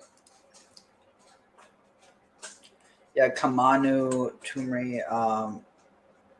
What's this? I'm guessing that because the Kamanu are the actual cake, so Tumri, I'm guessing, is the ashes. I don't know that. I think that the ashes, the term in English, relates back to I think a few comments back. It it's the burnt tree. The tree was considered the tree of life in the Norse system, and just the tree connection with Ashra and the juniper. Um, Interesting. it is kind of the shamanic, the cosmic moon. What is it? Axis Mundi. Interesting. It also it kind of connects to that one symbol for village or land, the one which is it's a circle with a axis or a cross in it. Yeah, I definitely think that. I think we uncovered it right there with the bread being the symbol for the feminine, and that relating to the X, and it being an ending. As you said, Tav means an ending or a conclusion, and then But what if it also denotes a land? essentially, that's why I was coining the term earlier, alpha Z, to be correspondent to that. Instead of alphabet, which is the first two letters, alpha Z is the first and the last, and the whole thing about alpha omega. And then you talked about the male and the female inversion, where the first shall be last and the last shall be first. But I think that et as an alchemical pair, the three goddess thing that you were talking about earlier. Which one? The mem. Oh, alpha mem and not goddess, mothers. The three mothers. Three mothers. Yeah, it's a grammatical but also a Kabbalistic concept.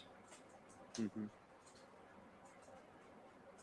But yeah, okay. So this is interesting. So it's saying that. Chapter 7, and again, the poet actually says, "Itun Mitzrayim," right? The cloth of Egypt, meaning a fine linen. They had flax here in Israel, Kishtim, but the really good fine linen was a product of the higher culture of Egypt. And so there's this term, Itun Mitzrayim, and Egyptian is written with an aleph and a D and an M, so there is some sort of slight phonological shifting when the word is borrowed, but that's typical in all borrowings from one language to another. And avnate, sash or girdle, comes out of ancient Egyptian as well. Animals, hof, monkey, which actually gives us one of our letters. And Solam, Hebrew is filled with words for locusts. This one appears only once in Leviticus chapter 11. And this may be not a loan word, but this may be part of the Afro-Asiatic inheritance of both Hebrew and Egyptian. But I thought I'd put it in there because I love rare words and I'm always attracted to them and trying to track down their etymologies. Those are all nouns. So inheritance of both Hebrew chapter 11. And this may be not a loan word, but this may be part of the Afro-Asiatic inheritance of both Hebrew and Egyptian. But I thought I'd put it in it in there because I love rare words and hexagonal. I'm always attracted to them and trying to track down their etymology. I love rare words and hexagonal. I'm always attracted to them and trying to track down their etymologies. Those are all nouns. That's common. When languages borrow words from another language, they typically borrow words, right? They typically borrow nouns. Right? So I mean, if you're just thinking in Hebrew, telephone, television, autobus, right? It's usually nouns. But there's one verb that most likely made it from Egyptian into Hebrew. The verb shasa, meaning to plunder, goes back to an ancient Egyptian verb. Oh, wow. And the Egyptians referred to the Bedouin as the shasu, those who travel, those who wander. That becomes the Egyptian word for Bedouin, nomads, semi-nomads, and so on. And eventually it yields the Hebrew, the noun lesson of your biblical Hebrew. You do have the word shosim, but shosim is being used there as a participle form, the ones who plunder or something like that. But it becomes a verb in Hebrew. I love analogies to teach these things to students. So is it that the shasu, is it that the shasu is what the Yahoo relates to? Is it the scenario that's an Egyptian term for a proto-Jewish or? Yeah, the shasu of Yewa. Of Yewa. Is that the Midian connection thing? Yeah.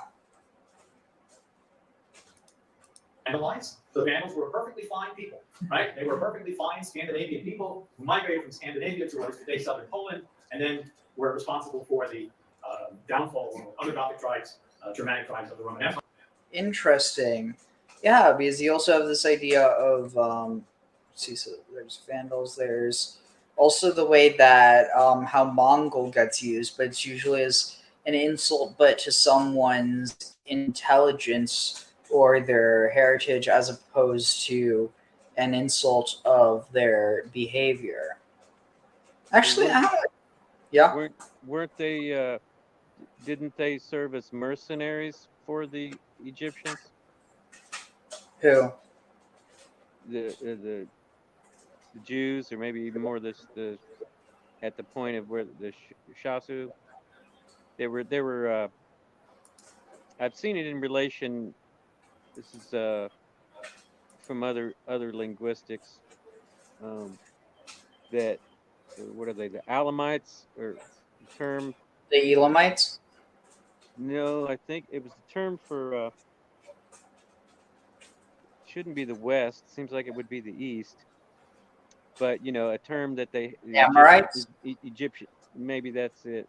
That the Egyptians had for people from a certain region, and that they used them in certain capacities to serve in their military, to be mercenaries, and that was maybe the initial interaction, and then the mining in the Sinai of the turquoise, where some of the earliest inscriptions are found there, and the whole cult of the calf story possibly being about Hathor being the goddess, the lady of the turquoise, and the whole kind of the way they started using the Egyptian hieroglyphs in a shorthand, either as the overseers of a sort or the bosses to the people of a different language, so it became a kind of an intermediate form, or whether those people themselves culled it and developed it themselves out of what the Egyptians were doing.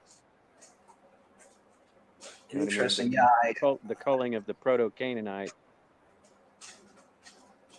Yeah. As a point where they were interacting economically, essentially. I was going to say one aspect is that I was looking up earlier here is you have to take into account the Ugaritic. They came up with a phonetic alphabet using cuneiform, and that was very much a Semitic alphabet. And it was more of the innovation was to adopt it to the Phoenician one was adopting it to the Egyptian hieroglyphics and those symbols rather than sticking to cuneiform. The cuneiform dates back to probably about 1500 or 1600 BC, rather than less than 1000 for the more traditional alphabets. The Ugaritic cuneiform, you mean? Yeah, the Ugaritic alphabet. That they adapted cuneiform, and they also established the sequence of the alphabet. Yeah, they were the first ones to do that. Yeah. The cuneiform goes back, I think, for about 3000 BC, didn't it? Yeah, no, that it was originally cuneiform was the Sumerian, and then it was used for Akkadian. And what happened with Ugarit, they were one of the big traders. They were an independent trader city, and they used it to as they adapted it to an alphabet because they used it for their own language, Akkadian, Hurrian, and I forget. I think there was another one they used it for as well. Do they use it But for Luwian? they might have. But what I'm seeing is that Ugarit fell in about 1400 as part of the Bronze Age collapse. Phoenician alphabet started about 300 years later. And it seems like the Phoenicians had took that alphabet concept and just started using the more Egyptian hieroglyphics and adopted it there. Interesting. Yeah, I'm noticing that as well. And then the cuneiform was initially hieroglyphic as well. That they Oh, yeah, you're right, it was. They were originally doing pictures with the wedges, and then it became abstracted. Yeah, wow, it's just so wild. And eventually established a kingdom in North Africa centered in Tunisia, modern-day Tunisia and Carthage. I always wondered what it must have been like for these Vandals from cold, snowy, wet northern Europe to make their way down to North Africa. But there they are. And that gave us the English word vandalized. Right? Perfectly fine people, but they get a negative balance to them because the English word vandalized, because as they marched through Europe, they were Vandalian, I guess you could say. All of these words may be found in 3 standard works by Chippy, you can say. Because the English word vandalized, because as they marched through Europe, they were Vandalian, I guess you could say. All of these words may be found in 3 standard works by Chippy, Noonan, and most recently Breyer. All of them deal in one sense or another. They were Vandalian, I guess you could say. All of these words may be found in 3 standard works by Chippy, Noonan, and most recently Breyer. All of them deal in one sense or another with loan words from Egyptian into Hebrew and other, in case of Chippy, other Semitic languages. The Hebrew, the Israelites also borrowed the hieratic numerals from ancient Egypt. Happy 420 So the Egyptians have their symbols, but they also have special numeral systems. There are no numerals in Hebrew. So if you read through the Bible, including very large numbers, like in the census figures in Numbers chapter 1, and so on, you have to write it all out, right? So many thousands, so many hundreds, etc. You write it all out with words. Aleph, Mea, and so on. There are no numeral symbols. The Israelite tribes borrowed hieratic numeral symbols from the ancient Egyptians. This is a recently discovered ostracon from jar inscription from Lachish, and you have the numeral 5, and then what looks like a symbol of a measurement of grain. These are from centuries later. This is from Arad. So here's your bet. That's your symbol for 20, and then 4 little strokes for 4. And at the very end, Or 20, it's 24th day of the month of 24th day of the month, and 1 loaf of bread. We're dealing with the one month, right? So you get use symbols instead of writing out Esrim Ba'arba and so on. And similarly on the Lachish ostracon number 9, you have hieratic symbols which the scribe is using. Lechem 10, and then above, going down to the next line, you see Nun, and then 2 strokes on the next line, telling you that it's 2 jars of wine. So they've adopted the numerals. Just again, right? People all over the world today use the numerals, which we call Arabic numerals, which are more likely sort of like European Arabic numerals, which will in any case go back to India. And we use them all over the world. My 9, my 10, my 2. Today they're used in Japanese and Chinese and every writing system in the world, and even Arabic switched today to some extent from this traditional Arabic numerals to these what I call Euro-Arabic numerals. Okay, and all sorts of other things. I'm cognizant of the time here. Let's move forward. We'll try to do some of this quickly. Writing the alphabet, in fact, probably is undoubtedly, I should say, is a stimulus from hieroglyphic Egyptian. The idea of writing an alphabet, of course, the Semitic world greatly simplified it with its alphabetic system. In 1 Kings chapter 4, we have 2 individuals who are called Bnei Shisha, Sofrim. Sofrim meaning scribes. Now, there might be brothers, the son of the same man, Shisha. That's possible.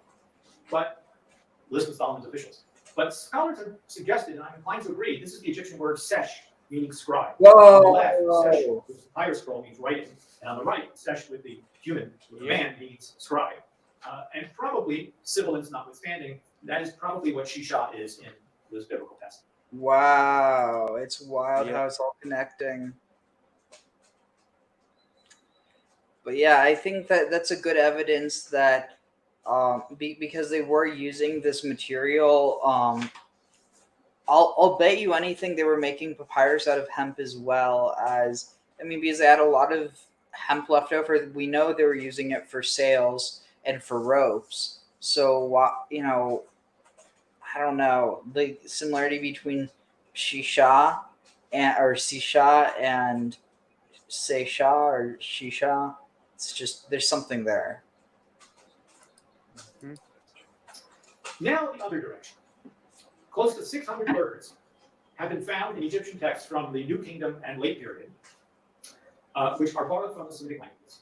I've just shown you all these Egyptian words in Hebrew, which occur sometimes in Ugaritic and Aramaic and so on. But now what about the other direction? Well, there were all those Semites in Egypt as well, and the Egyptians were here, so they took on Hebrew words, Hebrew/Canaanite words. And the classic work is James Hochbach, Semitic words in Egyptian text. I wrote a long review essay of it when it came out. A magisterial work in which he collects all of the material.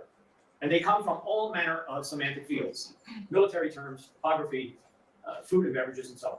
I'm not going to show you all 595, but let's look at a few of them. Starting with, how's this for nicely? Starting with Shalom. In the Renekta Sphila, when Renekta says that the princes of Canaan say peace, he doesn't use the Egyptian word for peace, chetet, but he puts in the mouth of these local Canaanites the word shalom, which is your third instance there. It says Israel Sphila at line 26. And we would read it something like Shama, which is your third instance there, chetet, but it is of Canaan, say peace. He doesn't use the Egyptian word for peace, chetet, but he puts in the mouth of these local Canaanites the word shalom, which is your third instance there. It says Israel Sphila at line 26. And we would read it something like Shama. Okay, this is how we see it now. Hopefully, a small error here. Minus 19, 20.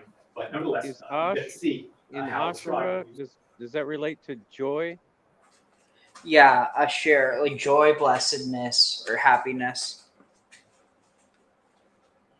It can also. Do you know if there's a meaning like that to Ishtar? No, but there is a Isharu. And Isharu is paired with, so there's Isharu and Mishar, Ishartu and Misharu. And so Misharu is probably like Mitzor or even Osiris. And then you have, let's see, Misaru, Misaru, and then I forget what the other one is. And in Ashtaroth is Ashtoreth is just Astarte Boshat. It means Astarte of shame. yeah, but I mean like the meaning beneath the name part. Oh, Astarte. It just seems like that syllable Ash, and then Shesh and Ash. Maybe like so. It could be. If it all goes back to the joy of cannabis, you know, as the sacrament. So it could be Shatar,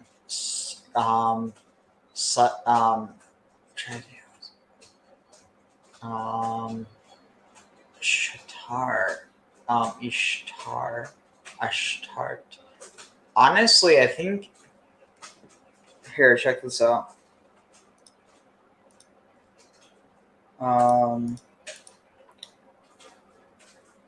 Let's see. And do we know if star or stellar comes out of that association as well, back to the morning star of Venus, to Inanna? So, like Easter,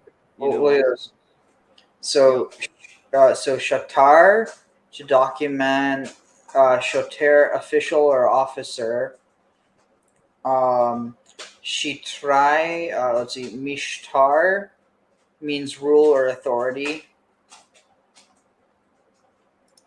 Like the Queen of Heaven. I mean, you could. Then there's also. Let's see.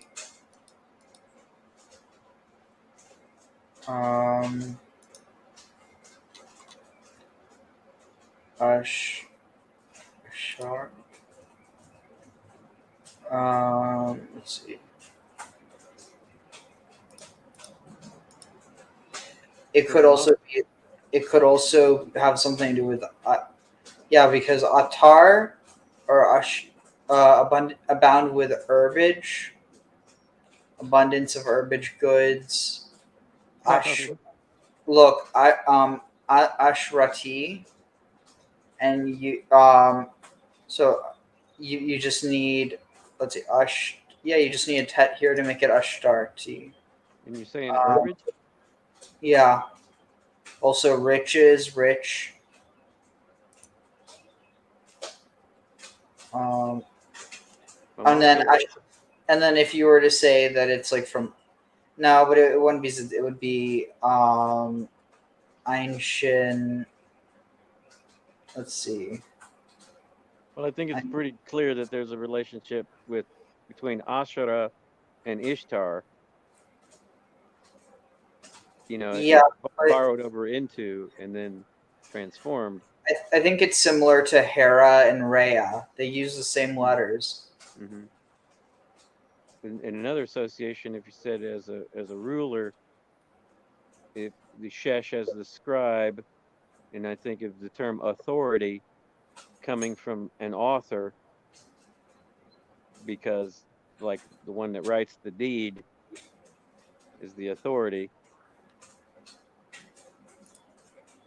As you know, the temple administration is one of the scenarios of the beginnings of writing, that it was to administer the trade from the temple. Yeah. Semitic, Canaanite, Hebrew, whatever you want to call it, word for peace. And it fits the context so beautifully, right? These people were surrendering to the Egyptian army, weren't saying cheta, the Egyptian word, they were saying shalom. And it's attested, even as a verb. Brecha, pool, or lake. Pond, pool, lake. There really aren't a lot of pools in Egypt. There's a beautiful Nile. So the word for pool is borrowed from the Semitic languages. Brecha, you see how it's written out. This is right out of Pope's book. BRKT, again, like Semitic, ditto Egyptian, the T is the feminine ending. And this is the text I shared with you before. The lakes or the pools of Pur Atum in the Wadi Tumala to the east of the Delta is, they use the Semitic word there. Because so many Semites were living here, as this text shows you. Shevet, Egyptians didn't walk around like shepherd staffs, right? They weren't shepherds. They were high urbane culture, but the Shevet was something they saw, and they called us shepherds until they found the attestations of this word. Notice the classifier, it always occurs with a piece of wood classifier, a branch. And also the other Hebrew word for staff, not attested as frequently, but makel, also occurs in Egyptian texts. They discovered all sorts of plants here in Canaan, which they didn't have back in Egypt, so they started using the same words, such as pool, Arabic fool, for being. Remember, when a food goes from place A to place B in the world, frequently the word goes with it. So around the world, everybody says avocado. I don't think, does any language not say avocado? That's the native word in Mexico, and that's spread around the world. So everybody, as is chocolate. We bastardized the old Aztec word, which is unpronounceable to most of us, but it's our, chocolate or chocolate, however you say it. Dalan, melon, does not occur in the Bible, but occurs in the Mishnah, and that word appears in these Egyptian texts quite frequently, in fact.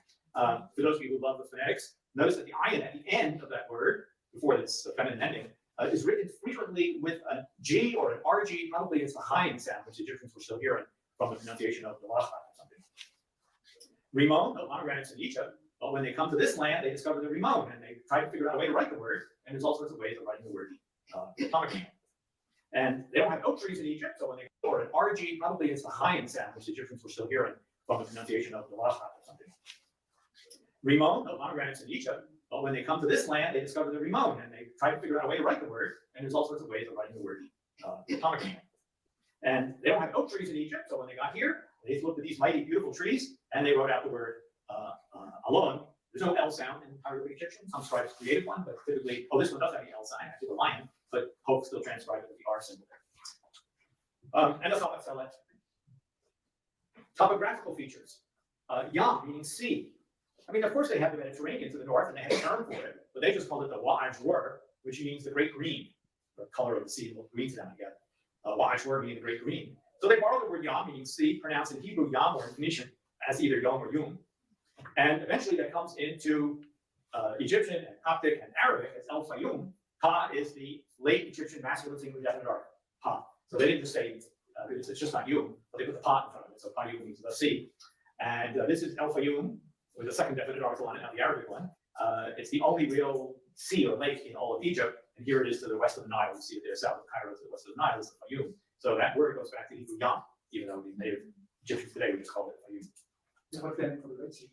I think they called the Red Sea the same Wa'ajwar. Yeah, they didn't just, that's just their term for the Great Sea.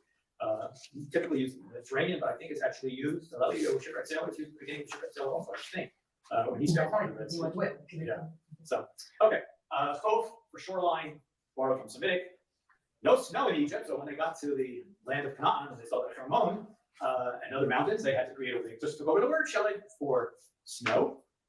That determinative is the N1 determinative is the sky, but N4, using Gardner's classification system, catalog of the symbols, N4 is moisture falling from the sky, so you can see it throughout here as they want to portray the word for snow. Military matters. In Hebrew, Romach, lance or spear, and you look at Beni Hassan again, they're carrying spears peacefully, they're not coming as enemies of Egypt, but they're carrying their spears, those figures there on the left. And in Egyptian, it's the word is spears in Egyptian, but it's actually, instead of Resh Mem Chet, it's Mem Resh Chet in the Egyptian transcription, and that's actually how we know it from Ugaritic, where in Ugaritic it's not Romach, but with the metathesis and the Mem before the Resh, and that's how we get it in Egyptian. And the word Migdal, or Migdol, or tower, including as a place, mentioned here and here in the Bible. Mahir means skilled. Semitic word which makes its way into Egyptian. And let me end a little fast forward with this, which is the final remarkable item here. One final example of ancient Egyptian word in Hebrew. This is the god Thoth. Thoth is the god of wisdom, magic, and writing. You see, this is the item here. One with this, which is the final remarkable item here. One final example of ancient Egyptian word in Hebrew. This is the god. What is that, Jehudi? Thoth is the god of wisdom, magic, and writing. You see, on a beautiful Book of the Dead papyrus from the British Museum, Thoth is taking down dictation. He is recording the fact that Hunefer is making it into the afterlife and is being escorted by Horus before Osiris seated on the throne. In English we say Thoth, because that's how the Greeks heard it, something like that. But in Egyptian, it's Jehuti. That's how you read that. Jehuti. That's how you read that. And they're the hieroglyphs for Thoth classifier. Twice in the Bible, we have the word Tuchot. In Psalm 51, Hein emet chafasta batuchot uvesatum chochmat koli'im. Notice that the word Tuchot is parallel to Chochmah. And in Job 36, Misha batuchot chochmah uminatan l'sakvi inah. So we now know that the word Tuchot in Hebrew, which appears in these two passages, is actually the word Thoth. Does everybody see that? Thoth, who's the god of wisdom and understanding and magic and science and writing and so on, Wow. is the wise one. So in Psalm 51, the word Tuchot is simply used as a word for wisdom. But in Job 38, it's actually the name of the bird itself, because Sakvi is the word for cock or rooster, which is the wisest of animals, because he knows when dawn has arrived and he announces it to the world. And if you know the Jewish liturgical system, Jews still say in the morning's blessings, the first blessing is in fact the famous Sakvi Vinal, the cock has the wisdom to separate the day from the night. But here, Tuchot must be Thoth. Okay? Jehuti comes into Hebrew as Thoth, and it's also the name of one of the months here still. One of the months of the year still in Coptic. So I hope you've enjoyed this journey. I went a little bit over. I'm sorry, but we'll have plenty of time for questions. We end with Hebrew Todah, and also the Egyptian symbol for an abbreviation symbol. Those three symbols together mean life, prosperity, and health. Those are our good wishes for you and for all of us. Thank you.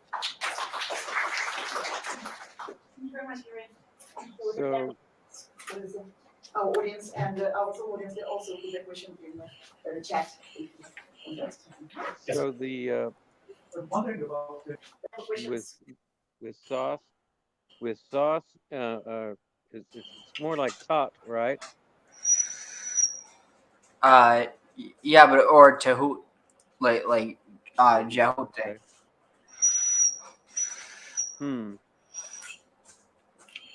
And so is it like kind of an abbreviation? Well, Thoth is just the Greek form. Okay. But so the form of Tahut would be a repeating or like a double glyph. What do you mean? Like two glyphs of the glyph for T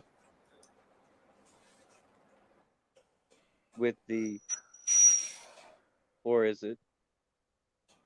Or it is.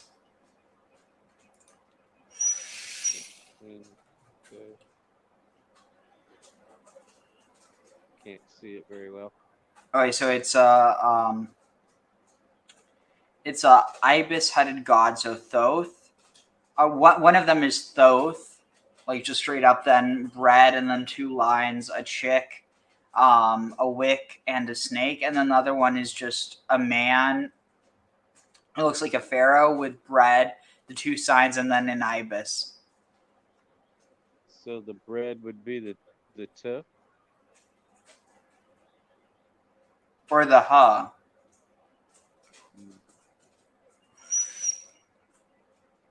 So yeah, just that symmetry is kind of put in with the, what'd you say, Greek? Yeah. They like to do that. Is parallel to Chokhmah. And in Job 36, Nisha, off the top of my head, notice that the word tuchot is parallel. Twice in the Bible we have the word tuchot. The thoughtful classifier. Twice in the Bible we have the word tuchot in Hebrew, which is in magic and science and writing. Simply acts of animals because he knows lessons. You know, the cock has the wisdom to separate the day from the night. But here, the Egyptian symbol for an abbreviation symbol, those three symbols together mean life, prosperity, and health. Those are our good wishes for you and for all of us. Thank you. Thank you very much, Gary. So we have time for questions with our audience Sure. and our Zoom audience. They also put their question in the chat. Yes, sir. I was wondering about the Dukhoti. Do we have any etymology? Because it sounds like a plural. So does it come from the name of the god, or did it also originally mean something in Egyptian? Like something like I don't know if any etymology is a word. I actually haven't thought about it. The WT looks like it could be a feminine plural. I suspect it's not because we're a masculine deity. And big offer, I don't know that there's any etymology for it. Good question. I've tracked it down. First, my homework assignment, I start looking through the dictionary. Nothing resonates at the top of my head with anything Egyptian. All right, so what helped seeing any of these contact words, phone words, give us for dating the origin of the Hebrew language? Let me repeat the question. So all of these loan words, do they assist in any which way for dating the origins of the Hebrew language? So my response to that would be Hebrew is attested from the 12th century BCE onward. And that's our oldest biblical text. And of course, we only have very little, more likely from the 10th century BCE onward, we get the old literary text. But Hebrew, remember, is just a dialect of Canaanite. And Hebrew and Phoenician and Moabite and Edomite and Ammonite were all mutually intelligible. So if I use the word Hebrew, as I do in the title, that's because that's where we have most of our Canaanite evidence from. But all those other dialects aren't attested before this either. It's one of the great gaps in our knowledge is what was Canaanite like in, let's say, 14th or 13th centuries here in the land of Israel. If there's any etymology for it. Good question. I've tracked it down. First, for abbreviations. Do we have any mean something in Egyptian? It sounds like a plural. So does it come from the name of the god, or did it also originally mean something in Egyptian? Sorry about that. I forgot to have captions on. I don't know if any etymology is a word. I actually haven't thought about it. The WT looks like it could be a feminine plural. I suspect it's not because we're a masculine deity. And big offer, I don't know that there's any etymology for it. Good question. I've tracked it down. First, my homework assignment, I start looking through the dictionaries. Nothing resonates at the top of my head with anything Egyptian. All right, so what helped seeing any of these contact words, phone words, give us for dating the origin of the Hebrew language?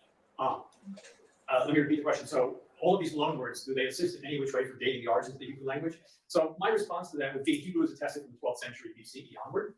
And that's our oldest biblical text. And of course, we only have very little, more likely from the 10th century BCE onward, we get the old literary text. But Hebrew, remember, is just a dialect of Canaanite. And Hebrew and Phoenician and Moabite and Edomite and Ammonite were all mutually intelligible. So if I use the word Hebrew, as I do in the title, that's because that's where we have most of our Canaanite evidence from. But all those other dialects aren't attested before this either. It's one of the great gaps in our knowledge is what was Canaanite like in, let's say, 14th or 13th centuries here in the land of Israel, the land of Canaan.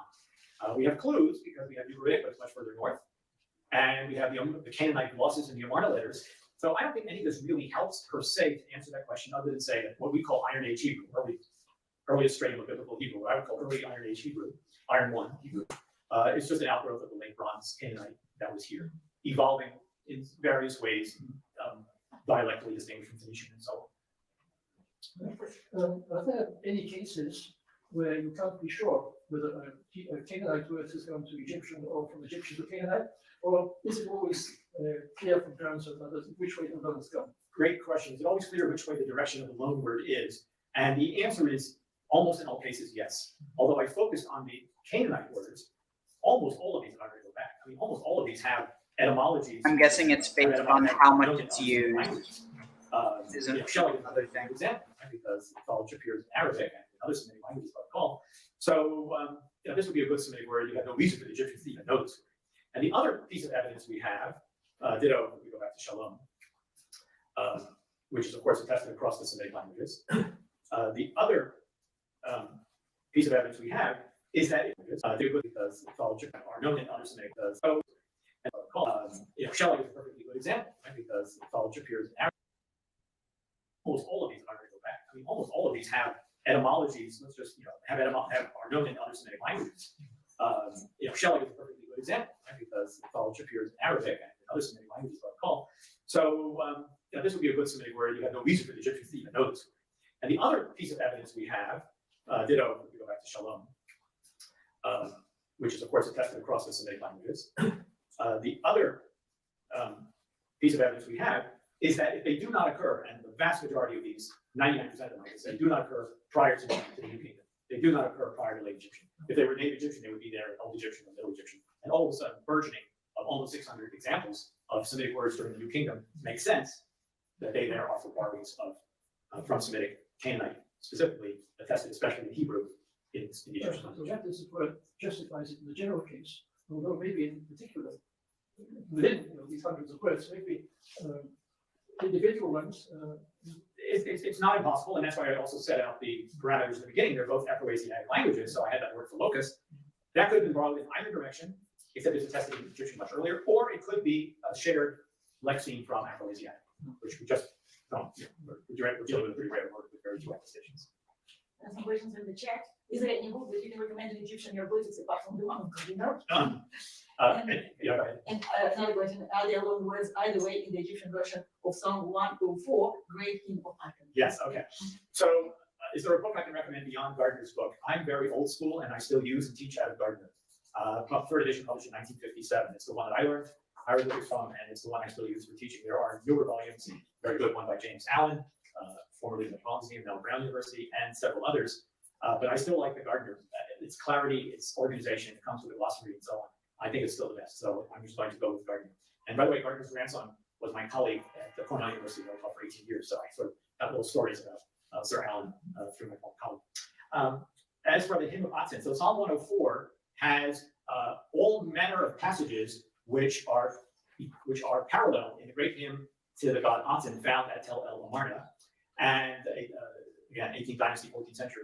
I don't think there are any Egyptian words in Psalm 104. Translated phrases or equivalent phrases about the sun, about nature, and so on, but no Egyptian words in Psalm 104. No question from the audience? No question from the audience. There's one more question in the chat. In case of the toponym, Tanis, G became so on. So. Right. But in the case of Thor, G became Tet. Right. Okay. Is there all that scribes transcribe Egyptian that? Is the sounds like the emphatic so form and can be transcribed in both sati and tet. This is a great question which I didn't address, and I will say a word about it. When words are borrowed from one language into another, I alluded to this, the sounds change and they're not always consistent. Or sometimes the sounds may be consistent, but they may be spelled differently. I'll give an example in just a moment. So yes, Hebrew so on, which appears in Psalm 78, is the name of the place which in Greek and hence English we call Tanis in the Eastern Delta, capital of Egypt, or during several of the dynasties. And that comes into Hebrew as a tzad. But the same sound comes into Hebrew here as a tet, in the case of God. So we might have to do when it was borrowed. If this was borrowed in the 14th century or 13th century, even though we only get it in Hebrew text from a later period, it might have been in Canaanite for centuries earlier. And the word for so on, Tanis may have come in at a later time. It also depends whether they were direct borrowings or through an intermediary language, which we cannot identify. Maybe some Bedouin in the Sinai transmitted it. What do we know about their language? Is nothing. Sometimes the word could be spelled could be pronounced exactly the same, but spelled differently. This one's for you, Tanya. In English, the great composer we call Tchaikovsky, and we spell it TCH. And the great writer Chekhov, we spell CH, but in Russian it's the same sound. That's because Chekhov came into English directly from Russian, and Tchaikovsky was transmitted through German into English, therefore spelled TCH. Will anybody 3,000 years from now realize that Tchaikovsky and Chekhov is the same sound? Everybody following me? So we simply don't know because the paths of language borrowing and loanwords are so variable that any number of things can happen when a word gets transmitted from one language to another. And sometimes we will make the correction. Somehow the English, or the Europeans, I think the British, must have heard the capital of China as Peking. But of course, we know this is fascinating. We corrected it once we learned that it's actually Beijing. And did over. Wow. Became one body. Or it's like, yeah. So we don't get it right. I was going to say that when you said it. Sometimes we'll get it at a later time corrected. I can give you an example. We write in English Tehran and Isfahan, but in fact it's the same vowel in the first syllable of both. Tehran, Isfahan. In fact, it's Esfahan. I don't know Persian. In Persian, it's Esfahan right. and Tehran. So it's actually the same, but it's simply two different ways of transcribing Persian into English. Yeah, thank you for that. And of course, vowels are even more bad. Consonants.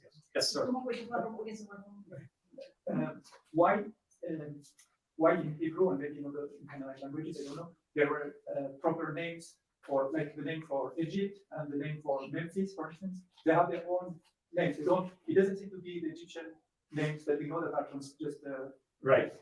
And what do you mean on for? Well, in the case of Memphis, it is the Hebrew word which appears in the Bible either as loaf or nof, mempe or nunpe. But you have all, no? But in Egyptian, it's men nefer. So the men nefer, which means something like pretty place, or men means something like the thing that is there, the thing that is standing. How do you translate? Pardon? Yeah, the state of something. Anyway, men nefer means we'll call it pretty place, beautiful place. So it's simplified. When it comes to the Hebrew correctly, it's mof or nof. And then the Greeks heard it as Memphis. Well, the Greeks added the is ending to give us Memphis. But in the case of Egypt, you're right. The Semites called it something totally differently. The Egyptian word is Kemet, meaning the black land. And then different Semites called it different things. Our word Egypt has a long history going back to Greek Egyptos and going back into Ugaritic and Akkadian and so on, which is a reference to the city of Memphis actually as well. And Mizraim is just the way that the people of Akkadians, our word Egypt has a long history going back to Greek Egyptos and going back into Ugaritic and Akkadian. Our word Egypt, meaning the black land. And then different Semites called it different things. Our word Egypt has a long history going back to Greek Egyptos and going back into Ugaritic and Akkadian and so on, which is a reference to the city of Memphis actually as well. And Mizraim is just the way that the people of this country, not just Hebrews, but for others, called that land. And this is a great lesson, which we can mention. The way you call your country is not the way your neighbors will necessarily call your country. So if I'm speaking in English, the Germans call their country Deutschland. Their English-speaking neighbors, it's Germany. Their French-speaking neighbors, it's Allemand, Spanish Alemania. And the Hungarians don't call their country Hungary, and the Finns don't call their country Finland, and the Koreans don't call their country Korea. Everybody with me? The neighbors may call it a different name for the land. Okay, so just keep that in mind. Yeah. And then just one last question: is there a reason Mao Zedong, where people calls the Hashmonaim Hashmonaim? So I showed that word Hashman, which appears only in Psalm 68, meaning a type of natron, a sodium substance. And here we are. 3 hours to go before lighting the first candle of Hanukkah. Is that right? Yeah. 3.5 hours, maybe 4 hours. So I don't think anybody has solved the problem of the etymology of Hashmonaim. I think it remains a word that nobody has determined what it actually means, Hashmonaim. To the best of my knowledge. I don't think anybody has figured that one out. So I don't know the answer to that. And I don't, I doubt it's related to our word for natron, but shall we? Let's leave it at that, which is a great way to end, because as I always like to tell my students, and I'll tell you, we don't have to answer all the questions. It's good to live our lives with unanswered questions, okay? And that will be one of them. Thank you very much. Thank you very much, Patrick. I wanted to offer you two books. Oh, thank you. One is our last edition, our last method of Latin, which is fully illustrated and rather based on the technique that has been developed for the statistic, which is the living sequential expression. Thank you for finding information. A great way to review my very basic one. Wow, and then another one on poetry. Great. This is the more the previous version of this method, but here it comes from. You have some refreshment from your outside.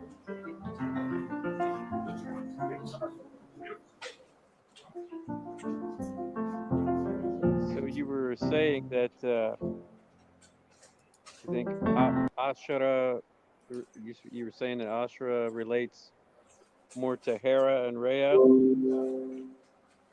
Well, what I say is that the similarities between, say, like Ashera and Astarte, I think you could look as being similar to similarities between Ashura and Rhea. I mean Rhea and Hera. But conceptually, I mean, the ideas behind them. I think the Queen of Heaven is the older title with Ishtar, right? And that's the way she's referred to in the Bible, right? As Queen of Heaven. Not necessarily based on the context. I think it's more likely that it's referring to. I mean, basically, we have to look at the context in which she's worshipped, and it's pretty clearly associated with Asherah. Though it's one of those things where, because of the nature of it, it could just as easily be associated. Or sorry, not because of the nature of the title, it could just as easily be associated with Astarte through Ishtar. Yeah, it being the older tradition by a couple thousand years, I mean, it does have connections back to, Indo-European things as well. Seems kind of have moved down from the north and then comes back north. But all those other goddesses, Hera and Rhea, I think it's hard to say, exactly which place of origin, but since it gets established in writing for a couple of thousand years, it seems that that's kind of the one to consider the predecessor. Let me jump in here for a second. It's again, correct me if I have any of this wrong. It wasn't Ishtar who was the original Queen of Heaven. That dates back because she was the Babylonian goddess. Dates back to the Sumerian version of her, which is Inanna. Yeah.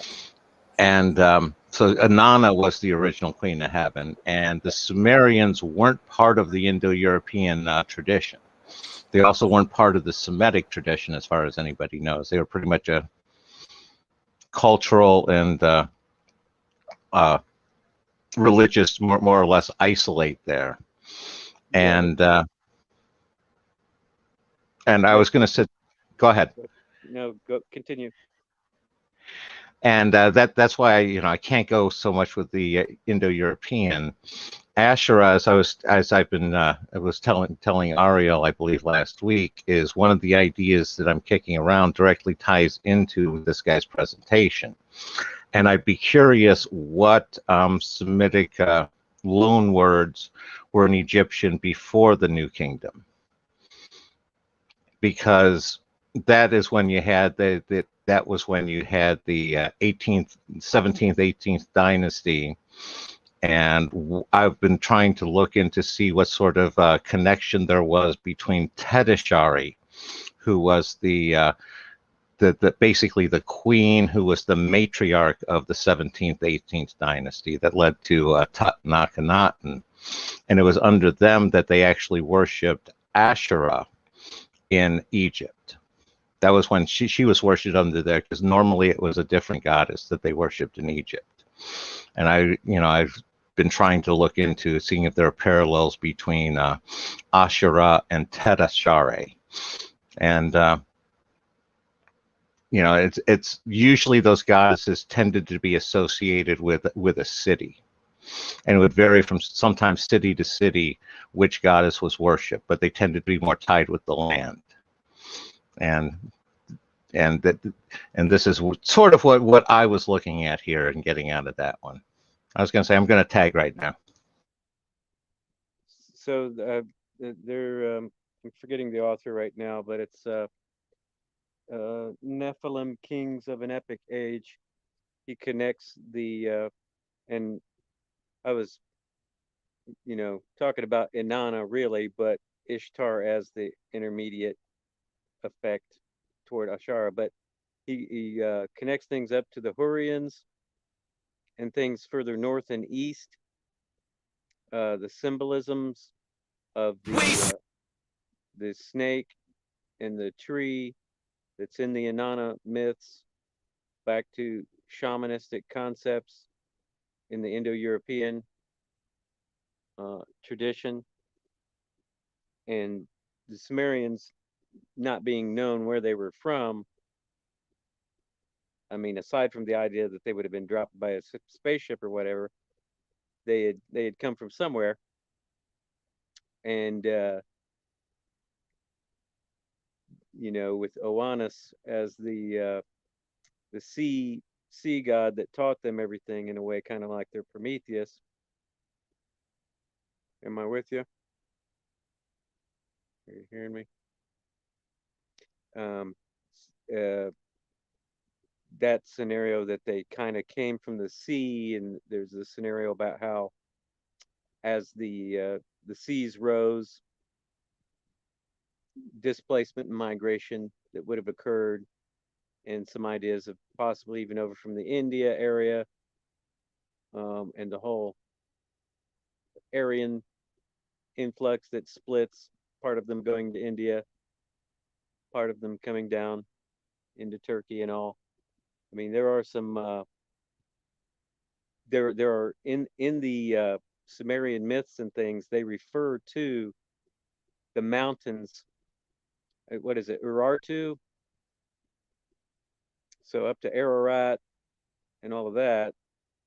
We don't know if that's the Hittites and the Hurrians, but they just like the Egyptians kind of refer to coming from somewhere else. There are things in the Sumerian system that refer to coming from somewhere else in the stone, and they're talking about, you know, like Gilgamesh, he's talking about the cedars of Lebanon and all, and being up into the mountains, him and defeating the demon Humbaba, and all of that's in a different landscape than these alluvial plains and swampland situation where they don't have any stone. So, I mean, there are connections back.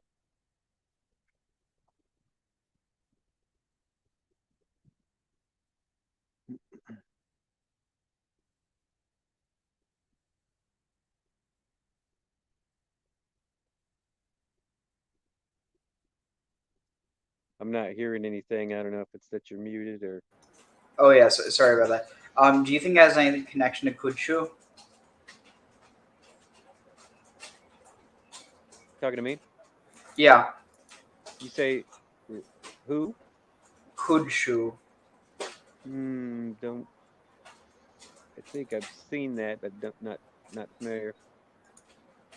Here, check this out. But I don't know who the triple goddess would be for Canaan. So maybe y'all, you little witchy goddesses, can help me figure that out. Oh God, never mind. This is cringy. I'm going to find a better one.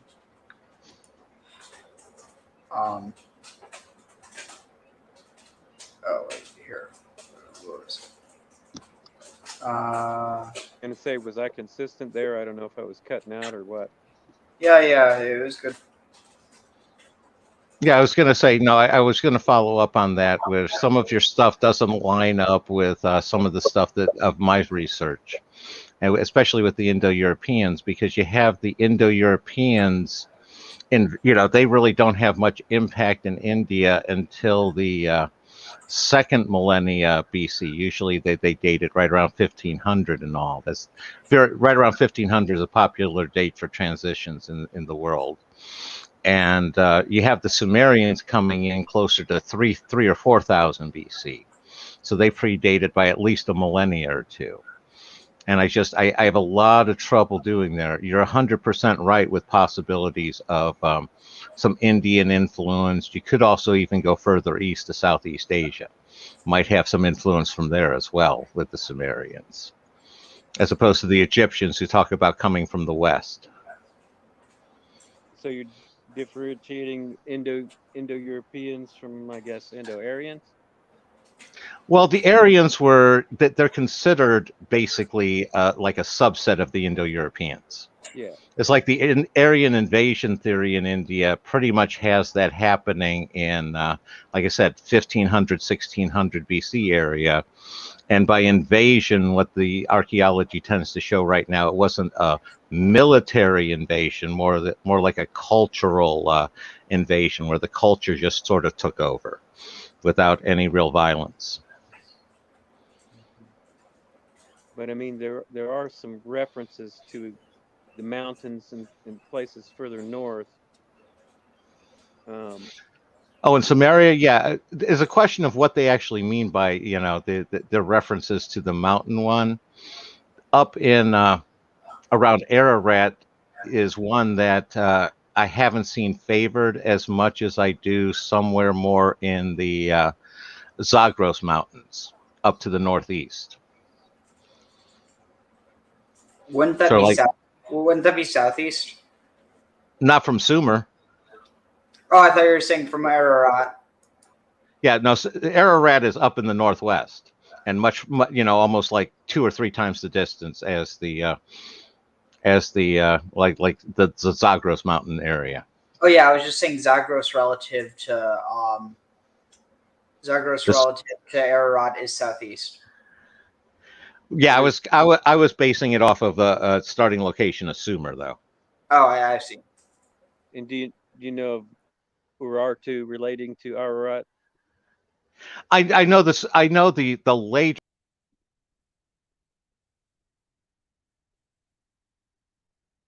Is he still there? I think he got kicked out. His internet hasn't been as good. He should be back in, but yeah, I've heard of the connection to Urartu. The Lugal Banda is one of the, I think maybe even the first king that's in the Sumerian system, the dwarf king, and they talk about a whole sojourn in the north, and then with the cedars of Lebanon being Gilgamesh chopping those down and everything, and that's all further north and forested around the mountain situation, whereas Sumer is totally down there in the alluvial plain delta. Is he back? Yeah, I'm back. So Urartu and the like the Cedars of Lebanon and the Epic of Gilgamesh is all kind of talking about. Are you trying to say that's not actually, I don't know where Lebanon would correspond to. Well, it would correspond exactly where Lebanon is right now, and yeah, the Epic of. Go ahead. Geographically to the, like you were saying, the Zagros. Oh, Lebanon is far to the west. If you're looking at it from the Sumerian standpoint, it's more west. It's north and more west than what Ararat would be.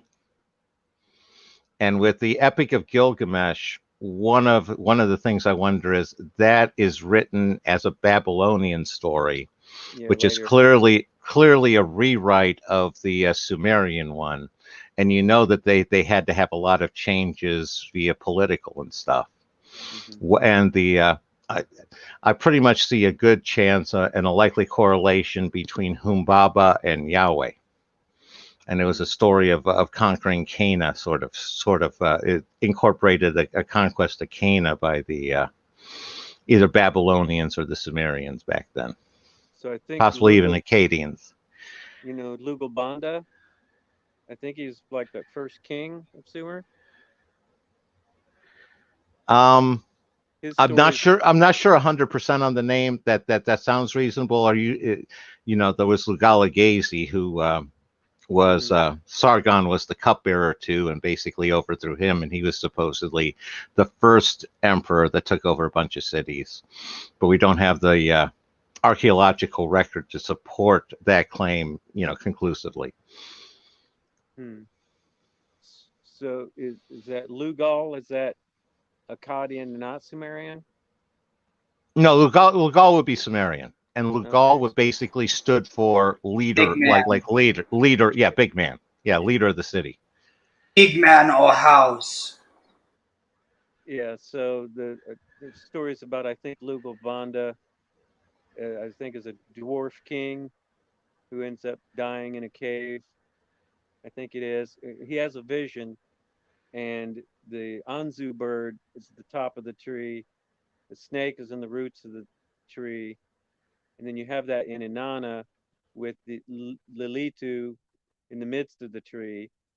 and that's all kind of the caduceus, the snake rising to the wings, uh, the winged heights, and that kind of alchemy symbology that's in Hermeticism and everything now is in some of these earliest Sumerian things, I believe, and then all that seems to relate. And then the storm gods. And so I'm just saying, I think there are some Indo shamanism roots of what becomes the urban system of Sumer. I hear what you're saying. I'm going with a different origin there. It's more or less two different cultures looking at the same phenomena and coming up with similar stories based off of that. Because another one that you have to deal with that you're describing there is Yggdrasil and Tree of Norse mythology, where you had the bird in the upper branches, you had the dragon gnawing at the roots, and you had the squirrel running back and forth, relaying messages between the two. Yeah, and all of those also relating back to an Indo culture. Oh, the Norse is definitely pulling from that one, but a question would be, did the Indo-Europeans start to adapt that when they went into India, and was it an adaptation that they took into their culture? Also, the motif of the dragon versus the eagle or the bird, it's very, snake versus the bird, very key. Yeah, Ari and I have talked about that before. One of the interpretations that I have on that one is again, rising consciousness and different degrees. A lower, your lower, more base level of consciousness associated with the snake, which is where you're going to do what needs to be done, the necessity. And then you have the bird being up above, which is the, more of the higher, the more spiritual approach.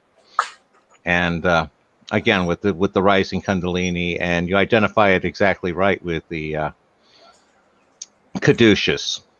And interestingly, you also have the staff of Asclepius, which is a single snake going up a rod, but no wings at the top. And the caduceus is the double snake with wings at the top.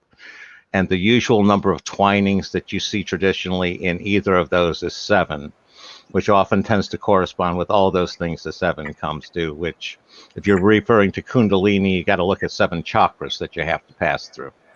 Or 7, or 7 planets, and as well as, obviously a connection to like Saturn and stuff, but probably going to end off here. But wait, there was something else I was going to say.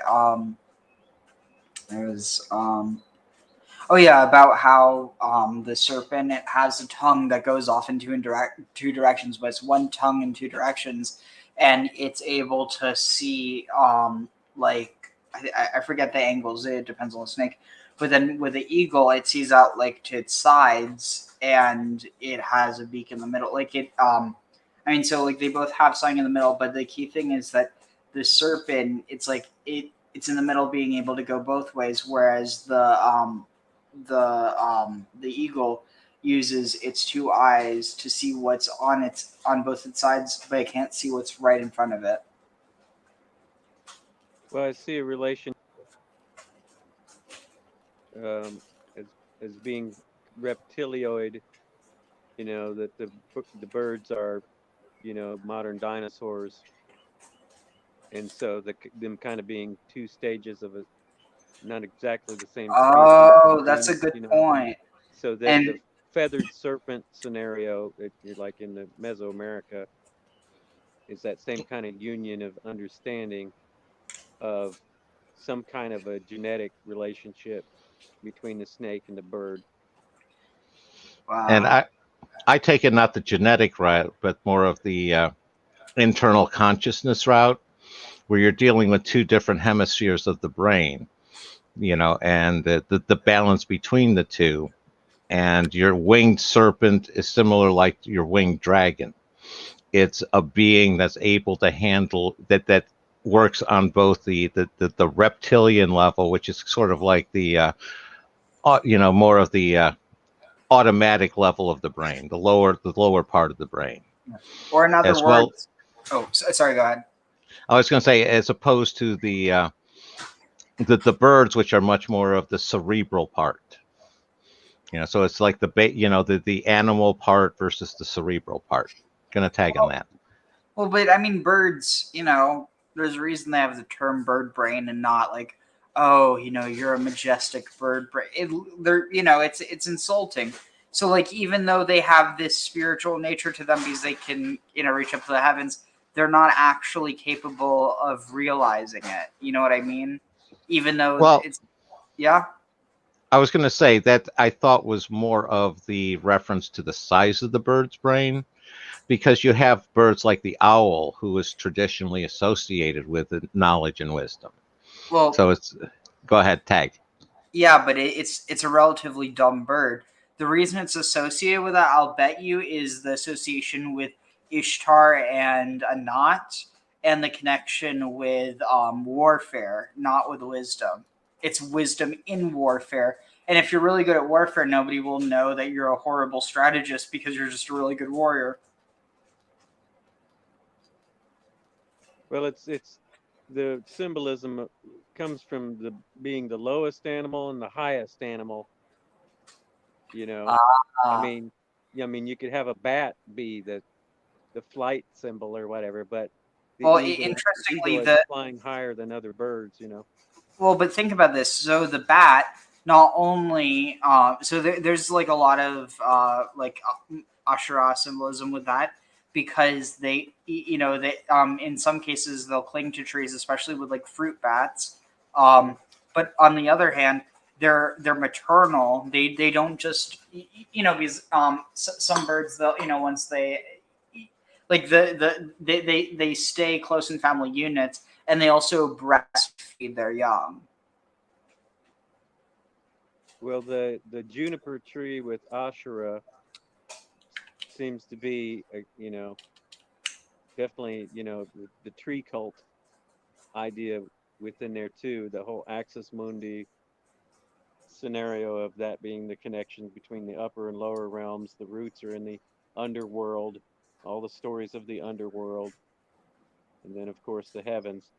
Anat seems a female version of An, because it has the suffix Anat, relating back to the heavens. But I don't think that it might not be the case because it's with an aleph, not an ayin.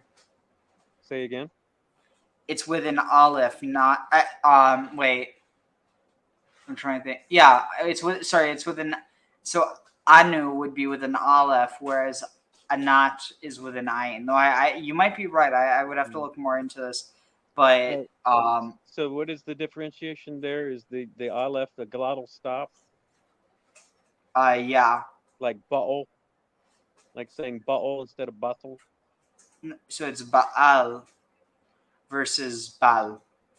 So kind of the same. Well, it's more like Baal. It's hard to. It's much more guttural. But anyway, we can talk about this another time. I forget. Do you have Discord? I don't. Okay. Well, anyway, yeah, just stick around. I'll probably go live again sometime soon. But I do need to catch some sleep because I haven't slept yet. Yep. Likewise. So, yeah. So this was fun though, and Well, we should do this again soon. Yeah, as you can tell, I'm more of a novice, not level of scholar, quite into the linguistics and everything. And I'm just, learning a lot, working my way back around to figuring out to disassociate the tradition so much from all the obnoxious culture that's accreted around it. Yeah. And to get more back to the roots of these things. And obviously my orientation is more off of the Sumerian, being someone who was kicked out of Sunday school for asking too many questions. Yeah, that I know where to ask my questions and where not to. It's about but it's something where it's like I think there's a bit more openness to that within the Jewish community. Given there's still certain questions I just can't ask around certain people, but whereas like I feel like in Christianity, like it's much more like hard and rigid. Like you know, there's certain segments where you can, but for the most part, it's probably like you just can't even, you know, rock the boat. Yeah, I'm not really coming out of Christianity. I was raised agnostic, and my mother let me go to church with my uncles when I started asking about things, which kind of corresponds to the age of reason. I think I was like 7, 8, 9 or something. And I started asking about things, and she said, "Well, it's up to you to decide." And so the rest of the family was Christian. They started taking me and ended up putting me in Sunday school. And then I started questioning things, and oh, that just disrupted things to where they said I was expelled just for not just absorbing everything and saying okay. But Yeah, I anyway, mean, yeah, I yeah, it appreciate means it means you passed the test. yeah, I appreciate being able to get in on these. I'm still kind of new to Of YouTube course, and yeah. No, everything, so you gotta start somewhere, and it's just a matter of sorting out the wheat from the chaff of the past. And yeah, the one thing I was going to say is a lot of it. It's not not all denominations of Christianity are equal as far as that shutting down questions and all. I come from the Catholic tradition, and it's a matter of I didn't have a problem with that because the Catholics had adopted the Big Bang and evolution, and they had signed on to all of that. Many of the Jesuits were great scientists, and they were on board with that before I was born. My issues came much later when I started to get down into the weeds of everything and started to see it was a question of, do I believe in apostolic tradition? Do I believe in all these sorts of things? And it's like, well, no, that's pretty much hearsay sort of thing. And yeah, the rest is history. Gonna tag. Yeah. well, So I think that's probably a good place to call it. But this was fun, and definitely do it again sometime. yep. Hopefully, I'll catch the notification the next time you're going live. Oh yeah, that's a good reminder. You know, to subscribe or like click the bell so it's not because if you don't click like the bell with the like ringing thing on it, it sometimes it won't give you all the notifications. Yeah, I think it is. I think that's why I've caught you the last couple times. All right, cool. But yeah, yeah, if you can like and subscribe, helps the channel and helps like and as much as you know that troll was annoying, he has a point. I'm going to have to start adding hashtags. I'm just very like last minute. I need to start getting on the schedule and have like a time like hey, we're going to go live at this time. That way, more people can actually know and get on. But And anyway. did you see the emails that I sent you the time or two before? Oh, I need to check my emails. I'm really bad at checking my Yeah, emails, there's but a couple emails, yeah, and I'll check. I'll talk to you about being on my show. Okay, cool. Yeah, I'll check that out. Cool. Awesome. Yeah. Let's see. I'm just trying to figure this out. That's 3 minutes. Yeah, if we just go for one more minute, then we can end at like 5:25 or whatever. But yeah. So Graham, what do you think of the loan words from? I mean, like, I knew there was a connection between certain loan words and others, but I did not know it was that much. Like, I mean. Like, for instance, that the Egyptians didn't have an actual word for sea. They just called it the Great Green. No, that's interesting.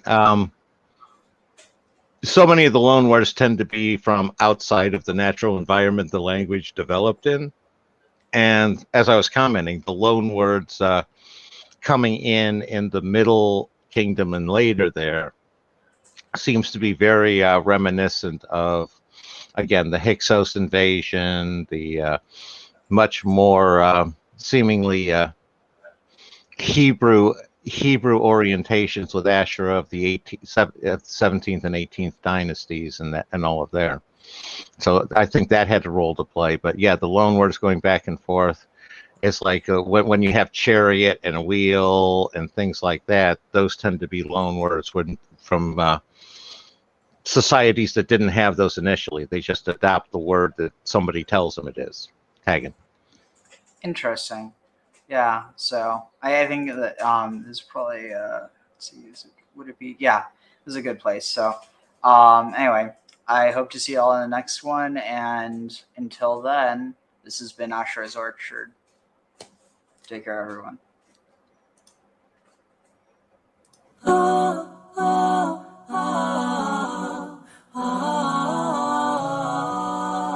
מזמור לעץ החיים, הלל האלים, טוב להודות לאשר, ולזמר איש וחשת עליון, להגיד בבוקר חסך, סגולותייך לנגן בלילות, עלי לידו, עלי לעבר, עלי משל ונקבי חליל.